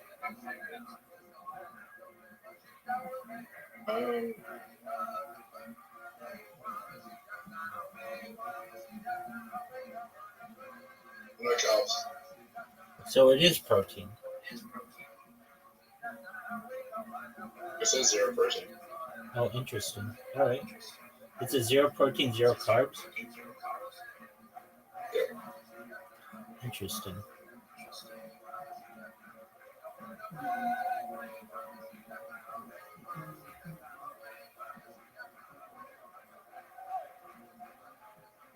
Oh my god, you said it again. I win. Dumb. I don't win. I can't win.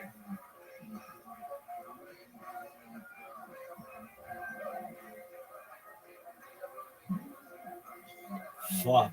It's microfat. Microfat. Okay. Get 217, son. 214s. So I'm in the calorie surplus right now. Okay, 214s. That's all you need. Okay, I better get this one. Fortunately, I got it. 5-3.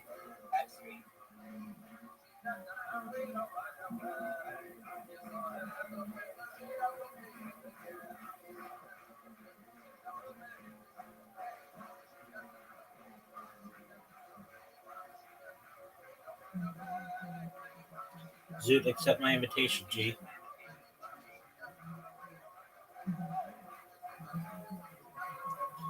Zoo. Dude, Zoot, it's not fun when you do this.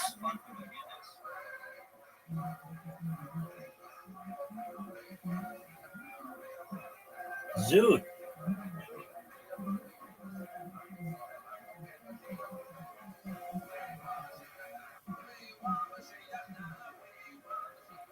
Zoot, go.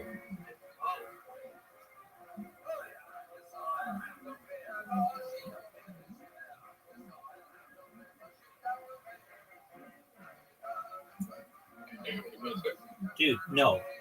Not that bullshit, man.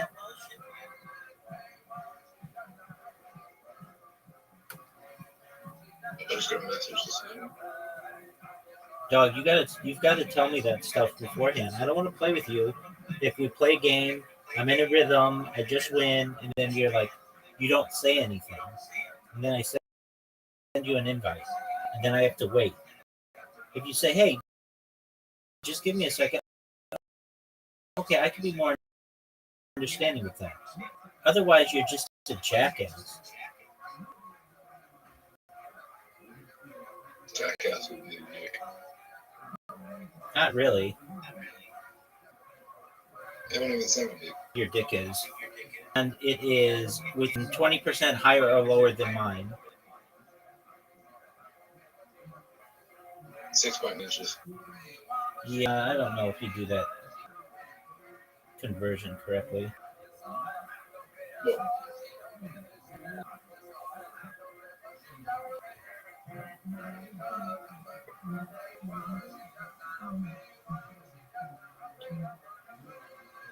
Zoo busted.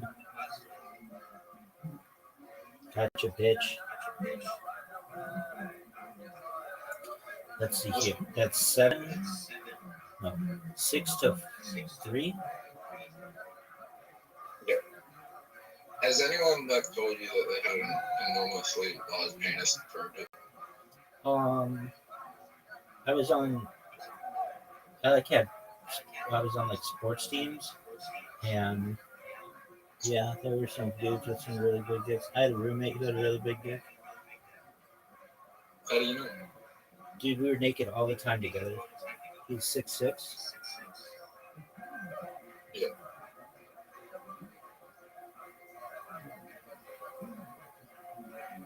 This is cool. Teddy said. Why were you naked on the phone together? We were like we did things in sports, and you shower afterward with the team.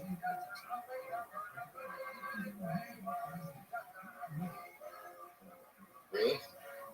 Yeah, dog. Haven't you ever been on a sports team? Yeah, I showed it. Yeah, dude.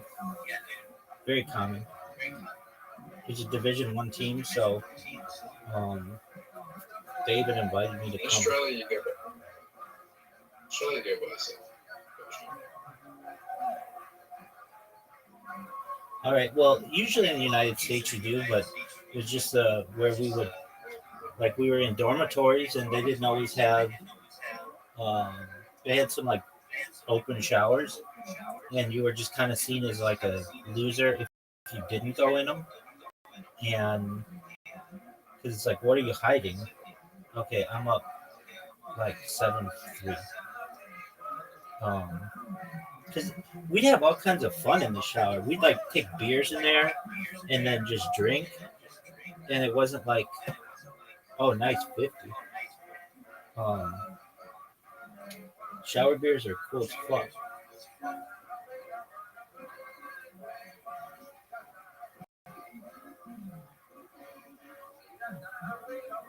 What sport? Cross country.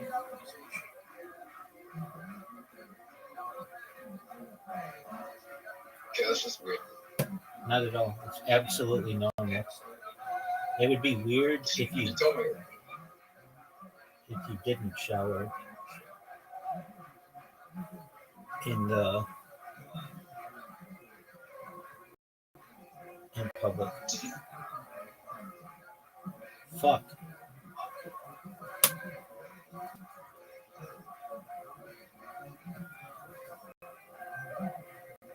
Was it weird, like were the people staring at each other there in the shower? Or? Yeah. Like giving people shit. Like there was one guy who was from another country, and like basically fuck. It was like a different color than his skin. It's a self-tanning organ, but like it used to give him Was it shit. mixed right? What'd you say? Was it mixed rice? What'd you? Was it mixed rice? No. Oh baby. Oh fuck! I almost hit it, Zoot. I went for it.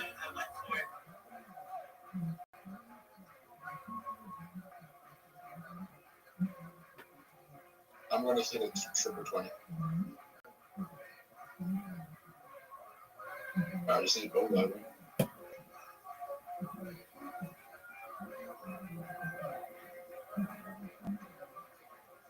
First time, I'm not going to go to that. Hey, did you win the lottery?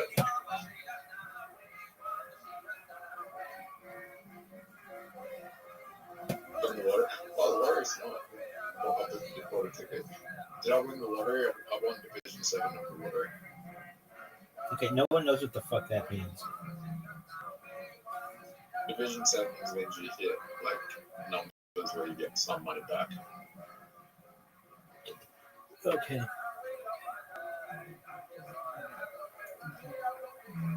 I hit 4 numbers in the lottery, so you get money back. Dude, I'm playing like such dog shit. Yeah, if you hit 5 numbers, yeah, that's Division 6. Well, no, 5 numbers is wait. 5 numbers can be Division 4 or 6. If you have subs, then it's yeah. Wait. 4? Sorry, I got Fuck. 3 numbers in a sub. 3 numbers in a sub, then 4 numbers. Division 6, and then it's 4 numbers in a sub is Division 5, and then Division 4 is 5 numbers. Division 3 is 6. What division is throw the fucking dart? Division 2 is 6 numbers, and sorry, Division 3 is 6 numbers, and Division 2 is 6 numbers in a sub, and then 7 numbers in the division. Dog, I'm playing like dog shit. Don't you have divisions in the lottery in the US? Dude, they say in the US, I mean, just anywhere, lottery is a tax on poor people. Although, when I was like a little kid, there was a guy in our neighborhood who won the lottery, and I always thought that was cool. How much do you win? You know, I don't know. I think it was $1 million.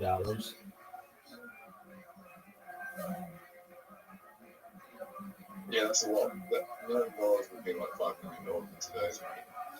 Yeah.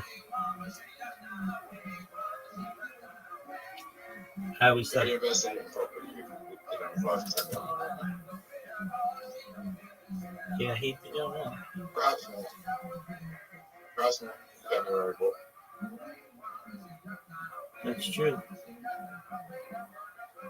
All right, dude. In California? Just one moment.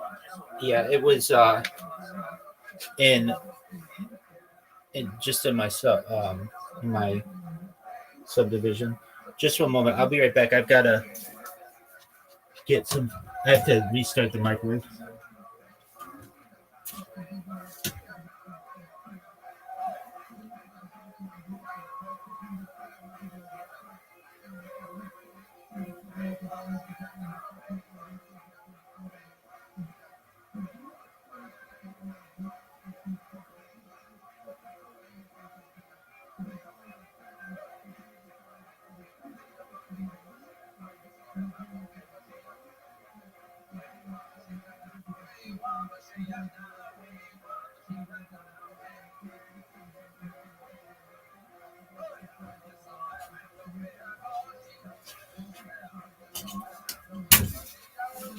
I don't know what lottery he won. I was always like really curious about it, but my parents were always like, "We don't ask other people about money." So, but it could have been like a different state's lottery. I'm not exactly sure. There's another guy in our neighborhood when I was growing up, and one time my parents threw a party, and they invited a lot of people from the neighborhood. And this guy, he's like a single guy, and you ask people what's your line of work or whatever, and he said that he was a professional gambler. And this was like before you could do that. It was like nobody's a professional gambler. Like that's like a lie or something like that.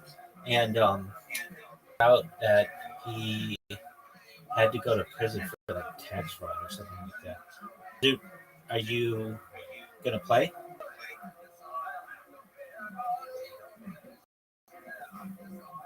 Maybe the guy Russian Yeah, but it could have been, but I don't know. If you're gonna do that, wouldn't you just like move to Las Vegas. Like there weren't any casinos like where I was, so they were like the best you could do is just like a card, and that doesn't make a lot of money.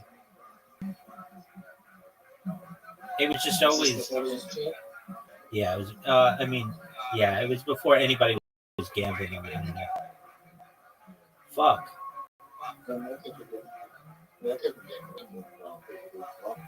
Yeah, but this was before you could gamble on the internet, so you like had to do it in person.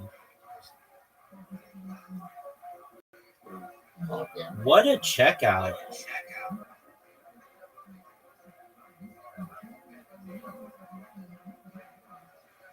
Oh, I need.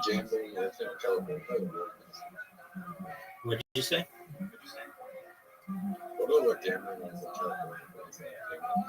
I can't hear you. Can you repeat that? What are the California internet gambling? What are the rules? They have really strict rules in California. They've loosened, so you can do gambling, but that's just a recent innovation. We don't have machines except on like indigenous like casino lands. What is strange is like every all the influences like in California are gambling in the state, but you can't use state in California. Right. You can't do it in you can't use it. And what's even like more weird is like it's an Australian stake is an Australian company, but well, they operate like M&R, not M&R, it's not much. Right.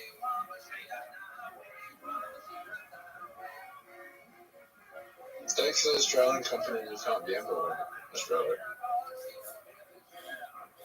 Would you if you could? What? On stake? Yeah. If I was a sponsored streamer, yeah. Fuck. If I was a sponsored streamer, I'd be sitting there gambling all day. You like to gamble?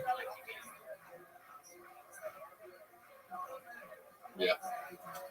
We had a guy in here last week who was gambling on stake and those, and he won $1,000 when we were playing like 2 or 3 nights in a row. He would just come in here. We'd play roulette, and he would just be like, "Tell me what numbers to pick," and I'd be like, 00 or 0 or whatever, and then he would just bet on it, and he did pretty well. He just played roulette though. I'd rather just invest in game market and wait. Right. I wouldn't buy Bitcoin now.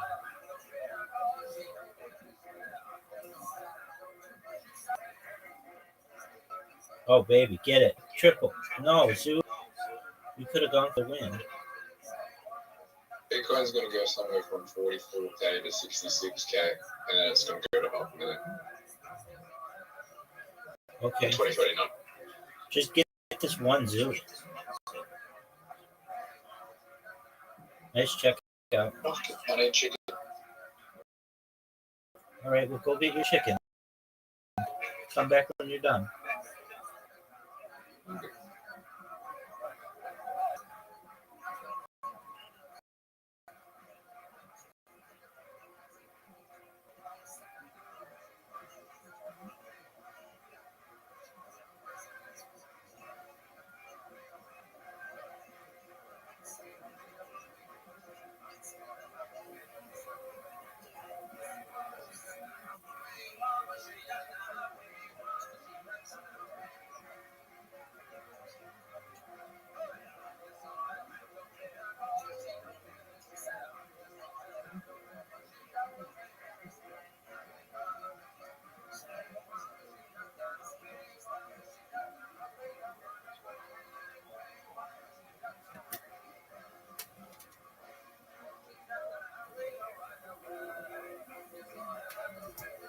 In magic, Right. they will beat you. Then God taught taught Moses how to be more in magic than the Pharaoh. And you remember when he heard the stick, and the stick became a snake, I think, and Moses brought more snakes to swallow what the Pharaoh did. Then we know from books, from Judaism from the beginning, that the ancient Egyptians were really highly in magic. Then we can believe. Do you think that magic might have had something to do with how they constructed the pyramids? No? No. You don't, but if you believe that they have enough magic to take a goose's head, put it back on, it's still alive. That's magic. Yeah. Wouldn't they use that magic for other things? But if you believe in magic, I do, of course. you do believe in magic. Yeah. So you believe that someone could take someone's head off, put it back on. It's written. Okay, then it must be true. Yeah. All right. Yeah. What is this? Someone's gonna kill a dove? It's a magic trick. You can decapitate birds and stuff. Oh, okay. Back together. I was just reading it. Apparently, in the trick that he did it, he put the head on the other side of the room. He made them come back together. He did it to a calf and a different animal also. But Now, what really I want to tell you Well, now, that person's magic too. Maybe that Now, person can make us a pyramid. what I want to show you that I'm not a person. What do you think magic is? Magic is magic. What do you mean? mean magic is? Well, how does it work? I have no idea. What do you mean by how it works? Well, I mean, how does someone do something like that? I It have no seems idea. We have to go back. physically and We have to go biologically back. impossible. We have to go back and you to 4,600 years ago. And do you think a lot of this information is what was lost in the burning of the Library of Alexandria? Yeah, of course, Because this is some of it, but they still, kept unbelievably detailed but records, still right? also, because I will tell you why we do not have any evidence about Khufu, temples and things like that. Mhm. Because what happened? The ancient Egyptian believed that a pharaoh should be a male. A pharaoh cannot be a female. Anyone who changed the religious belief, they hate him. Hatshepsut, when she became a pharaoh, they hated her and they destroyed her monuments. Khufu, when he changed his cult to be a sun god, in the first intermediate period, they destroyed his monuments, the temples, the statues. The only that king was found in Upper Egypt, not at Giza. Even in the temple of his sons, there was 23 statues. They smashed the statues. A smashing was a sign of revenge. Now, do you have any question about Khufu pyramid before I switch to the things? Well, I'm fascinated by a lot of aspects of Khufu's pyramid. Well, one of the big ones that's come up very recently that I'm sure you're aware of is these like radar. What's it called? Tomography. What is it? Where they think that there are these pillars underneath the structure. Okay, I investigated this. First of all, these two scholars from Italy, they have never been in Egypt. They have never worked in the pyramids before. Right. But Number, they're using satellite listen, information. number two, they published their article in a journal. This journal do not send their article to the freeze. You pay a fee to publish the article in your responsibility. Okay. Number three, I am not a scientist. I took these techniques that they used and I gave it to expertise. And they said, these techniques cannot show underneath a solid rock of almost 600 feet down. No way. Why can't they? They said this technique cannot show that. But these scientists are saying they can. Do you know about the Osiris shaft? How they've got a I just scan? covered it. I'll give you an Osiris Yeah, shaft Do you there. know that they use this tomographic? No, I am the one who found it. This is not, No, I understand you found it, but they also discovered it. They showed that it exists using the same technique. no, this is wrong. This is not true at all. I can tell you how I found I'll that. tell you. How can I No, find I'm that? not saying that you didn't find it. It's under the paper signature aperture radar Doppler tomography. by Filippo Bondi, and if you scroll down, Jamie, you'll see an image, and this image is of the Osiris shaft, which shows that they got an accurate depiction of that from space. That's not From satellite. It's not true. No. So what are you saying, that they're lying?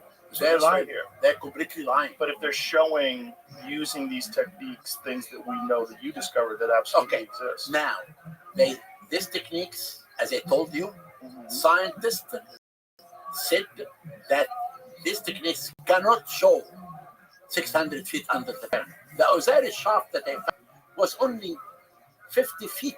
Right, but Under it's the ground. showing, at least for 50 feet, that this is accurate. What makes you believe those scientists rather than these guys from Italy? Because because the scientists are scientists. Well, these are scientists as well. They are not showing their techniques carefully. They are not. What do you mean they're not? Okay, showing take the techniques that they said and show it to any scientist. No one can tell you this is accurate. I asked it every person who knows about radar, ultrasound, all the people work with me. The scan pyramid project, they said this is bullshit.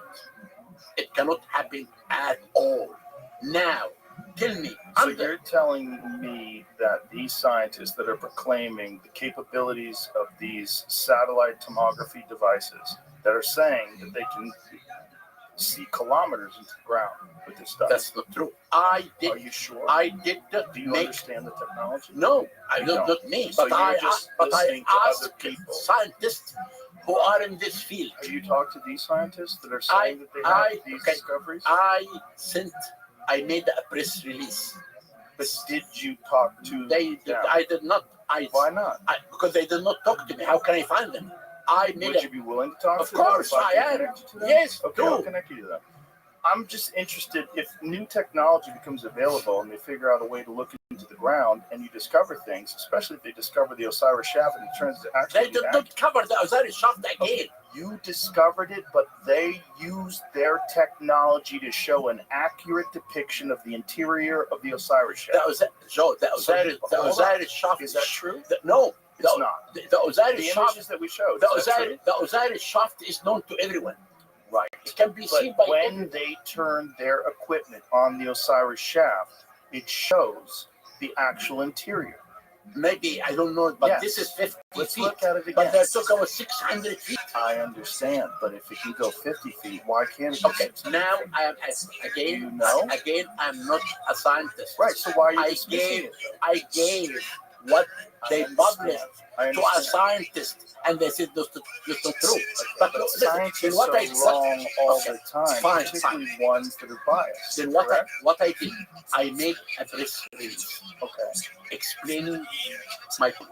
yes. And I said, my work of the second pyramid, that the base of the pyramid is 28 feet of solid rock. And there is no way that anything can be happening in the solid rock. And I explained. I think what they're saying is it's underneath the solid rock, Let correct? me finish.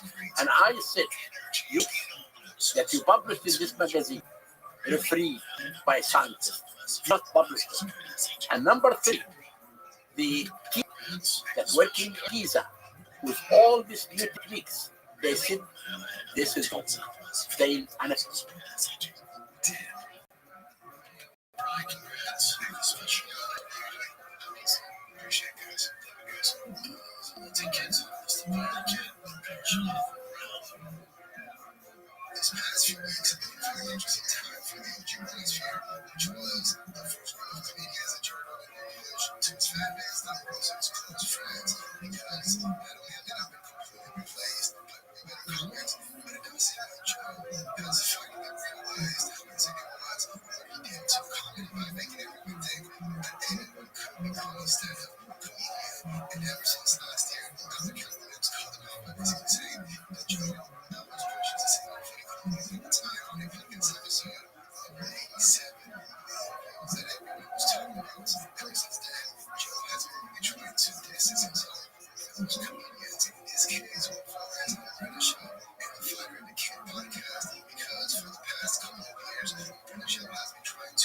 internet and come up with excuses to explain why he's had a couple of champagne with Joe and all of his comedy buddies, his own best friend, and co-host without the middleman, but also because technically this child is more of a level drive into the up in the Iguana and Burger Shop.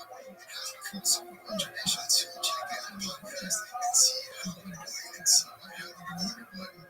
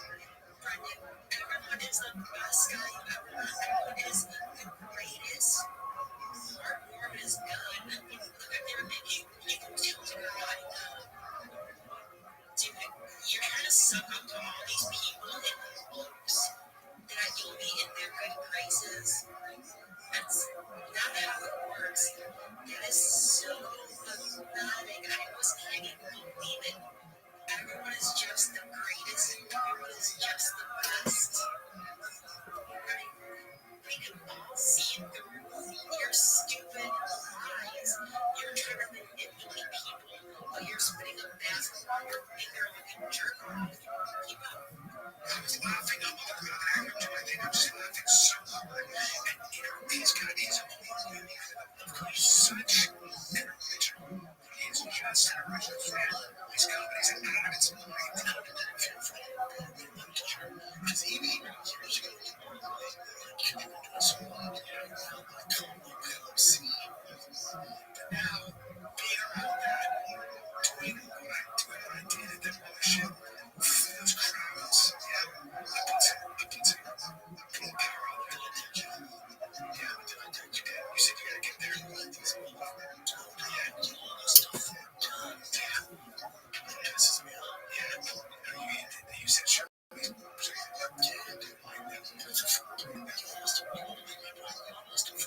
Yeah, he just hasn't been enough teams like you. Yeah, but if you want to go 20 to 20, another shot comes to me. We're gonna shut your mouth. And Harvey always wanted to say, if I ever, could I be funnier than Hamlin?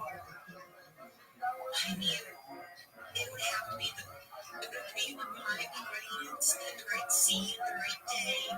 Everyone would need to be drunk, and I would need to have a good story. But then once I get going, I get going. And I suck at going. And it kind of struck me. No, if I had a plan, then I could probably put on a better some entertainment like Hamlet. So yeah.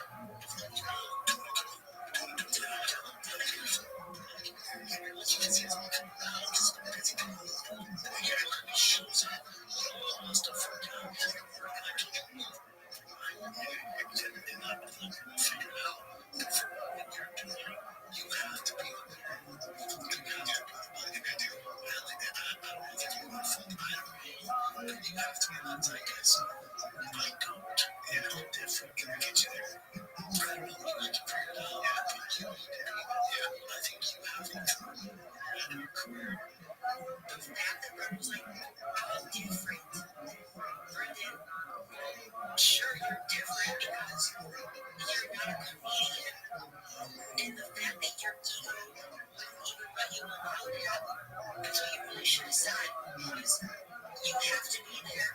I don't, because I'm not a comedian. But you said you're different, as in, it's still like an ego trip. Like, either you're saying I'm better, or like you're just an outlier when it comes to like podcasting or entertainment. This proves how your narcissism and ego are completely out of control. You just said that to deserve to be the emperor. She just it's from people like now when it comes to the fighter and kid podcast, there's so much to talk about. Try to say I'm trying to be focused again on British shopping and try to be things with popular because somehow he is different. That right now doesn't mean comedies comedians to be successful like comedians, which is absolutely insane. And to me, it's kind of hard to try to make it seem like it was his choice to not be a part of the comedy scene. And now instead, and it wasn't like he wasn't inviting people that he liked to move there. And very likely the same thing happened with Kelly because Kelly has been looking at my podcast multiple times and says this cancellation. He hasn't been informative about the shit I told him. He shut his comments to the show. But about reinforcement, how many chicks you made? That's the real question. That'll prove you're worth of a person of how many chicks you made. I did this girl me out online and she was like, I'm just looking for a girl to hook up with. And I was like, come back, got to get something going. And so it makes me wonder if that was because of the cancellation of the accusations. Maybe it was because Brian Caroline was also involved. And that's the thing.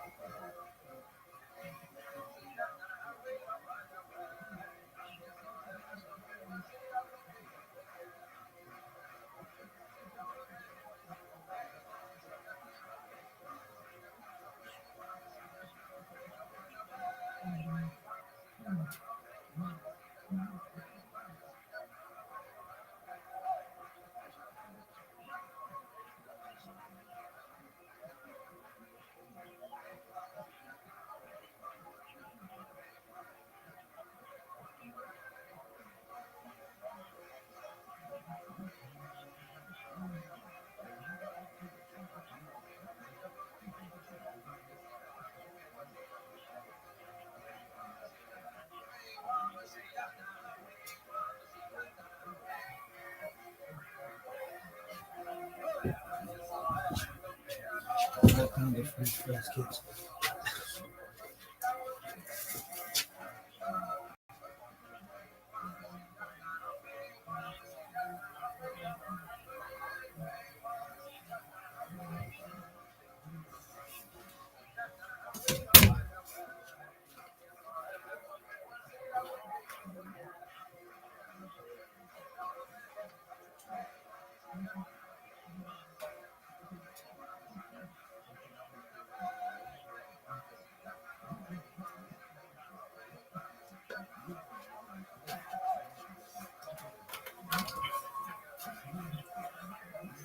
How many chicks I ate is zero. If me and this girl couldn't get it out, I could say at least one, and maybe that might make you hungry. Keep in mind about what happened, according to Shaman, I believe Kevin was the most aggressive one. He was screaming at Mom because in his mind, he was defending me the Shaman. So once again, it was a friendship one. Also, Kevin was essentially exposed to the way they brought it. I find it to be extremely traumatic in the sense that if it was somebody that I didn't know, that'd be one thing. But Ryan and I have had a very long relationship. We had a long time. I've been to his house for so many days. On the same show together, not at the same time. But he's a bad TV alone as well as I am.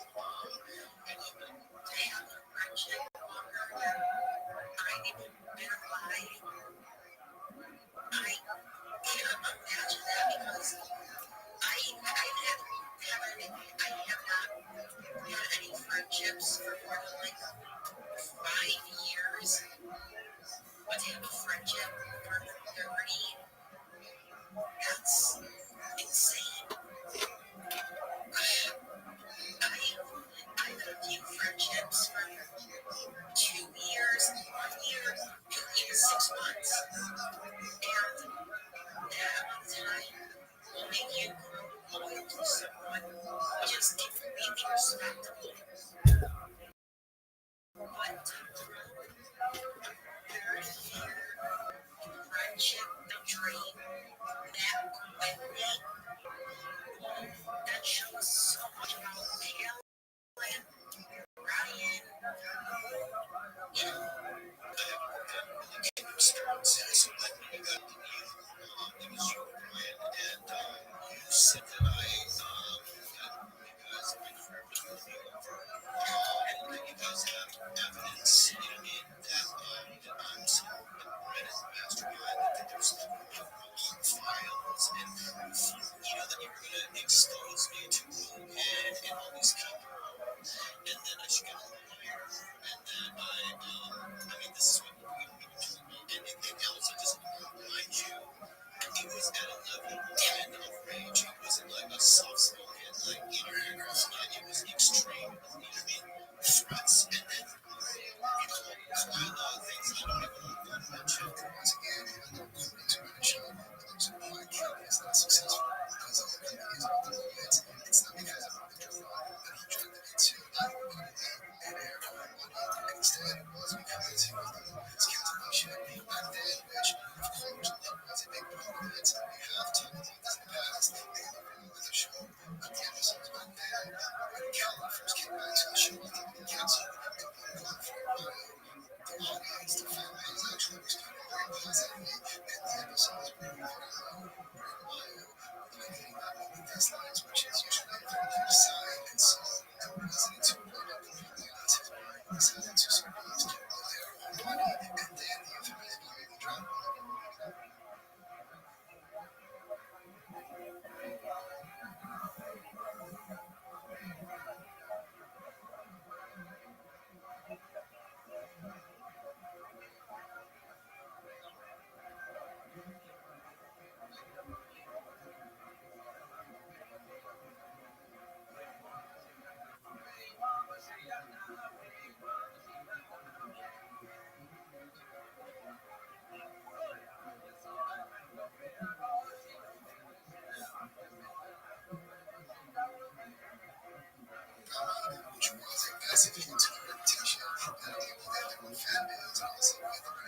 Instead of convenience, technically you could say that being associated with Rothschild is way worse for great comics reputation than an actual accusation. I'm just kidding, because again, the Rothschild was a massive wholesaler that a lot of other people outside of comedy started paying attention to Rothschild and realized how big it was. And so as foolish, I'm going to forget when he dragged Brad Kelly to a promoter's fights, and instead he's still and kids are back in the day.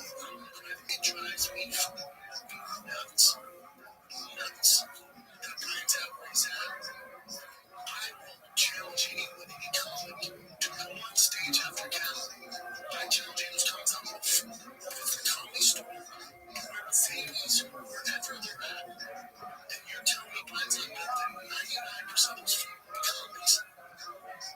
It drives me nuts that he's not up to those guys. This is kind of a comeback, like everybody's been treated like shit. We've all been told racist rather than considered us over to the world these days. I have a very different perspective because my closest friends it's coming through. I will challenge anyone to fight my best friend and bare fists. I will challenge anyone to fight him to see him make it hate him. How about you, tough guy? Mr. I'm different. You never said you were a comedian. So, let's see what you got, tough guy.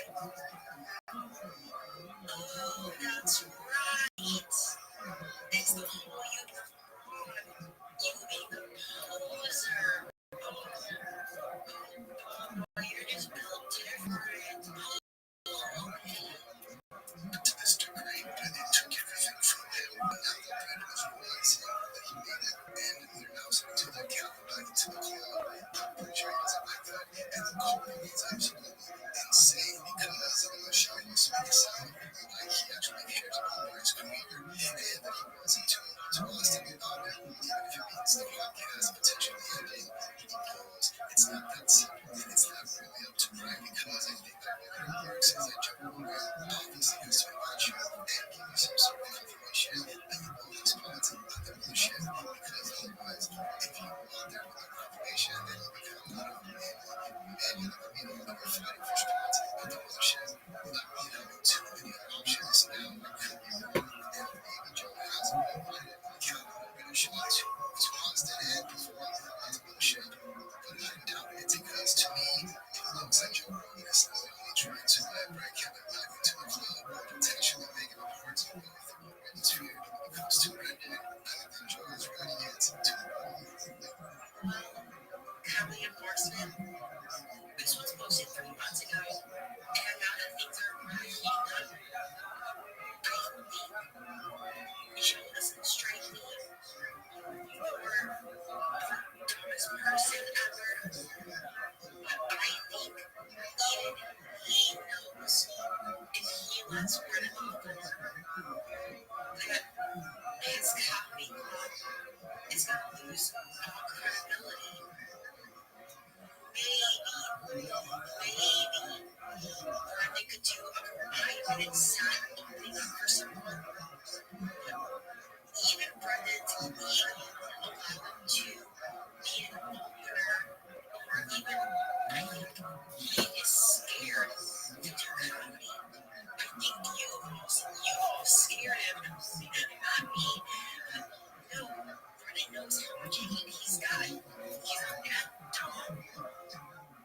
And to keep doing comedy, it would only get worse for him if he knows that. And if I'm not mistaken, is it when you go into Joe's club, you have to turn your phone in? Because, that's how free speech usually works, right? But Joe knows that there are so many great comics that you've never heard of and probably never will. I would say there are so many good songs that have come out in the history of the world that you've never heard. Bands that would resonate with your soul that find in this lifetime. It was heavy, grateful, vibrating, I digress. So, to give front and shop 5 minutes, the world's worst happening over anyone else. How could you see that any other way than losing credibility? But I'm back into the real sphere because to me, it doesn't make any sense that Rothschild was actually confided that he would actually choose to not go there, give joy and to his important night from his best friend, Calvin, from his mother. I'm so much of a religion that just so you know, I was also it's a pleasure. Really? Well, I'm going to do something else. Damn, AJ is there. Yeah, potential. And he was like, he questioned me. First one, I think, she was second. Yes, it's complete. Yeah, it was a good question. I think that second show, I did that. I think that's you.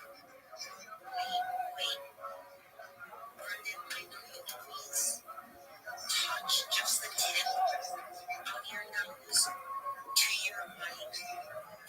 Look how much closer your mic is to your face than Cameron's.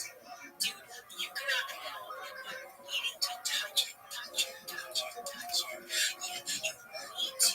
I'm sure that felt good. Maybe I'll do it after this video but dude, if you put that close just so you can like stressed. I was tired of it.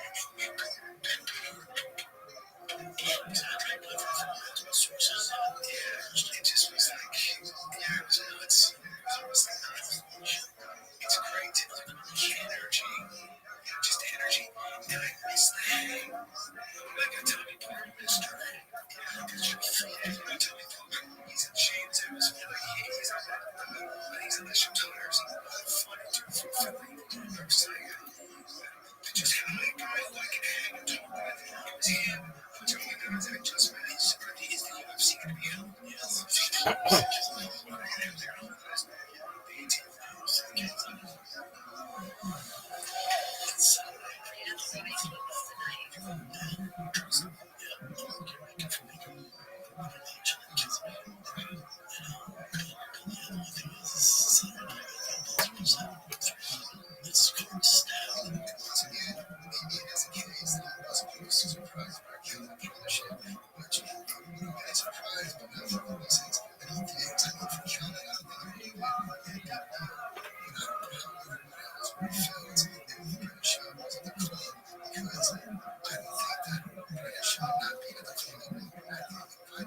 It's not so much a skill issue, and instead it's really vibes. For example, it's making fun of him and was and fine. Other comedians that are now way more successful than he is, he's my best friend. God, okay, let's say he was a line of those who practice Calvin, but the other shit, the fact that his friends, Johnny and Calvin, live in town for a big UFC event, and hung out and have dinner on it because he decided to bring auction absolutely insane because technically Calvin had mentioned that Sean wasn't invited to the dinner with Joe Rogan, and so for British to not be in town on the weekend, it is a very interesting and then we've got with the UFC, I have been to the UFC in Zambica for $25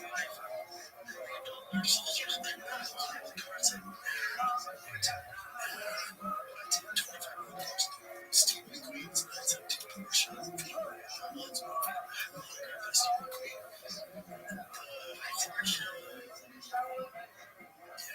So Steve McQueen's grandchild, his son, Steve McQueen's son's son is there. Yeah, because I'm passed away. So his son's there. It's a pretty good seats for him. I had some pretty good jujitsu for good seats. Sorry, I just looked up if it actually was Porsche. But it says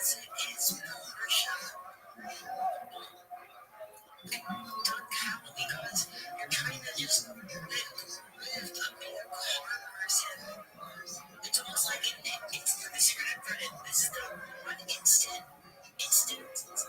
where you say you're wrong and you come across as a blue collar guy, but you're coming across as a pretentious dirtbag. And your towels are so obvious, Brennan. Dude.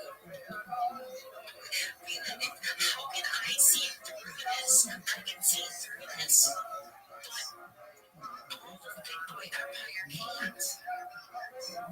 Everyone, this is going to be like a B300 where it's going to be me against 300 big boys, and odds are going to be against me.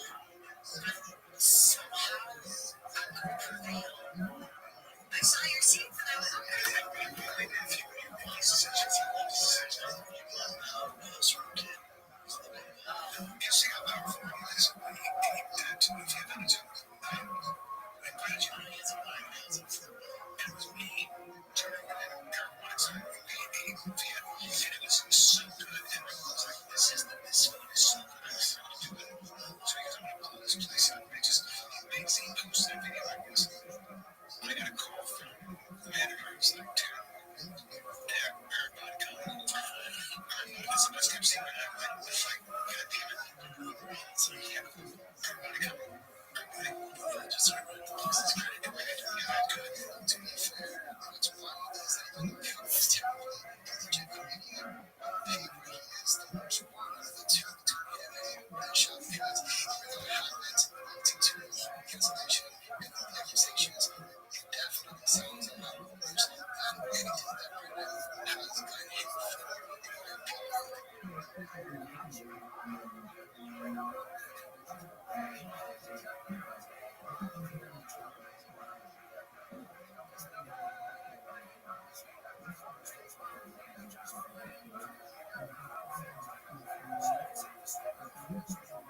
This is for one fact comedy enforcement.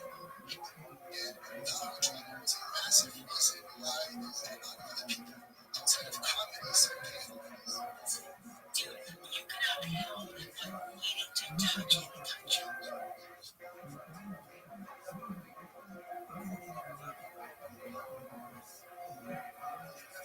so nice. So you're going to blow this place up. I just, he basically posted a video like this. I got a call from the manager. He's like, dude, everybody calling. Everybody, this must have seen it. I'm like, God damn it. So yeah, everybody coming. Everybody. Just remember, this is great. Yeah, I'm good. To be fair, what's wild is that even though comedy is terrible, legit comedian, on paper, he is the worst one of the two to get a shot because even though it happens, to cancellation and all the accusations, it definitely sounds a lot worse than anything that Brennan has gone in for. In my opinion, Chubb's case, when it comes down to his ability to credibility and advance whenever he has made a mistake in the past, he comes almost every single time that he's made a big mistake in the past, he kind of talks about it. Once again, everyone takes it at credibility, whatever he did. For example, if you go back to the technical episode with British Shot, 3 days ago, and everything, and like the whole thing, proof of evidence, what he supposedly had, and never showed to this day. And for many of his kind of doing the same thing, but Holmes was here back then because back then, this year was going to like last season because somehow he taped every single one of his shows. He could actually prove it, but he came up with every arbitrary that he has ever told, which is insane and has never happened to this day. We're in the one club. I have the proof. Here's the thing. It's your communities. You know, it sort of sounds like because I know a lot of popular songs are accused of plagiarism, and granted, you could write an original song yourself, but it's almost guaranteed to sound like some other song, and maybe for no other reason than you've got inspiration from it.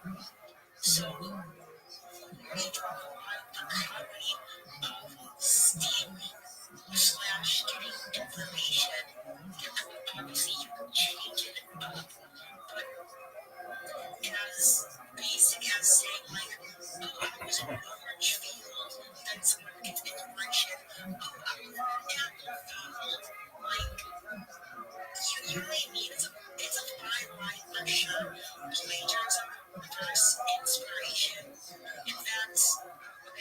I'm pretty sure like this one doesn't create more power because it's a beast for sure.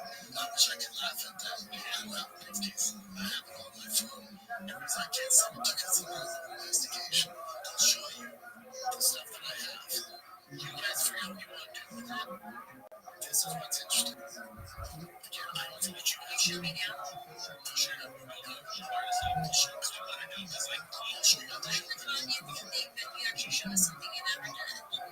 I can show it to you. Here's the thing.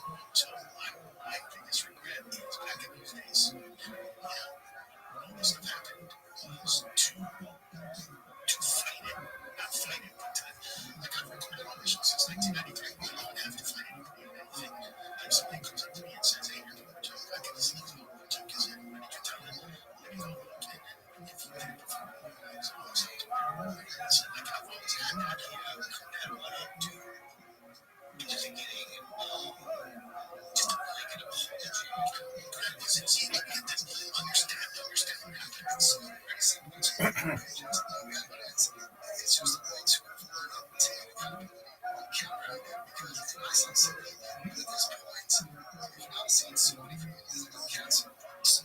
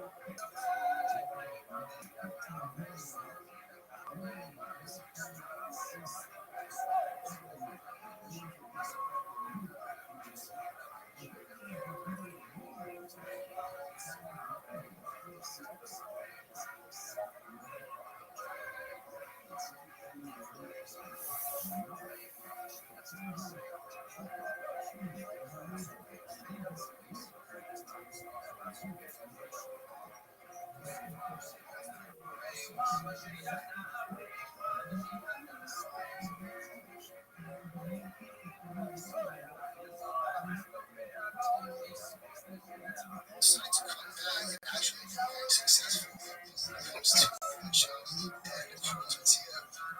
Technically, the game wasn't that bad when things considered. They both also was a hit. People comedy and also very similar to Rothschild because it wasn't the nicest to a lot of people in the world. It came back to bite them down because once again, it was trashy and funny and everyone wanted in their minds, which essentially ruined his chances of ever being part of the UFC community. And I don't like to run and shot, but bites me on the way down. And I don't know. I'll truly deserve everything that comes my way. If running shot was the one thing that stopped me from either getting famous or hurts me on my deep life way, that'll be insane.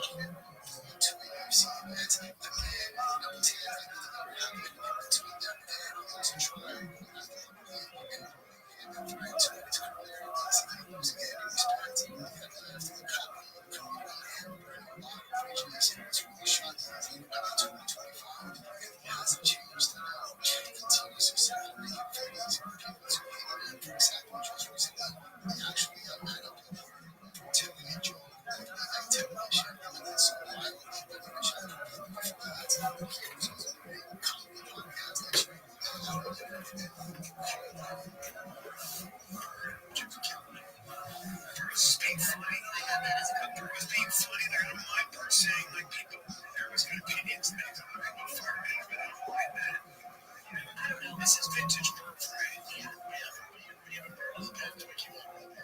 doctor with a mask and gives a that's his thing.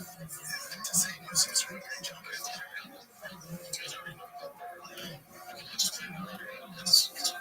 feel lucky. And I think everybody did a great job. Yeah, I like the internet.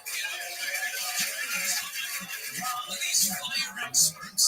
Why didn't you just fly a helicopter into the ocean? And you get out of $100 wins. You want to do that? You want to do that at night? You want to take this was definitely mismanaged. Mismanaged. Like, idiot on the internet knows how to manage the worst fire in LA. Sitting there in his underwear. You know what? Looking at the footage on the internet, I have determined that this here was mismanaged.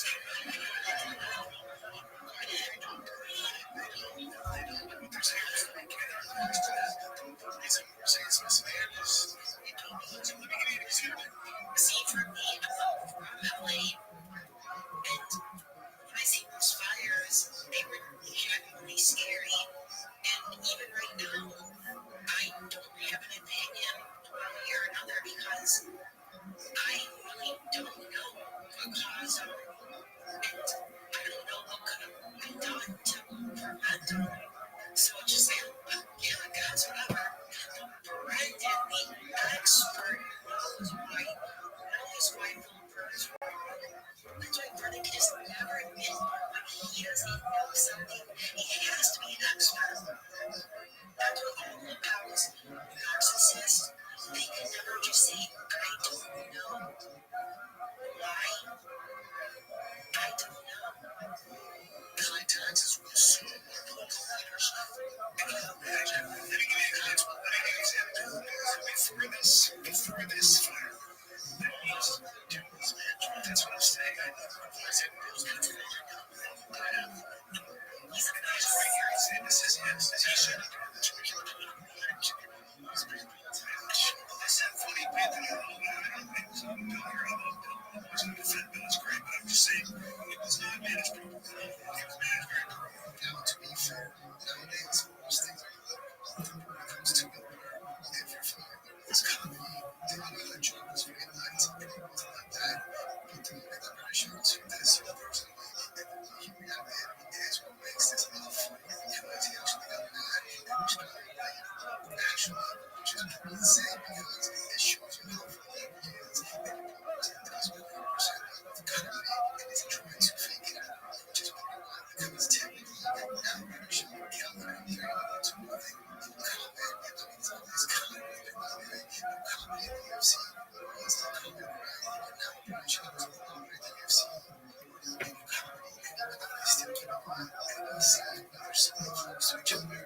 The show is a very similar situation as to where Kane and Sent, when it comes to every shot, Calvin doesn't really comment or anything because, make it possible to record the podcast episode and sell it. It's just like really control the show, which is in terms of to the show. Calvin as a guest, for example, this is what happens when Calvin tries to hold up the show. He's so badass, he's an alpha male.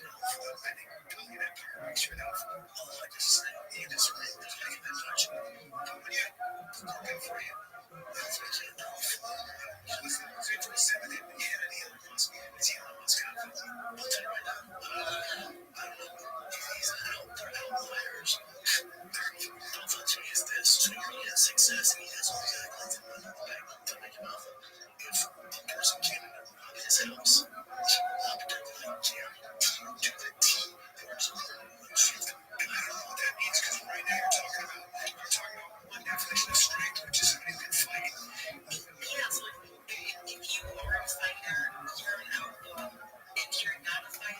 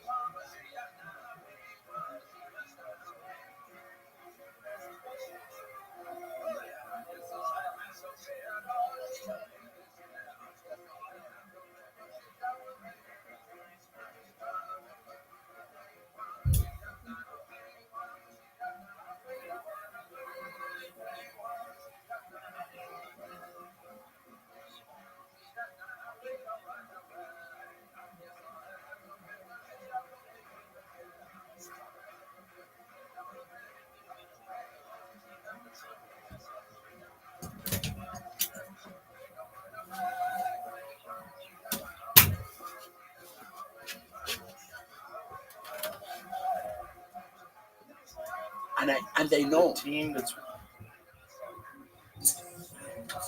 empire, an empire that gets made fun of day in, day out on the interwebs.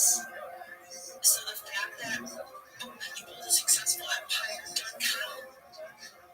But I promise you, if the Illinois empire would have taken off, building a network would be the pinnacle of success.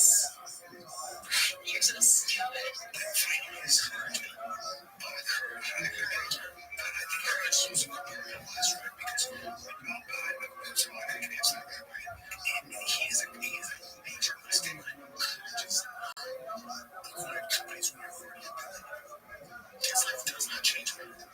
Zuckerberg has to realize it's this is how you accomplish what accomplished without being a mistake. So I mean, it's just what do you guys think? Our listeners, there's definition here. This is the most successful one. Thanks. It could be either. That would be Zuckerberg. Definition for sure. It could also be physical. It could be all sorts of things. Things might be true. Those guys. By the way, that is powerful. What Jim said, I'm sure time that actually true. What is a British clean? They want this up. Once they got it from it, as I said, they both have some unique points, and it's clear at least to me that the reason why Kevin is defending so hard is because his energy that came right after he had banned for shy because he has been hating him for the past so many years. He's basically just doing what he does. The point is how Shy reacts to punishment he comes and it's pretty simple. When the shop shuts down, he gets mad and so wild and so wise and to us down. And I'll watch I'll show you that his show doesn't follow me and completely changes because it's when he has to realize and pass drama and a lot of people and everyone knows that it goes on show to make fun of what I understand without any so sense that because one thing that never says to me is how the show is trying to be like Jordan and never follow his advice because for example using the Kevin was actually a podcast and he actually came out maybe something that's live and compare Joe's reaction to the show. It's entirely different. One guy got caught setting fires and he had a UN debit card. What? And he had a bunch of sense check. The guy that got arrested for I'll tell you which fire it was, but he got arrested. He had a UN card. I'll tell you exactly. This kind of tragedy brings out the best in people and the worst in people. And one thing it does in these communities, it brings all these people together. Everybody's starting to cry. Yo, Mr. Philosopher Caleb, why is taking it easy for a sec? I don't think I've ever seen you this serious on T-Fac. Dude, I will never understand the ego with these people. To want to be taken so seriously. It's not that serious. Who cares? I could not imagine this. Because I was on the phone, we lost everything, right? And they're going to come stay with us. And he said, when I was on the phone, some of these people drove by and dropped off clothes for him. And he's got a light and he started to cry. And he was like, I can't tell you how many people reached out. He had 5 cell phones and a United Nations prepaid debit card. I'm skeptical. Is this such a conspiracy? I'm skeptical. Is this conspiracy? I played it. No, I think the New York Post did a thing about it. You know what I mean? Though it would be played. I don't know what's trying to New York Post that they have the debit card. Yeah, I don't know what's getting us from the Texas Patriot fake. You see? I told you. Already like, I don't know. They said that the New York Post has edited the info out of the article. Thank you. Why? Because it's not true. I was trying to convince your account said that. Oh, so then, no, can't play it. Maybe not. Maybe the New York Post is a bunch of libtards. They are kind of, yeah. And so because of that,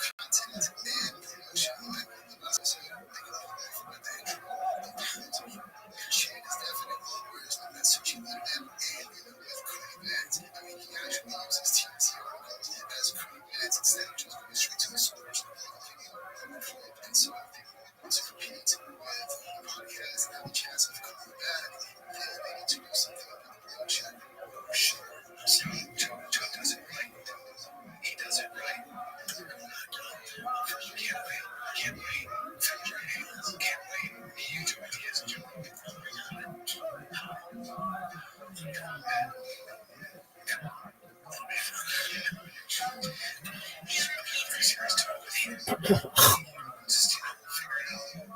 So much talking is bad. The three of us. A serious talk on your companion. This is Brendan. He is not saying such a good time. He's like, no, serious talk of my companion with Joe Rogan. No. Brendan, why are you sleeping? And dude, your eyes, Brendan.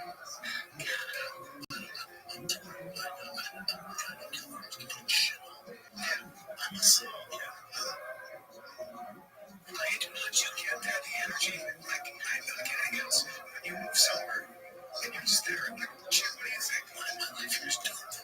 Like that kind of like nobody's like granted the time you see try to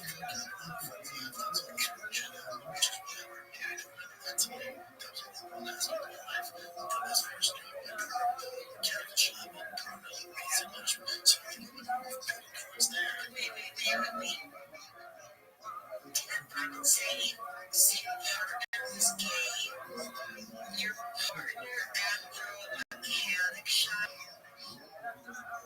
I don't even think that's a thing. I think you meant your boyfriend and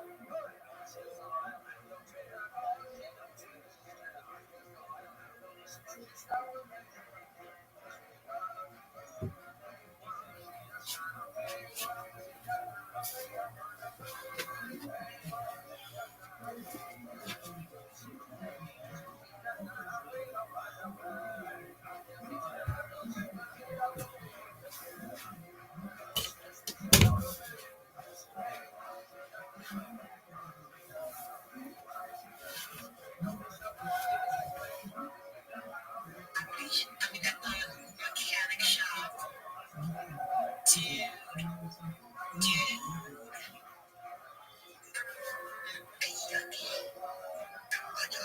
Tigers, biggest coaches, big team from here.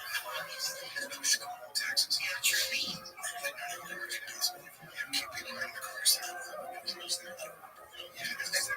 Texas like that. Because Texas, they all drive today. Nobody has a hit show. There's no show culture in Texas. There's definitely no sports culture.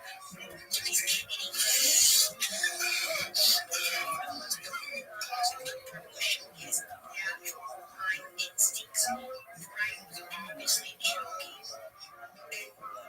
Brendan was like, I know that like true culture, I know. He was kidding. He was like, yeah, obviously I know that there's no true culture in Boston.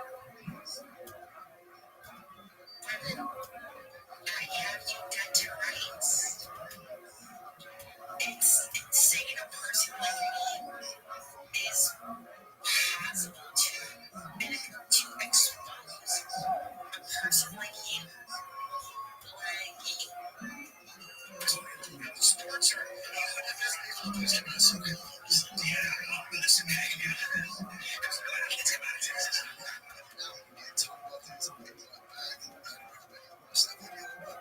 listen, basically pointing out how to be.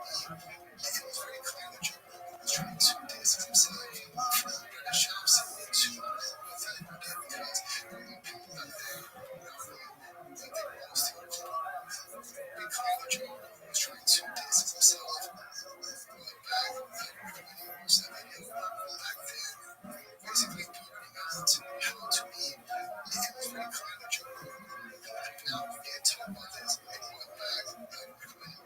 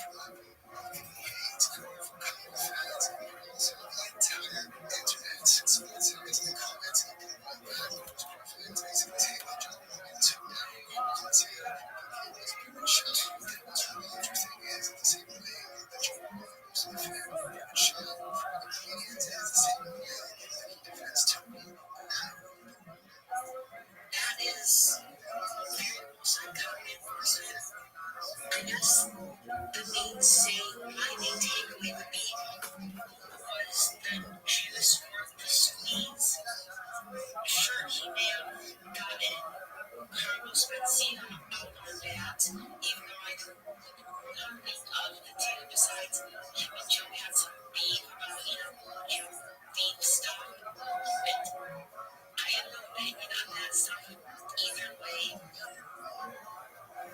Instead, in Carlos's place, in my opinion, that's what I would say. Be careful what you wish for.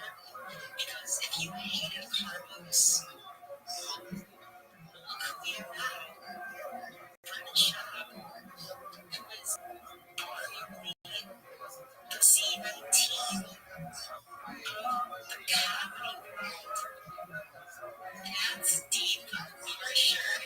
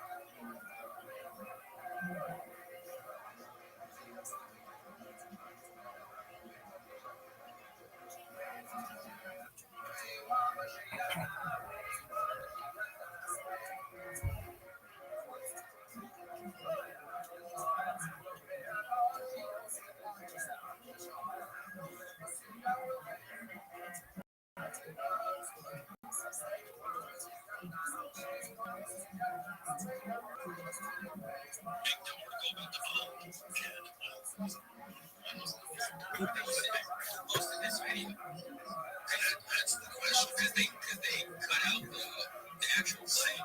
It's like, he's just, literally did it. The shitty thing is this Kim's face. So parents watch it. So bitch ass parents send that out. Are you worried about your reputation preceding you from you to Austin? Oh, you got thrown out in the Boston. She had dad.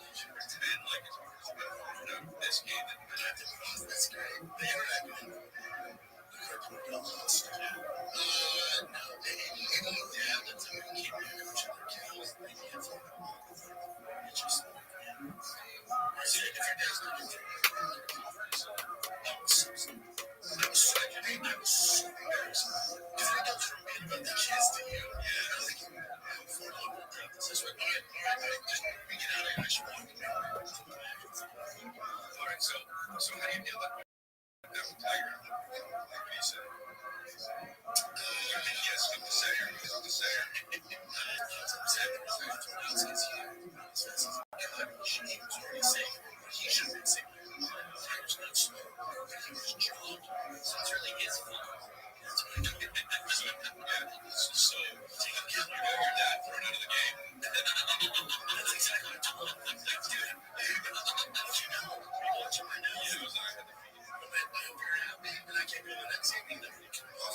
escape California. Have a good night.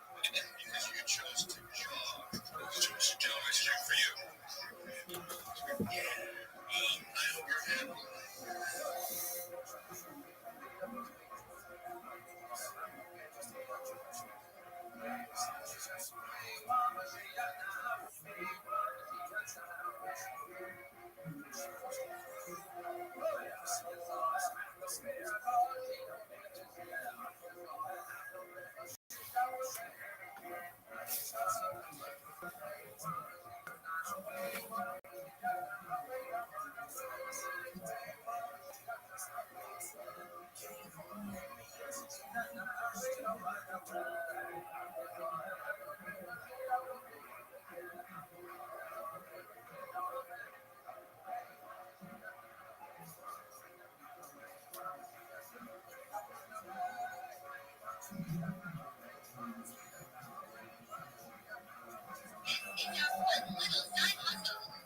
Can you guess how much we won after scratching off all of these? $100 in winners. Not a bad day. Not bad. And you probably spent $1,800 too.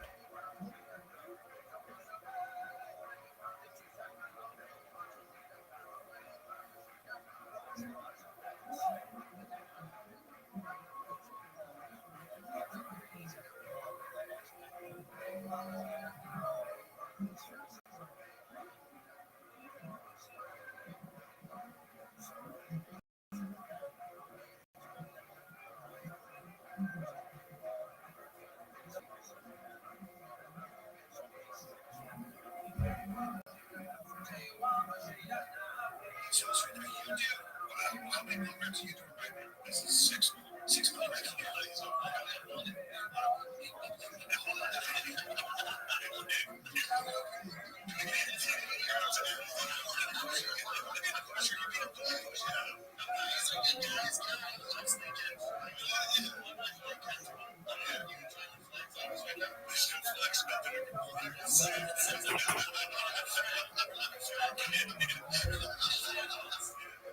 What's up, guys? Welcome back to the channel. This is the first video as part of a new series I'll be making of Shane Gillis roasting people. So make sure you're subscribed, otherwise you won't miss out on some of my uploads. Quick shout out to my almost 95,000 strong regulars who always turn up for me. Love you guys. Oh yeah, and I almost forgot. Hi Shane. So there are many instances of Shane and Brendan being in public together, and I think this is really interesting because in terms of the Rogan comedians, these two guys are basically at completely opposite ends of the spectrum. On the one hand, we've got Brendan, who left the UFC to become a full-time podcaster and stand-up comedian. Well, he doesn't exactly do comedy, he kind of just stands there and says random words into the mic. And Shane actually discussed Brendan's meteoric rise to the worst comedian of all time, but we'll get to that a little bit later, because on the other end of the Rogan spectrum, you've got the man himself, Shane Gillis, who looks to be the next big-time comedian. And like I've said in previous videos, I find the dynamic between Shane and the Rogan comedy brush to be really interesting, mostly because I personally believe that Shane only puts up with them because they're buddies with Rogan as well. But if you go back to 2019, when Shane was fired from SNL, he wasn't super close to Rogan and the Brats yet, so I've managed to find a few clips of him discussing Brendan, especially in relation to how much hate that he gets. So like I said, this was 2 years before Shane made his first appearance on JRE, even though he's been friends with Rogan for a while. At that time, he wasn't part of Rogan's inner circle, certainly not compared to nowadays when he's got a regular spot on JRE's Protect Our Pies podcast. So this all started when Shane stumbled upon the photo of a kid's subreddit and made an interesting discovery. I was looking at Reddit. I was looking at the photo of the kids Reddit. It's a tough stuff. I was looking at it. Like they had a post about us. Shit hit me. Shout out to Cook's Cast now. Seriously, hilarious. It is very funny. The dynamics are insane. Looking down. Coming back to the corner. Just said hi, Shane. She's like, oh, that's hilarious. Being like, you know, you're going to be his that's actually, yeah. I always find it funny to hear about other comedians speaking publicly about Brendan and all the hate that he gets, but this was actually a pretty unique situation where Matt and Shane spoke pretty loosely and candidly about the fighter of the kids subreddit specifically. And just to give you some context before we go on, this is wild. At the time that this episode was recorded, the subreddit only had 14,000 members, but as of January 25th, 2024, it has 153,000 members, which is crazy. But yeah, like I said, this is a pretty rare find to hear Matt and Shane speaking about this, because they surprisingly understand the details around why the subreddit was created in the first place. So I'll get to that in a moment, but first, let's hear Matt and Shane's take on the subreddit itself.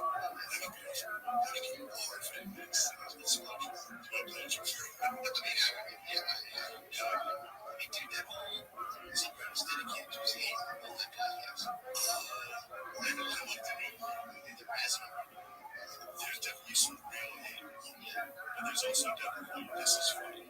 This Razzle guy, yeah, I don't think it's necessarily wrong or it's true, but it's too much dedicated to this. It's like funny folks that it's just like that's what's about last week. It was funny now that people back to the whole thing and it's something for me today. It is completely trying to tear this down. And then with it, of course, the Razzle, but it's still like, dude, I'm looking at that being like to think I did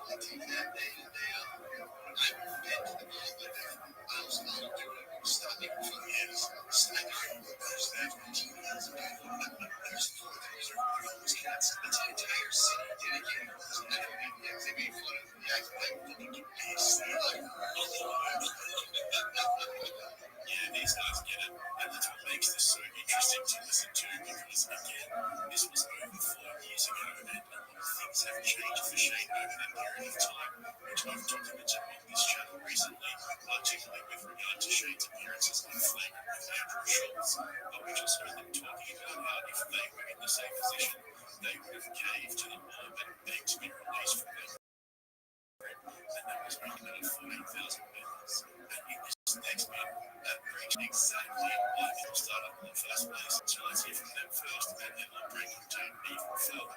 I just had to wait some documentary about, Well, the guy that made that a documentary about. yes, I know exactly what's going on in that subreddit. So I watched that documentary, and then I went to the subreddit, and I'm like, oh, there's like a whole space. There's one subculture of these people. There's like a small city, there's 13,000, yeah, small cities with people, like towns with people dedicated to like watching everything. Yeah, you see the watching who's taking that like kind of elitist attitude towards his families. He was kind of like, you guys are losers, killing it, and they were like, dude, they're just hive mind things. It's like they're not simply king. Yeah, they're so up with you guys. Just When I first heard that clip, I thought to myself, finally someone gets it. Now, what I mean by that is, you know, we often hear other comedians talking about the hate that Brendan gets, but they usually just refer to it in general terms and how it's really bad or that sucks for Brendan, blah, blah, blah. Basically just empty platitudes without going into much detail. But right there we heard Matt actually acknowledging that it was Brendan who leaned into it, and that's what caused it to grow so quickly. Now, Brendan isn't your average comedian. Well, he's nowhere near average, but what I mean is he's a former football player turned MMA fighter, so he probably doesn't see things the way most normal people do. If he feels like he's getting bullied, then he'll take it head on and walk back down, because that's just part of his DNA. He's a big dude, he's strong, he's a fighter.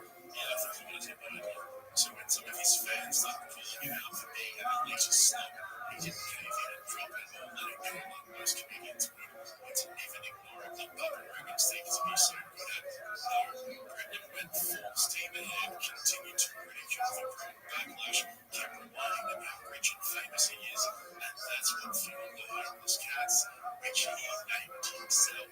Add to that the hours upon hours of Brendan acting like a tool or saying stupid stuff with his mouth full of nicotine pouches or creating or whatever he chooses to stuff himself with on any particular day, and you've got a recipe for disaster, which is exactly how it turned out for him. So to hear Matt and Shane break it down like that and explain how they fully understand what happened and why it happened, that just shows how aware they are of how powerful the internet can be if you push back too hard on your haters. I mean, look what's happening to Thompson right now. To the blind eye, everything looks completely fine and normal, but in the background, him and his people are in full damage control. And if you think I'm exaggerating, just think to yourselves, why would a comedian of all people go and delete every tweet from October last year? If you don't know what I'm talking about, just a very brief overview. After Tom's airport meltdown, where he went on a 2-day Twitter rant because he had to check his bag himself, he eventually deleted every tweet from that month. Not just the 2 days, the whole month. There was also that awkward moment recently when he refused to say how many cars he owned during an interview. So you can see how even with someone like Thompson, who is 100 times funnier than Brendan Sharp will ever be, there still is a line as to how far you can go when giving it back to your haters.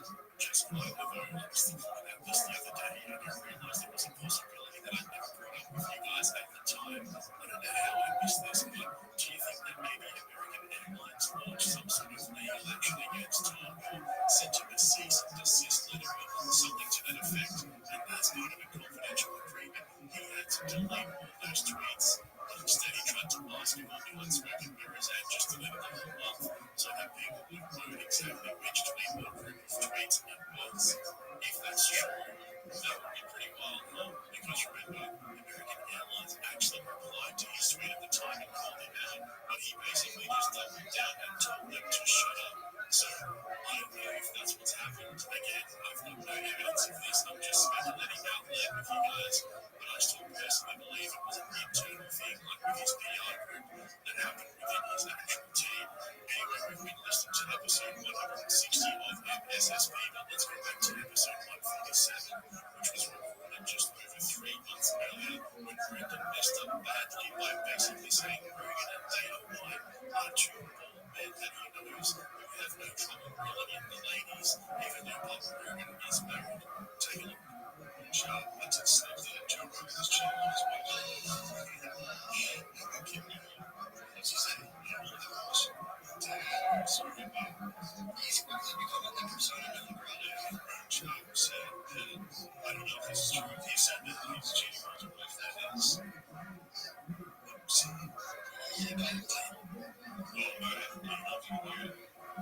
Listen, I don't give a simple dudes are just like down there, like a data mine, again. That's it. Like a data mine, again. That's it. So yeah, when he noticed that to his wife, I'm saying he's saying, look, I'm married, you let him sleep to his wife, and his wife, maybe he's saying he could, or he could be talking about stand up. But as soon as he said it, you can see his face like, and then he'll have to listen to his life. I suppose my wife is going to do his steak and, I don't know, Sam and Theo.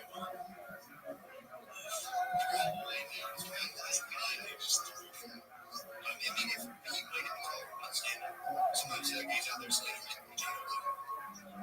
So what Paul does, they're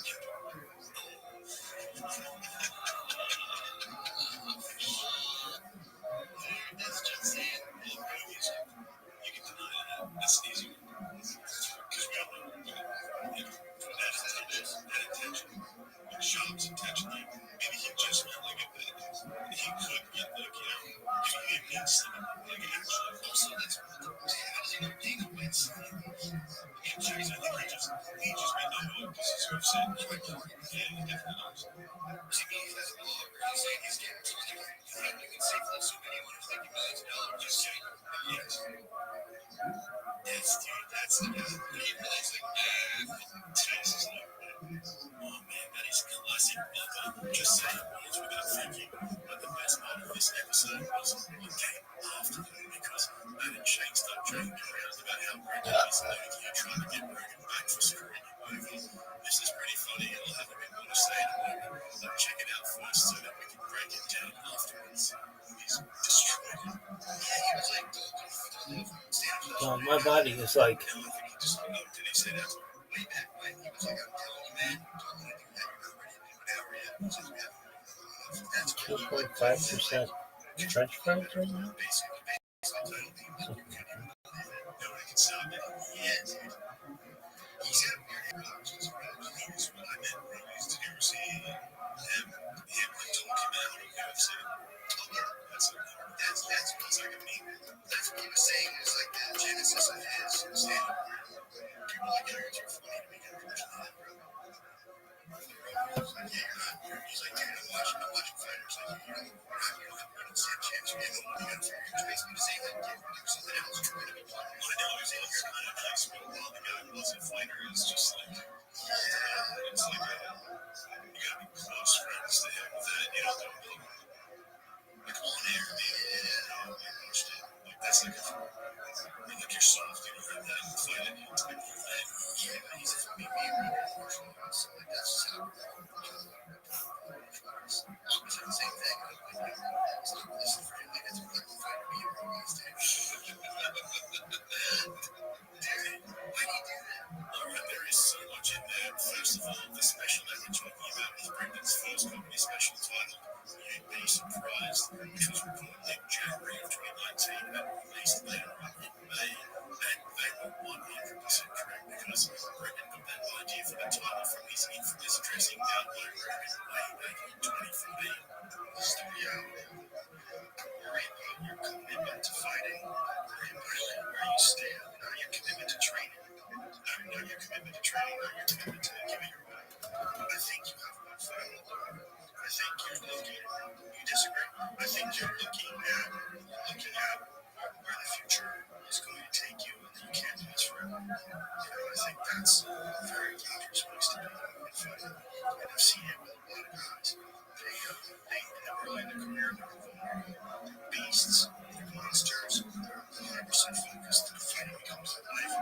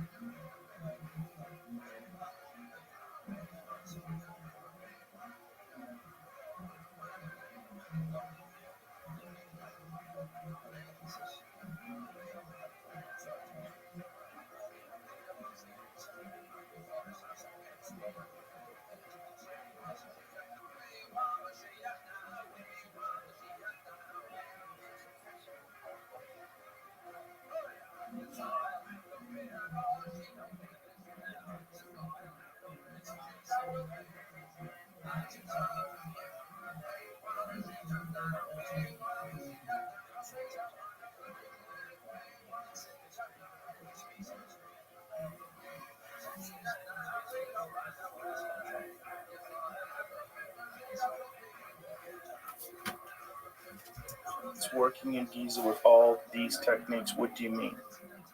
We have the scan pyramid team. Right. They're working. But you understand this is different technology. I understand, but they Right. know about this technology. But have they used this No, technology? they said this technology cannot work, cannot show 600 feet under the pyramid at all. This is what they said.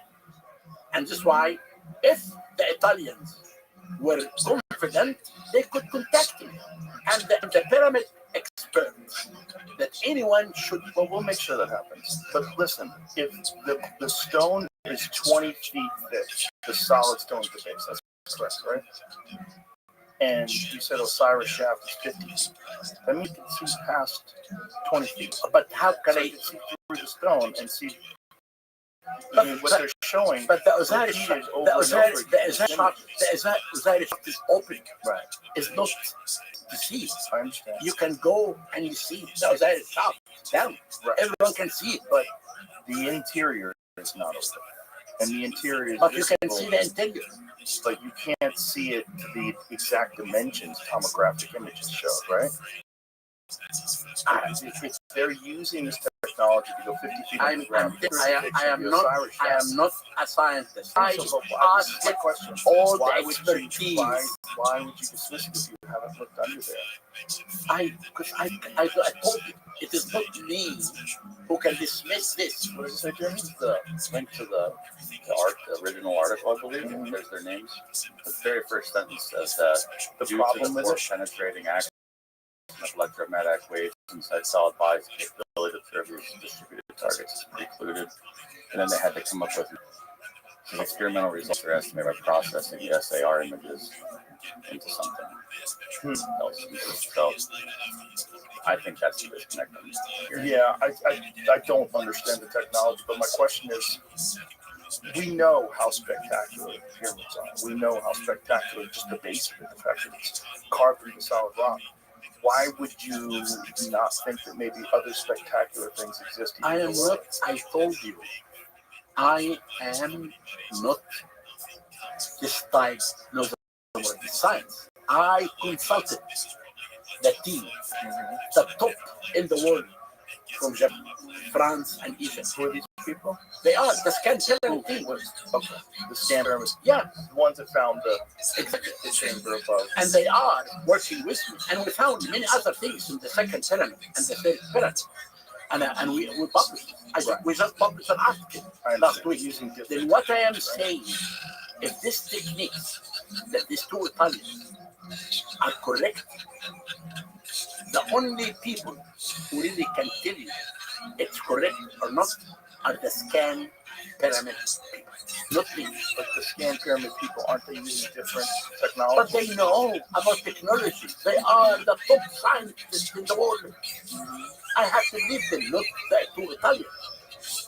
Yeah. And if the Italians are really correct, they could come to talk to us, not me, Well, to talk to me and others. I will definitely try to connect you with those people because I know that Graham Hancock and Brian Murarescu have been in contact with those people, and they're open-minded. They don't know what's going on down there, but these images are repeated over and over and over again. Fine, but I told them. Fascinating. Okay, The whole one of the fascinating things about Egypt to me is the fact that it's not just so much more advanced in terms of construction than anywhere else in the world, but that it's still to this day like nothing even close has ever been even attempted to this day. What do you think was going on back then as far as their capabilities and their understanding that led them to do something spectacular that other people Again. 4,500 years ago? again, the belief of the afterlife built Egypt. Right. But they also had to have If you come, understanding if you of come engineering and construction and Because- design. to do this belief of the afterlife, to build the pyramid, as I told you, this was a national project. No, I understand it's a national Then now, project, but they have I'm no asking knowledge. about this pyramid. If it exists alone, when you come to Egypt and you go through time, you will see that everything gradually. There is no gap that you can What do you mean by that? There is no gap for anyone to think something different than the belief of the Egyptians. Well, I don't think anybody's saying that. Oh, yeah. Or maybe some people do. But I mean, it's all the Egyptians, obviously. It was in Egypt. I mean, it's the Egyptians. It's pretty obvious. That just seems obvious. Then if it's that, I'm happy. I'm happy to hear this. Yeah. Well, I just think whenever people say it's aliens, they're like, where's the proof of that? Exactly. Also, they built a lot of spectacular things. Like, no ifs, ands, or buts. Just the statues, just faces of the pharaohs with incredible symmetry. That's why I want, since you are interested in Israel, we would like to invite you to I come. want to come.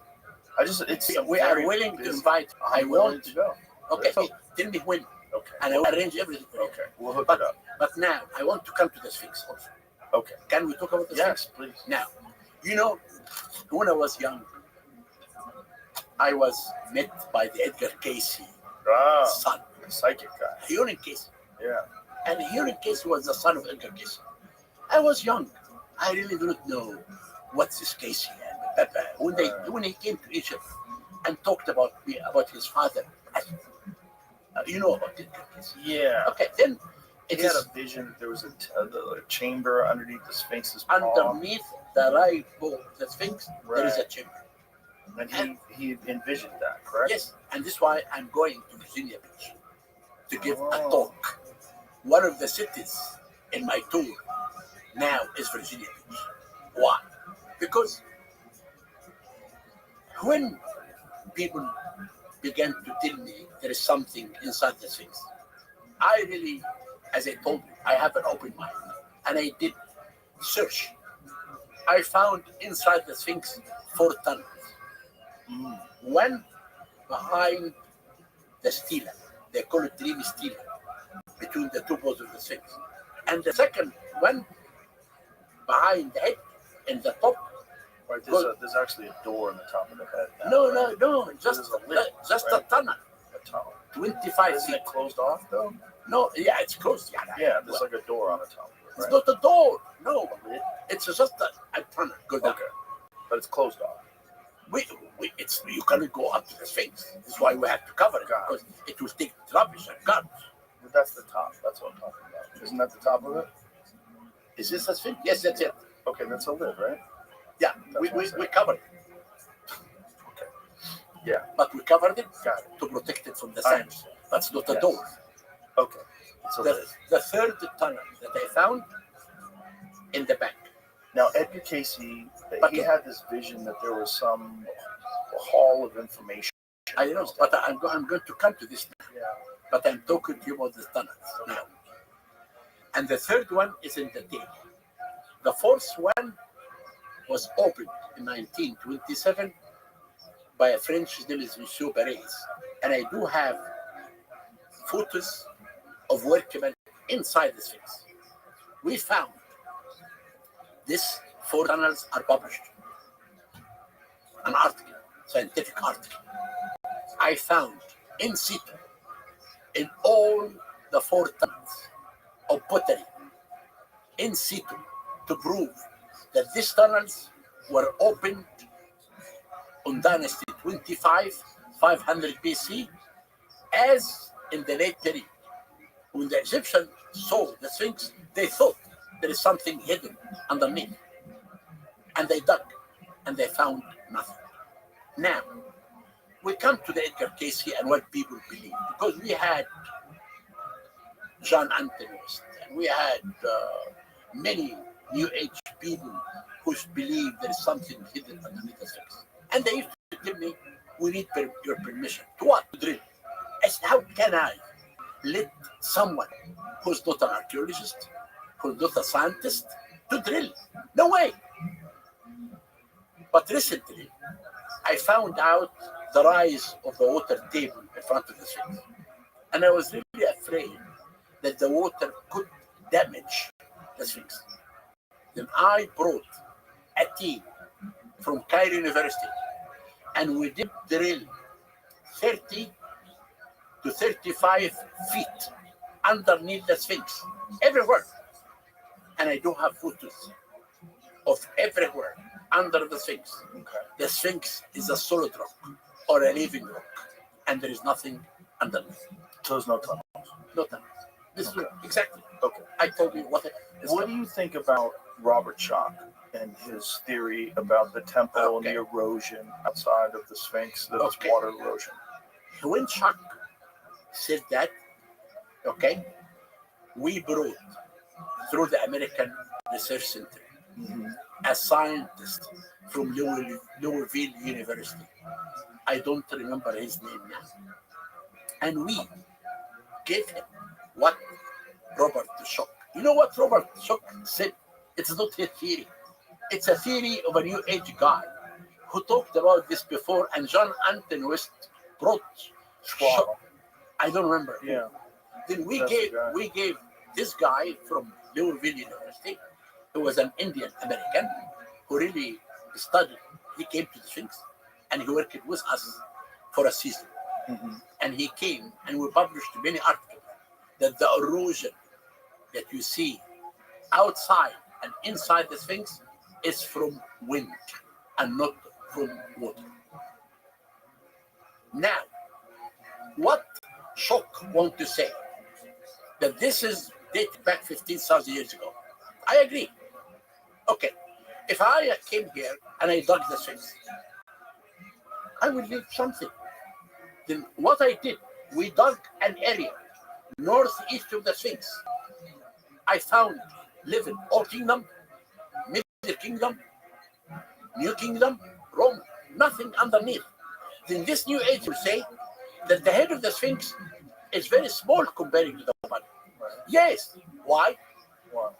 If you take all the casing stones away from the Sphinx, you'll find exactly here the Sphinx, and now this, and another part like this. In between, there is a hollow. Remember, I told you that Giza Plateau is divided to 3 levels. Level 1 and 2 is very bad stones, can be seen to the chest of the Sphinx. Right. Level 3, they carved the head from level 3. Then when the Egyptian carved the head to represent the King Kefren with the cobra, the royal head premise, they began to make a lion body. Then what they did, they filled this hollow between the 2 Sphinx pieces with the stones. And they covered the whole body of the Sphinx with the stones. And they did the modeling of the lion body on the covering stones. And this is why the head is very small comparing So to the you body. think the head was made first, and then the body was made later? Exactly. If that's the case, the body's so much more eroded. I than that. told you, the body, it is a part of the bad stone. Bad stones. The- So the top more one is the porous head. stones. Exactly. So For there's a different density to the stones. That's why stone in the Sphinx's head is intact, and the because body it's is softer level 3. So it's a different kind of stone. Exactly. Got it. Of the body. And this is why the There's Egyptian, layers to it all. the and Egyptian- some of the layers are the more. Egyptian wanted to make a lion body. They couldn't. The only way is to cover the body with stones and do the modeling of the lion body on the covering stones. Can we take 2 minutes rest? Yeah, sure. Want to take a break? Yes, to go Okay. to this. Okay. Okay, go to the bathroom. You know where it is?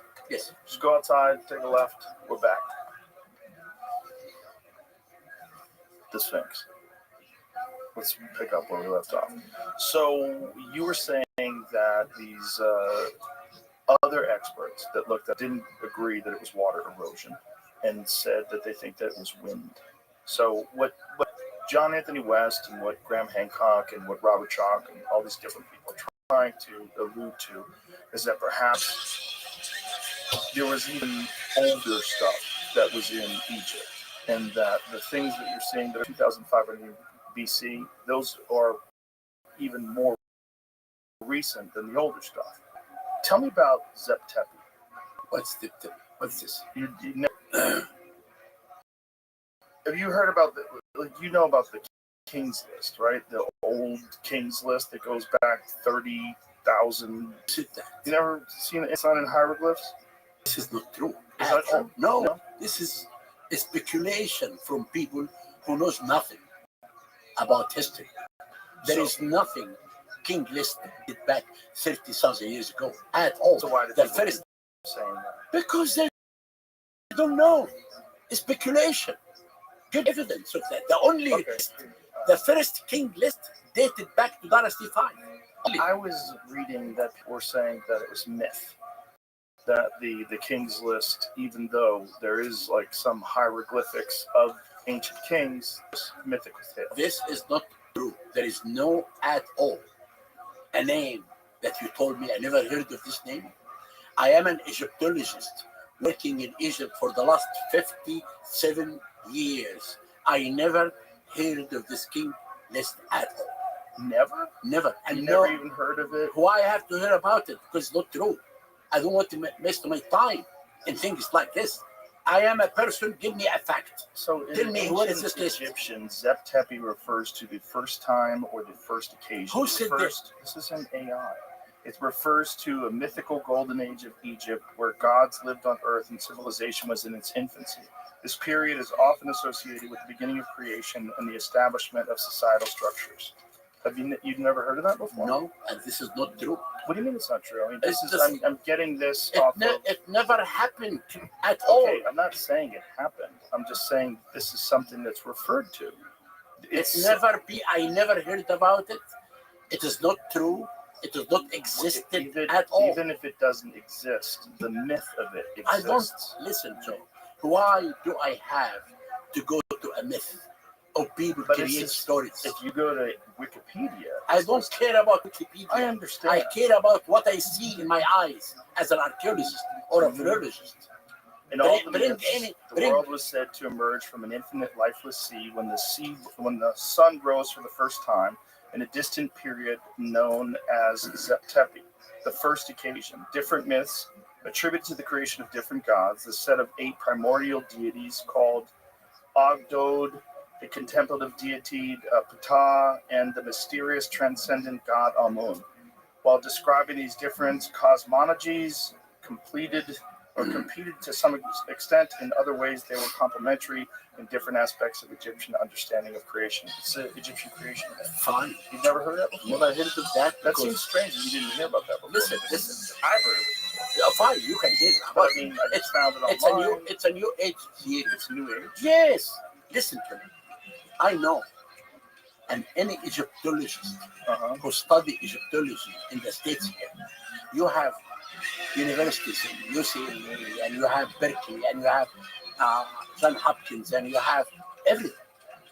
There is every Egyptologist here study languages and archaeology. No one can answer what you are talking about.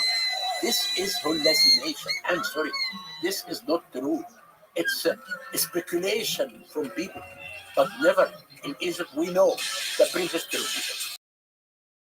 We know the pre-dynastic. We know the beginning of civilization. We know there is no gap that can let some things like that. And that's why I never heard of it, and I don't want to hear about it. You don't want to hear about it? No, why? Because there is no evidence. I am a scientist. I believe on what's written in front of me, and I believe of a theory that I can see.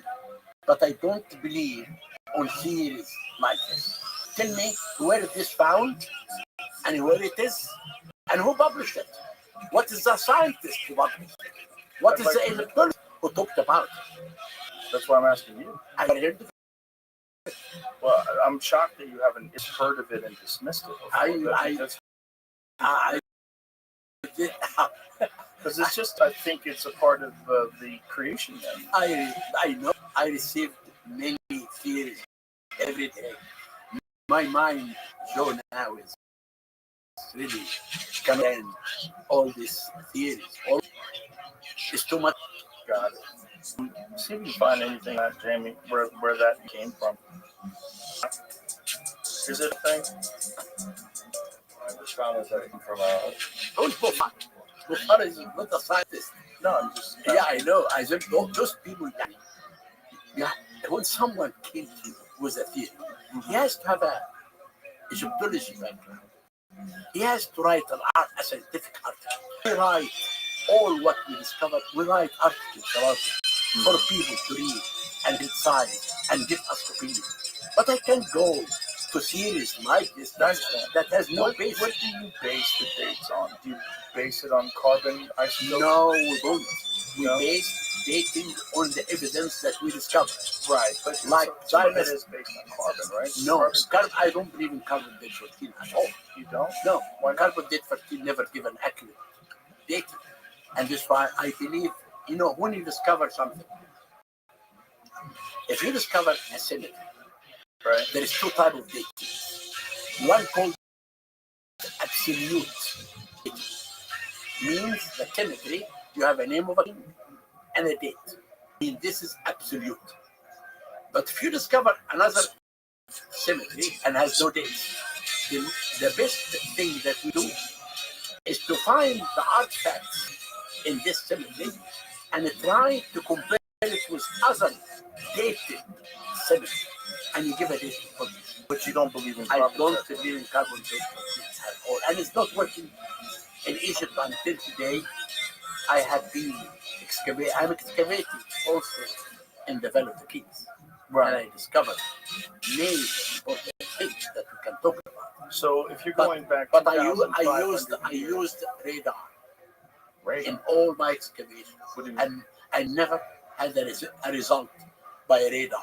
And carbon date 14, people use it when there is no date. But Wait a minute. You use radar to date things? How? No, I use radar to discover things. Right. But what do you use to date them? Dating, that I told you, two methods of dating. Yeah. Most of the dating that for me now in Luxor is based on evidence. Like I discovered the Golden City. It's a major, big, large city, large settlement, a city. And this city was chosen the most important discovery in the world of year 2021 because this is the first time that we have a big, large city to tell us about the people who made this city. So how do you know how old the city is? Exactly.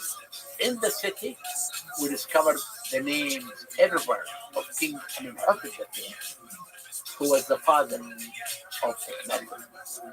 Inside the city, we found many statues of his queen Tea. We found inscriptions about dried meat stored to celebrate the third Set festival of Amenhotep III. We found 9 royal workshops in the city. In the city tells us about the golden age of that king. It is dated by pottery, by hieroglyphic inscription, by many things.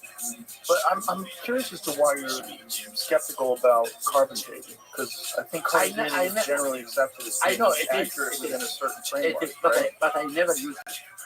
And many people, it's very rare used in Egypt because in Egypt mainly we have absolute chronology, we have absolute dating based on inscriptions.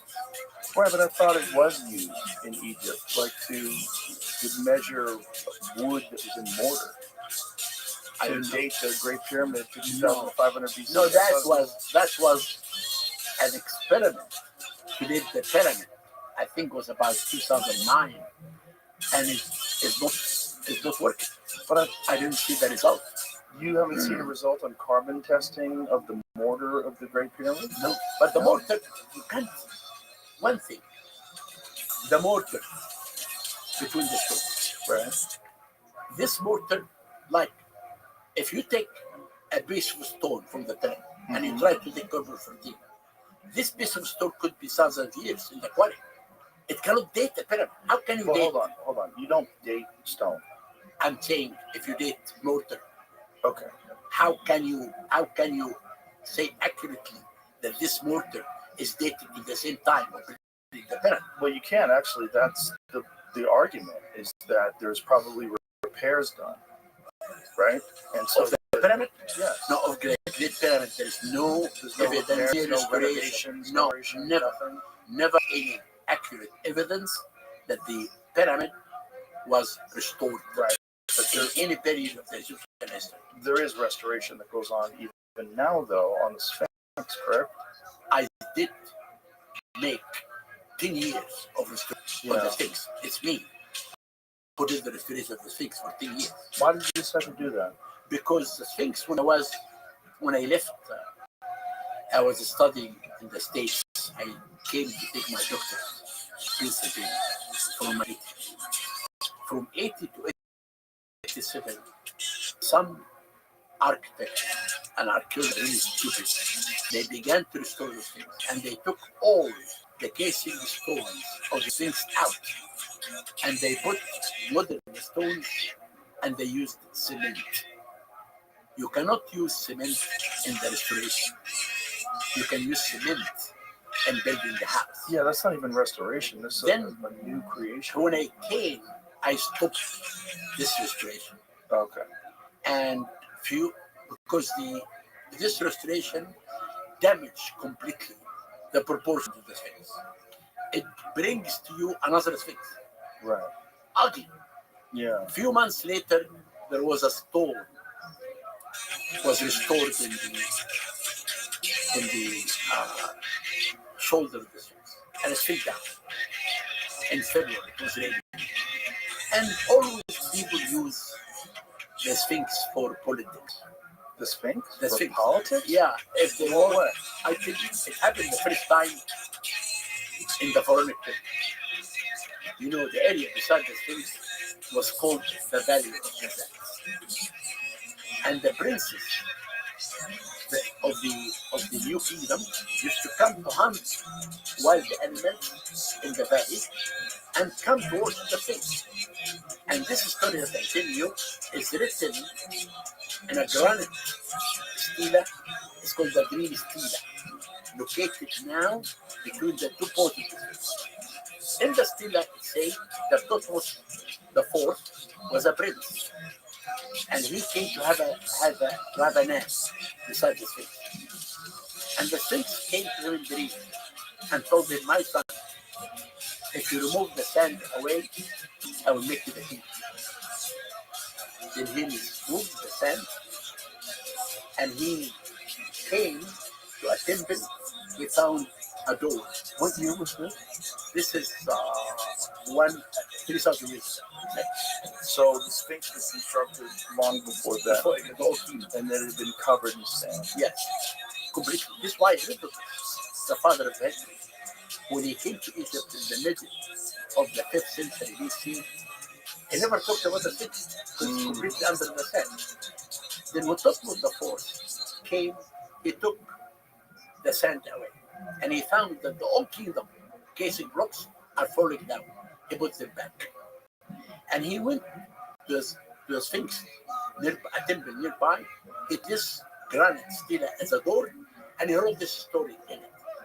But we found there is something politics in that story. He killed his elder brother, who was supposed to be the king of Egypt. And he wrote this story to tell the Egyptian that the God,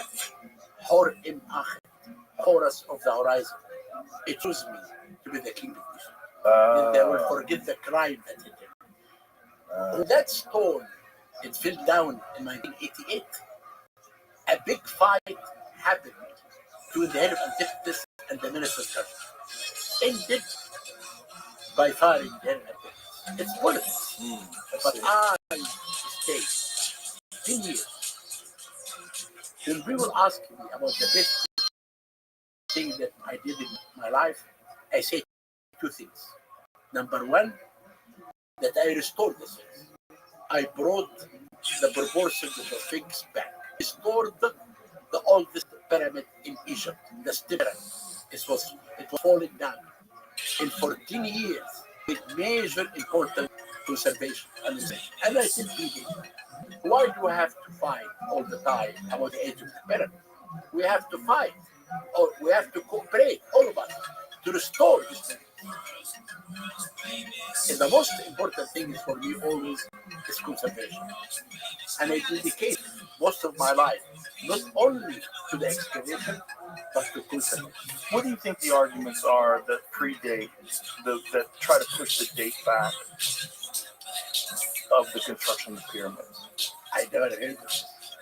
You've never heard of this No, before? it's only new. It's a theory Right. from the new age. But I No, know I saw a no. debate with you. I saw a debate with you and Graham Hancock, and there was another That archaeologist. was But no. hold on. The other archaeologist was saying, if you're saying that something happened 10,000 years ago, where's the evidence of any civilization from 10,000 years ago? But then you found Göbekli Tepe. So Göbekli Tepe was buried over 11,000 years That's ago. not true. I never heard about this. What do you mean it's not true? It's not true what I told you. What is not true? It's never Göbekli happened. Tepe? We never discovered this at all. Wait a minute. Göbekli Tepe is in Turkey. Okay. Oh, and Turkey. Yes. Göbekli Tepe is in Turkey. I know. It's About more this. than 11,000 years old. Fine. It's very complex stone structures. Fine.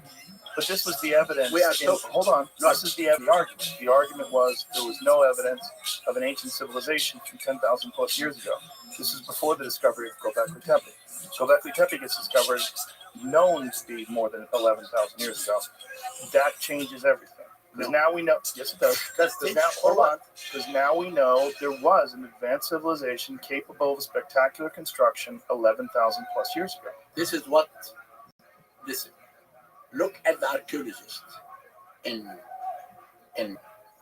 Turkey or in any civilization. Okay, They never talk about old civilization. that's not true. Göbekli Tepe is universally accepted as being more than 11,000 years old. I am talking now about Egypt. I'm not. No, I understand, but the argument was that there was never any ancient civilization capable of spectacular construction 10,000 years ago. Now that they showed Göbekli Tepe is more than 11,000 years old, they know for sure that's not true. Okay, but now I'm talking about the pyramids in Egypt. I have the evidence, the written. We found everything about that. You know the dating, and I give you hundreds of evidence that this pyramid built by Khufu. No, I'm not saying it wasn't.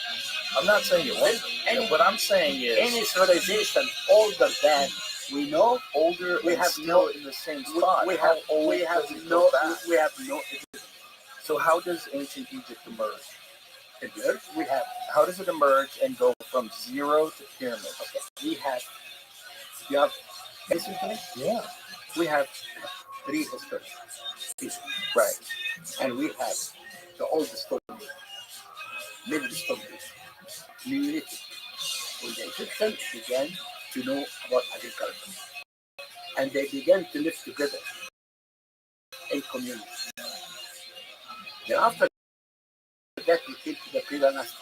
When a king called Narmer, dynasty zero, he began to make unification of the upper and lower until a king called Mina or Horhaha, who united completely. And what year was it? This war was 3000 BC. In Abneu the Abidas, they built huge mud bridge tombs. For mud bridge, not for me. And this tomb created in a site called the Abidas. You know what's really fascinating about this is that 500 years, you think about that, how different just modern civilization was 500 years. 500 years ago, we had almost none of the inventions we have today. We had no internal combustion engine, no hardened steel, none of the things we have. And now look what we have with electronics. Now imagine what the Egyptians would do in 500 years in a different way in construction with stone. That their advancements weren't like our advancements, but their advancements were equally spectacular, just in a different way. Okay. Now I come back to the mud brick structure. This is in Dynasty 1 and 2. On Dynasty 3 came a king called Joseph. He had a genius architect. His name is Imhotep. I am searching. Did you hear about Imhotep? Yes. I'm searching for his story. only 2 weeks ago, before I came, I made a major important discovery. I found a tomb of the son of a king. Inside, incredible statues of Joseph and his father and his queen and his children. Where's this tomb? And in the shadow of the scripture, in the shadow of Joseph. And this really made me, because I have been searching for the tomb of Imhotep most of my life. But the area that I found this tomb, it was under houses, modern houses. Oh, wow. The workmen worked in the site 100 years ago. They built houses in the site, but they never excavated what's underneath the house. Wow. So modern houses are Then 6 months ago, we gave houses to these people in another area, and we demolished the house. And we found underneath major discovery. This discovery will be in today's show this week. Now, I am sure now that Imhotep's tomb is in this one. wow. Now I come What technology can you use to discover like You these know, underground caverns and Joe, chambers? all what I do is digging. That's it? That's it. What if these Italian guys are onto something? You can find more stuff. I want you to come to see what I do and what I discover. I want to. I And want to what talk I to the discover- Italians too. And what I discover, I can show it to you. Please do. Jamie, Zeptepi, did you find anything about that? About that? Where the origins of that? Of maybe a book from 1960, and I couldn't figure out how he got there. Probably a long slodge through information and try to get to the root of it. But can we continue With how it happened until you have the pyramids? Sure. Then Imhotep came and he built the same mastaba. Mastaba in Arabic means a bench. He built the construction in mud brick of stone for the first time. And he added more sections, the first one. And he put above that 5 mastabas. It's called the Step pyramid. pyramid. Yeah. In the pyramid So text, that's the first one. in the pyramid text, they say that the step pyramid is a stone that the king is buried underneath to go to heaven. And this one was how many years before the Great Pyramid? It's almost 700 years. So obviously it's not nearly as sophisticated as the Great Pyramid. So But in this- 700 years, it just got way better at it. Listen, now on Dynasty 3, there is another pyramid was found, and only I found recently that I did not excavate it correctly. I found a pyramid, which is the end of Dynasty 3, of a king called Honi. Then now we came to His name Senefru. is Horny. Honi. Hony. Okay. H-U-N-I. Then we come to Dynasty 4, Senefru. Okay. Senefru had a genius architect. His name was Nefermad. Then he started, Sounds like a good name for a genius. he started to build a step pyramid like this in a site called Maydun. But for a reason we do not know, he left it unfinished. And he went to a place called Dahshur. The pyramid was a huge angle, and changed the angle. It became bent. And he built another pyramid. If you look at the other pyramid of the father of Khufu, it's exactly equal. The Great Pyramid. This is the true pyramid, but people never go to the show to look at this pyramid. People look at Khufu. Then you have in Dynasty 4, the pyramids were huge because of the quality of the stones. In Dynasty 5 and 6, there is no good quality of stones. Then the Egyptians made decrease on the volume of the stones and did increase in the volume of the war reliefs. Temples began to be decorated with scenes for the first time. In the Middle Kingdom, another trend. Mud brick pyramid, but underneath maze corridors of stones that if you go down, you will lose your way. In the New Kingdom, they came in the top of the Valley of the Kings, a shape of the pyramid, and they buried all the kings like King Tut and others underneath the pyramid shape. So that's the story. That's a story. All right. Well, listen, man, it's been fascinating talking to you, and I definitely am going to take you up on your offer. I'm definitely going to go to Egypt. No, now we'll talk. We'll talk. And you got to send me that Mustafa. video so we can splice it in of the hieroglyphs that are on the wall. We'll send that, I right? will send it tomorrow. Okay. But give the email to Gregory and Mustafa now, We will do that. and they are the people that will talk to them now to arrange for your stay. Okay. And I will invite you for How many days do you think it's 3 days. Jen, you got to come. You want to do a podcast tonight? Let us do one inside the Great Pyramid. Yeah, definitely. 100%. Okay. Yeah. What the actually though? Oh, here's another problem with the idea that these Italians are proposing. Isn't there a water table under the pyramid that's like 1 million years old? No, There's not water underneath there? no. This is the Osiris shaft that was full of water. So is that what Mr. Beast was swimming in? Exactly. But where's that water coming from? It's a water table. Oh, there is a water table. This shaft,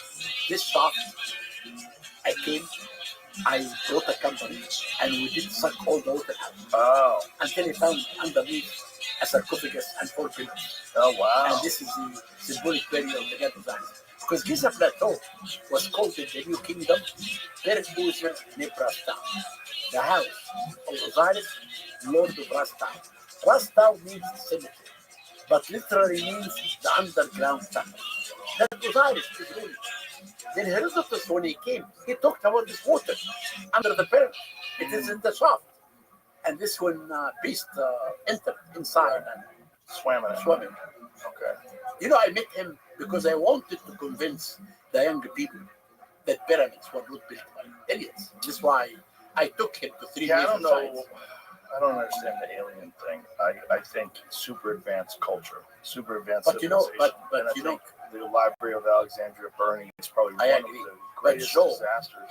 many people in America believe that you believe in aliens. When I talk to them that I'm coming to see you, That I believe in aliens? they do. Well, I'm not opposed to the idea of aliens existing. There's hundreds of billions of galaxies in the known universe, each with hundreds of billions of stars. The idea that we're uniquely alone. You don't think there's anything out there? Nothing. So you don't believe in ancient civilizations capable No. of advanced construction. Joe, You don't believe Joe, in aliens. So I You am don't believe in I am carbon I, dating. I am a scientist. Oh. If you believe in something, write an article. I Then I understand. can read. But don't give me a theory. But the theory of planets containing intelligent life is... No, that's not true. I have been debating Graham Hancock, Robert Bafal, and John Anthony West, and I told them from the beginning, your theory will go with the wind. Right, but we're not talking about that theory. We're talking about aliens being possible. No way! No alien, just us. This is Only their us in the national whole project. universe. If you believe in Us in the God, whole universe? Only us. if you believe in God, you do miracles. The Egyptians believed in the afterlife, and they made this great civilization. I'm not saying aliens made it. I'm saying it's very possible there's something else out there in the Okay. world. Thank you. All right, thank you. All right, I goodbye, really everybody. enjoyed talking to you. I enjoyed it too, and I'll see you in a minute. All right, bye, everybody.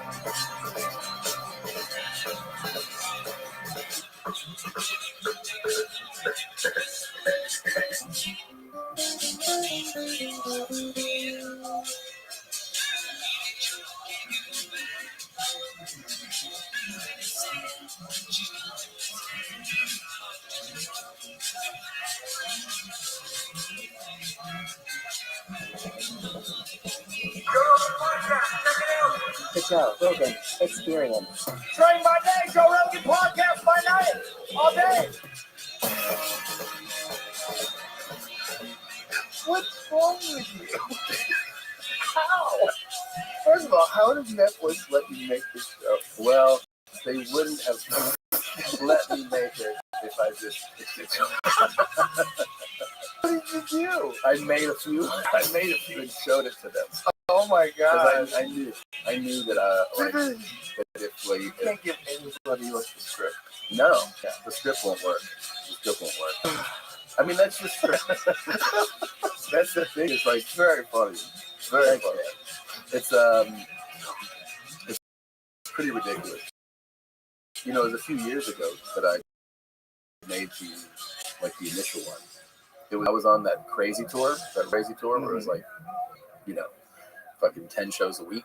A break coming up.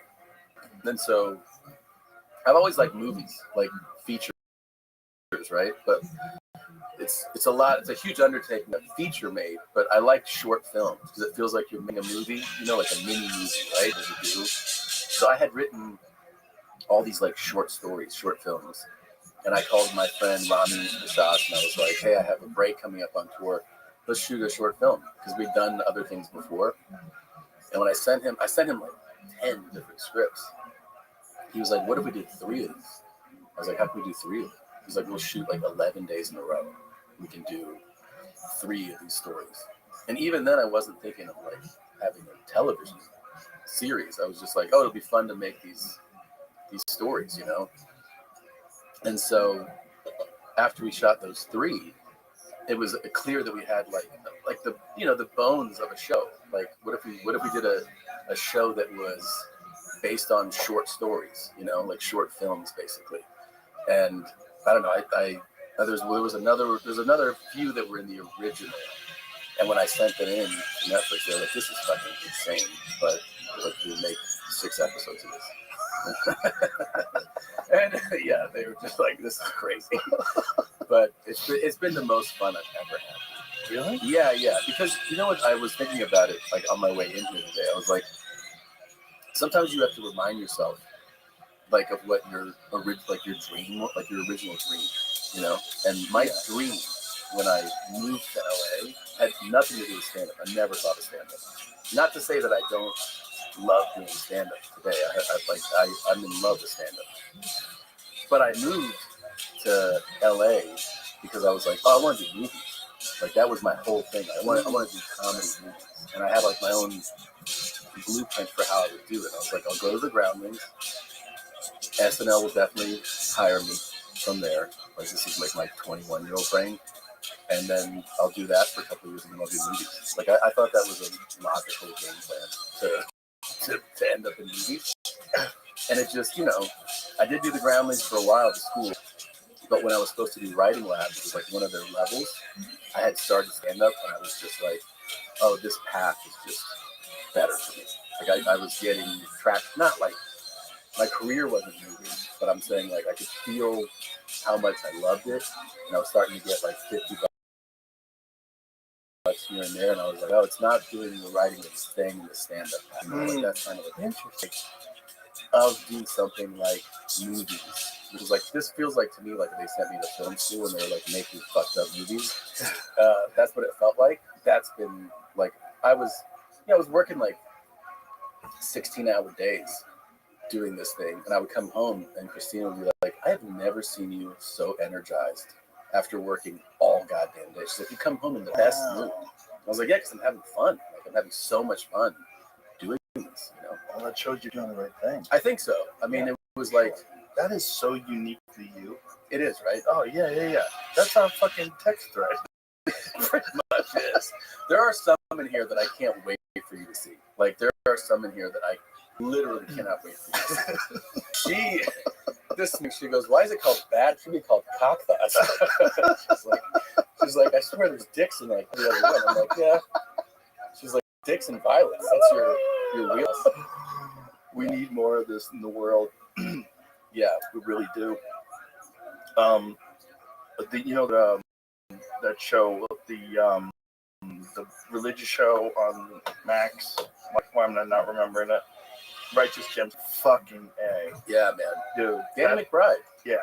He's fucking fantastic. Yeah, he's fantastic. But the whole cast. The whole cast is, yeah. The fucking show is so good. It's so funny. Goggins, Adam Devine, John Goodman. Oh, yeah. Everyone's amazing. They're all fantastic. But it's also so ridiculous. Yeah. It's like, thank God. It's like, it seems like for a while, people were getting scared of making anything offensive. I know, and it also feels like so many studios, networks, platforms, whatever you want to call it, are like so distanced from comedy. Like it's like comedy is It's like too dangerous. It's very like.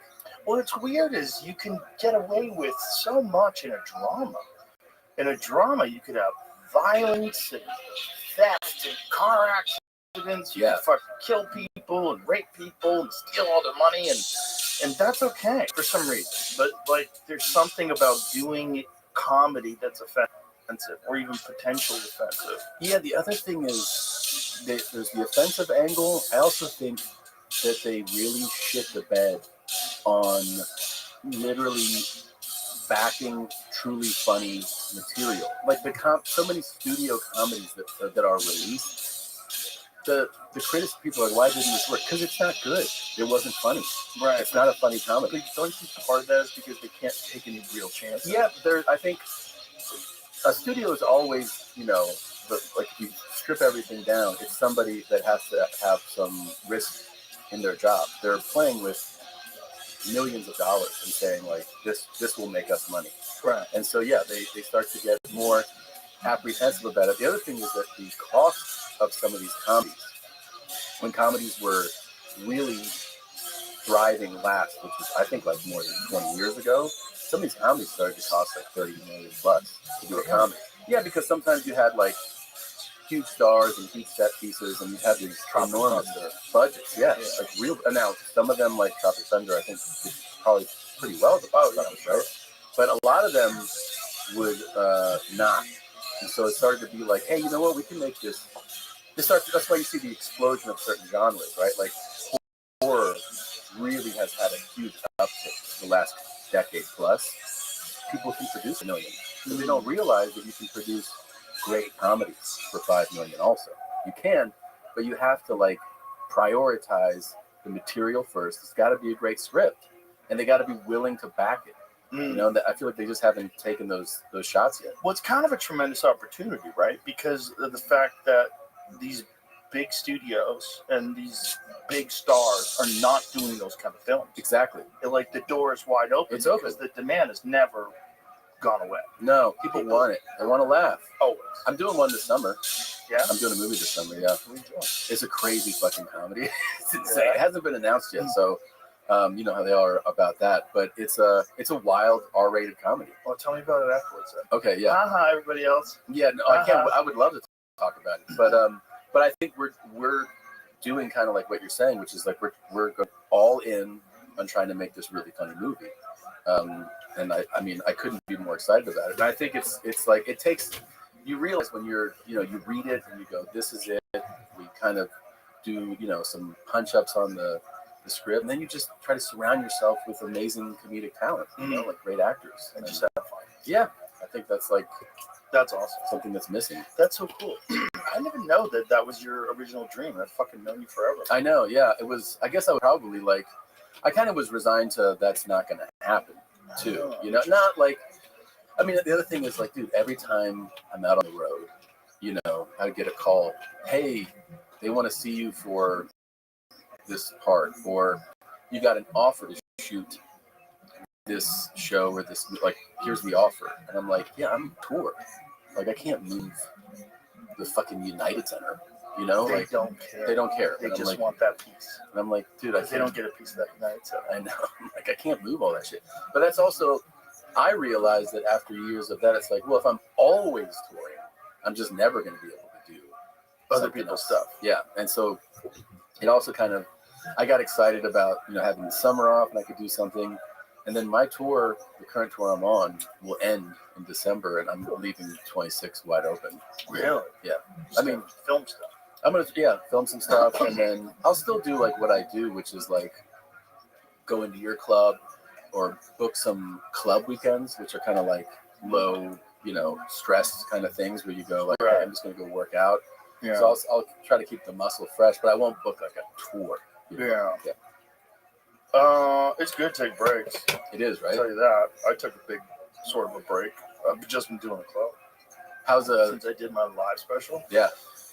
It's very nice. It's not. It's great having no pressure. So like, I just talk about what I want to talk about, and I write about what I want to write about Yeah. instead of going, I gotta put an hour together because I have a tour in 3 months. Right. Like I have to make sure this hour's tight. I have to. You just kind of take your time with it. And I think there's something to be said for taking breaks with stand up in particular, because like you don't want to just have tools that you use to do a job, right? Mhm. You want to actually like you have to kind of figure out, what am I investing all my time in these subject matters? Yeah. What's interesting to me? Mhm. And how much time is that going to take to figure out what the perspective is, where I can just say it on stage? Yeah. Because I feel like with a lot of comics, there's a thing happens where you get kind of like locked into a set, and then you abandon that set, and there's just mad scramble to come up with a new set. Yes. And a lot of times when you're doing that new set, you're not invested in it. It's just you can make it effective. Right. You know what I mean? It kind of feels like filler. Yeah. Yeah. Yeah. I know exactly what you mean. And the audience. I think they definitely do. They do, because I feel it as an audience member. Yeah. I know when someone's doing that, and I go, I'm not connecting with this at all. Right. But if it's something that you can tell the person wants to talk about, Exactly. it resonates. It's Where it's actually interesting. That's the thing. It's like, as I've gotten older, I've thought much more about stand-up. And there's a lot of stand-up is kind of like unspoken. I think a lot of it is hypnosis. Really? Yeah, there's a weird thing going on, and I get it from like great comedians. Like when I was a kid, there was this guy named Frank Santos, the R-rated hypnotist, and he would go on stage and make people do stuff. And Mhm. like, you're having sex with Madonna. It was really weird. Yeah. There was a flow to his confidence, or something about him, and he was also an actual hypnotist. Hypnotize people to quit smoking and shit like that. Yeah. And there was something that he was doing where I was like, what is he doing? Like, how is he what is this connection where it's just so funny? Like, how is he getting into these people's heads? Like, what is hypnosis? And then I had a guy like Attell on stage when he's killing. And I recognize something I'm like, he's hypnotizing us. Mm-hmm. There's something that he's doing, this effortless confidence, and he's talking about, and great material also. So you give him the reins. You're like, oh, this material's so good. I'll give you the reins. Take my brain. Take my brain. Take my brain. And the real cadence too. Yeah. Because he has a very particular cadence. And if you hang out with him or work with him like I did a few times, you start doing the cadence. A lot of people do. Start doing the cadence. And I did that in like 05, 06. Mm-hmm. And I was like, he was on his show, and his first like killer album came out, Skanks for the Memories. Mm-hmm. Yeah, I mean, I feel like I would be talking like to you like this. I'd go outside and be like, how's everybody doing? Like I would just start do it because it's such like a hypnotic type of cadence. Yeah, Patrice always says that about like having babies. Like that's his babies. Yeah. Like David Hell has a bunch of babies. Yeah. It's like a bunch of people that he gave birth to. 100%. Yeah. Yeah, it's super normal. A lot of people have that, but it's interesting how that stuff works. That there's a thing that's going on, which is why live stand-up is so much better than stand-up on television. Dude, I also have this thing recently because I'm on tour right now. I realized that man, it's funny how I could be like tired, and being tired. I go on stage in a different mindset, and all of a sudden I'm like, wow, that was a way better set. Like I had the right amount of tired. Not tired where I can't think, but more relaxed. And then I get off, and like my whole tour crew was like, that was a fucking amazing show. I'm like, yeah, I feel like I was too tired to be like self-conscious or something. You know what I mean? Right. Like some of my self-awareness went away, but like the right degree of it went away. Yeah. And then the show just and felt then you better. locked in with them. Yeah. I also like to tell myself sometimes, if I remember, that I'm best on stage if I'm going on stage in a silly mindset. Mm-hmm. If I'm goofing off backstage. Yes. Fucking around, Yes. making fun of somebody that's like in my crew or something. I don't know, like dancing in the green room, like just silly. That mindset up on stage is like the best one to go on stage. That's why I used to love working with Joey so much. Yeah, because two things. One, Joey would make me laugh like while he was on stage. I'd be waiting to go on stage instead of thinking about my material and going over everything with fine tooth comb. I'd just be laughing, and then I'd go on stage laughing. And that's the thing is that's an unspoken thing that the audience goes like joy coming from this person. Yes, you know they feel the joy. Yeah, legit. They really do. Because like there's nothing grosser than fake laughs. Yeah. When a comedian does the fake laugh thing, it's yeah. fucking gross. Yeah. It's just like when you know they've said that fucking same joke the same way every night with the same laugh. Yeah. Like, you're tricking me. You're tricking me, yeah. You're tricking me. You're a hooker. It's so manufactured, you know? It's so calculated. Which is fine. I mean, do whatever you want. But it's like there's a thing that comes with that that's like, okay, I'm never going to be fully locked in, but maybe I just appreciate this for, True. Like I'm watching sitcom. Yeah. You know what I mean? And then there's also nothing as fun as genuine laughter on, like, if something really makes you laugh while you're doing a set, that's the most fun. Oh, for sure. And that becomes stages. It's like, that's why the bits work so good when you start doing them. Yeah. And then sometimes they die off because you get tired of it and you're not laughing anymore. Yeah. Whereas it's like there's certain things like as a subject start talking about where you're like, what the fuck is going on? Is this a real thing? It's so funny. We were just talking about how there's certain bits where it kills, right? And then over the next few months, it dies slowly. And you're trying to do the math. You're like, wait, I'm saying it different? Am I like, did you go listen? Right. Did I miss a beat or something? Did I miss some connective tissue? Right. What's going on? And you just like, by the end, you're like, it's fully dead. It has died. I don't know what happened. You just got to be able to accept that they're dead. Yeah. That's such a funny thing, though, that happens. I have a bunch of bits I call orphans. I have a file of orphans. Oh, like they're all bits that just never made it out to a special. Yeah. Like someone comes up to me, like every now and then, one of my friends comes up to me, like, do you do that fucking, is that on anything? I was like, that one's just an orphan. It's an orphan. It's just floating around. It doesn't fit with anything. It's so fucked up. And sometimes you ever try to bring those back? I brought some back that didn't make it. And sometimes they get new life. Yeah. And then sometimes you're like, oh, there's a reason why I didn't carry this one. You know when they pop up is bottom of the bottom of it's the best show.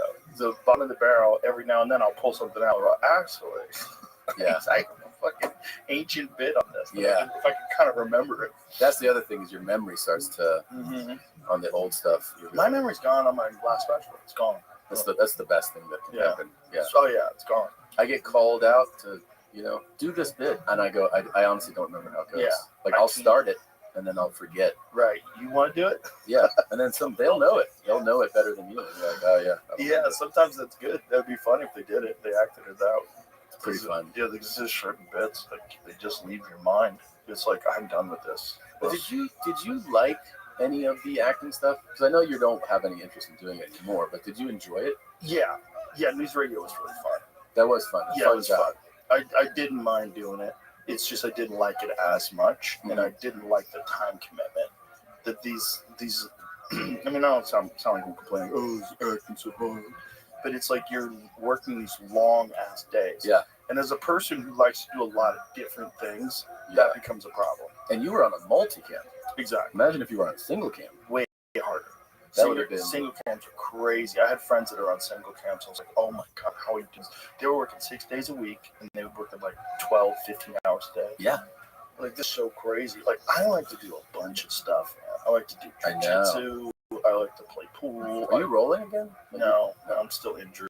Yeah. I'm still dealing with some small, it's a lot better now, lower back issue. And a little bit of a knee issue, but that's pretty good too. Did I say my little guy quit jiu-jitsu? Why? Why did he quit? The funniest thing. They both go. Both my boys go. And we take them in, and my youngest is like, this is my last one. He's 6. And I go, it's your last one? He goes, dude, my schedule is crazy. I go, what? He's copying his dad. Yeah, he's talking like me. And he goes, I have a full plate. And I go, you have a full plate. He goes, like kindergarten, I got Spanish, he drums. No time for this. That's hilarious. And then he told the instructor. He told the guy in charge. I was like, tell him. He goes, I won't be coming back. I have a very full schedule. And so that guy like smiled and he goes, well, what do you have? He goes, I told you, kindergarten, drums, Spanish. I don't have time to do everything. He's 6'6". And I go, yeah. Is this the one who calls you Tom? Well, they both did for a while, but yeah. So, but the instructor was great. He goes, okay. He goes, well, in life, be strong, right? And my kid goes, yeah. He goes, it's not an option. He goes, yeah. He goes, so if you have to be strong, then you have to do this. And my kid's like, yeah. He goes, and the instructor goes, I'll see you Thursday. And he sticks out his fist. And my kid goes, I told you, I'm too busy.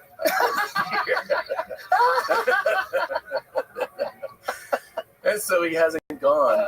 But this is the thing about kids, is like he hasn't gone now in like a month. And then now he's, hey, I want to go back to jiu-jitsu. Of course. So Of course. and also his older brother is doing very well. That's a problem. And so he got a new belt, you know, and he's, my older brother's like fucking him up and talking mad shit all day. Takes his shirt off every day and he goes, I'm gonna be so fucking jacked. So he's like, oh shit, I gotta get back in there. That's hilarious. Yeah. Yeah, you gotta hedge your time. Like you have to figure out like what do you want to do. You're the most insane in my book for a person who does the most different things, because you're highly proficient at archery, jiu-jitsu, shoot and pull, fitness, this shit, stand like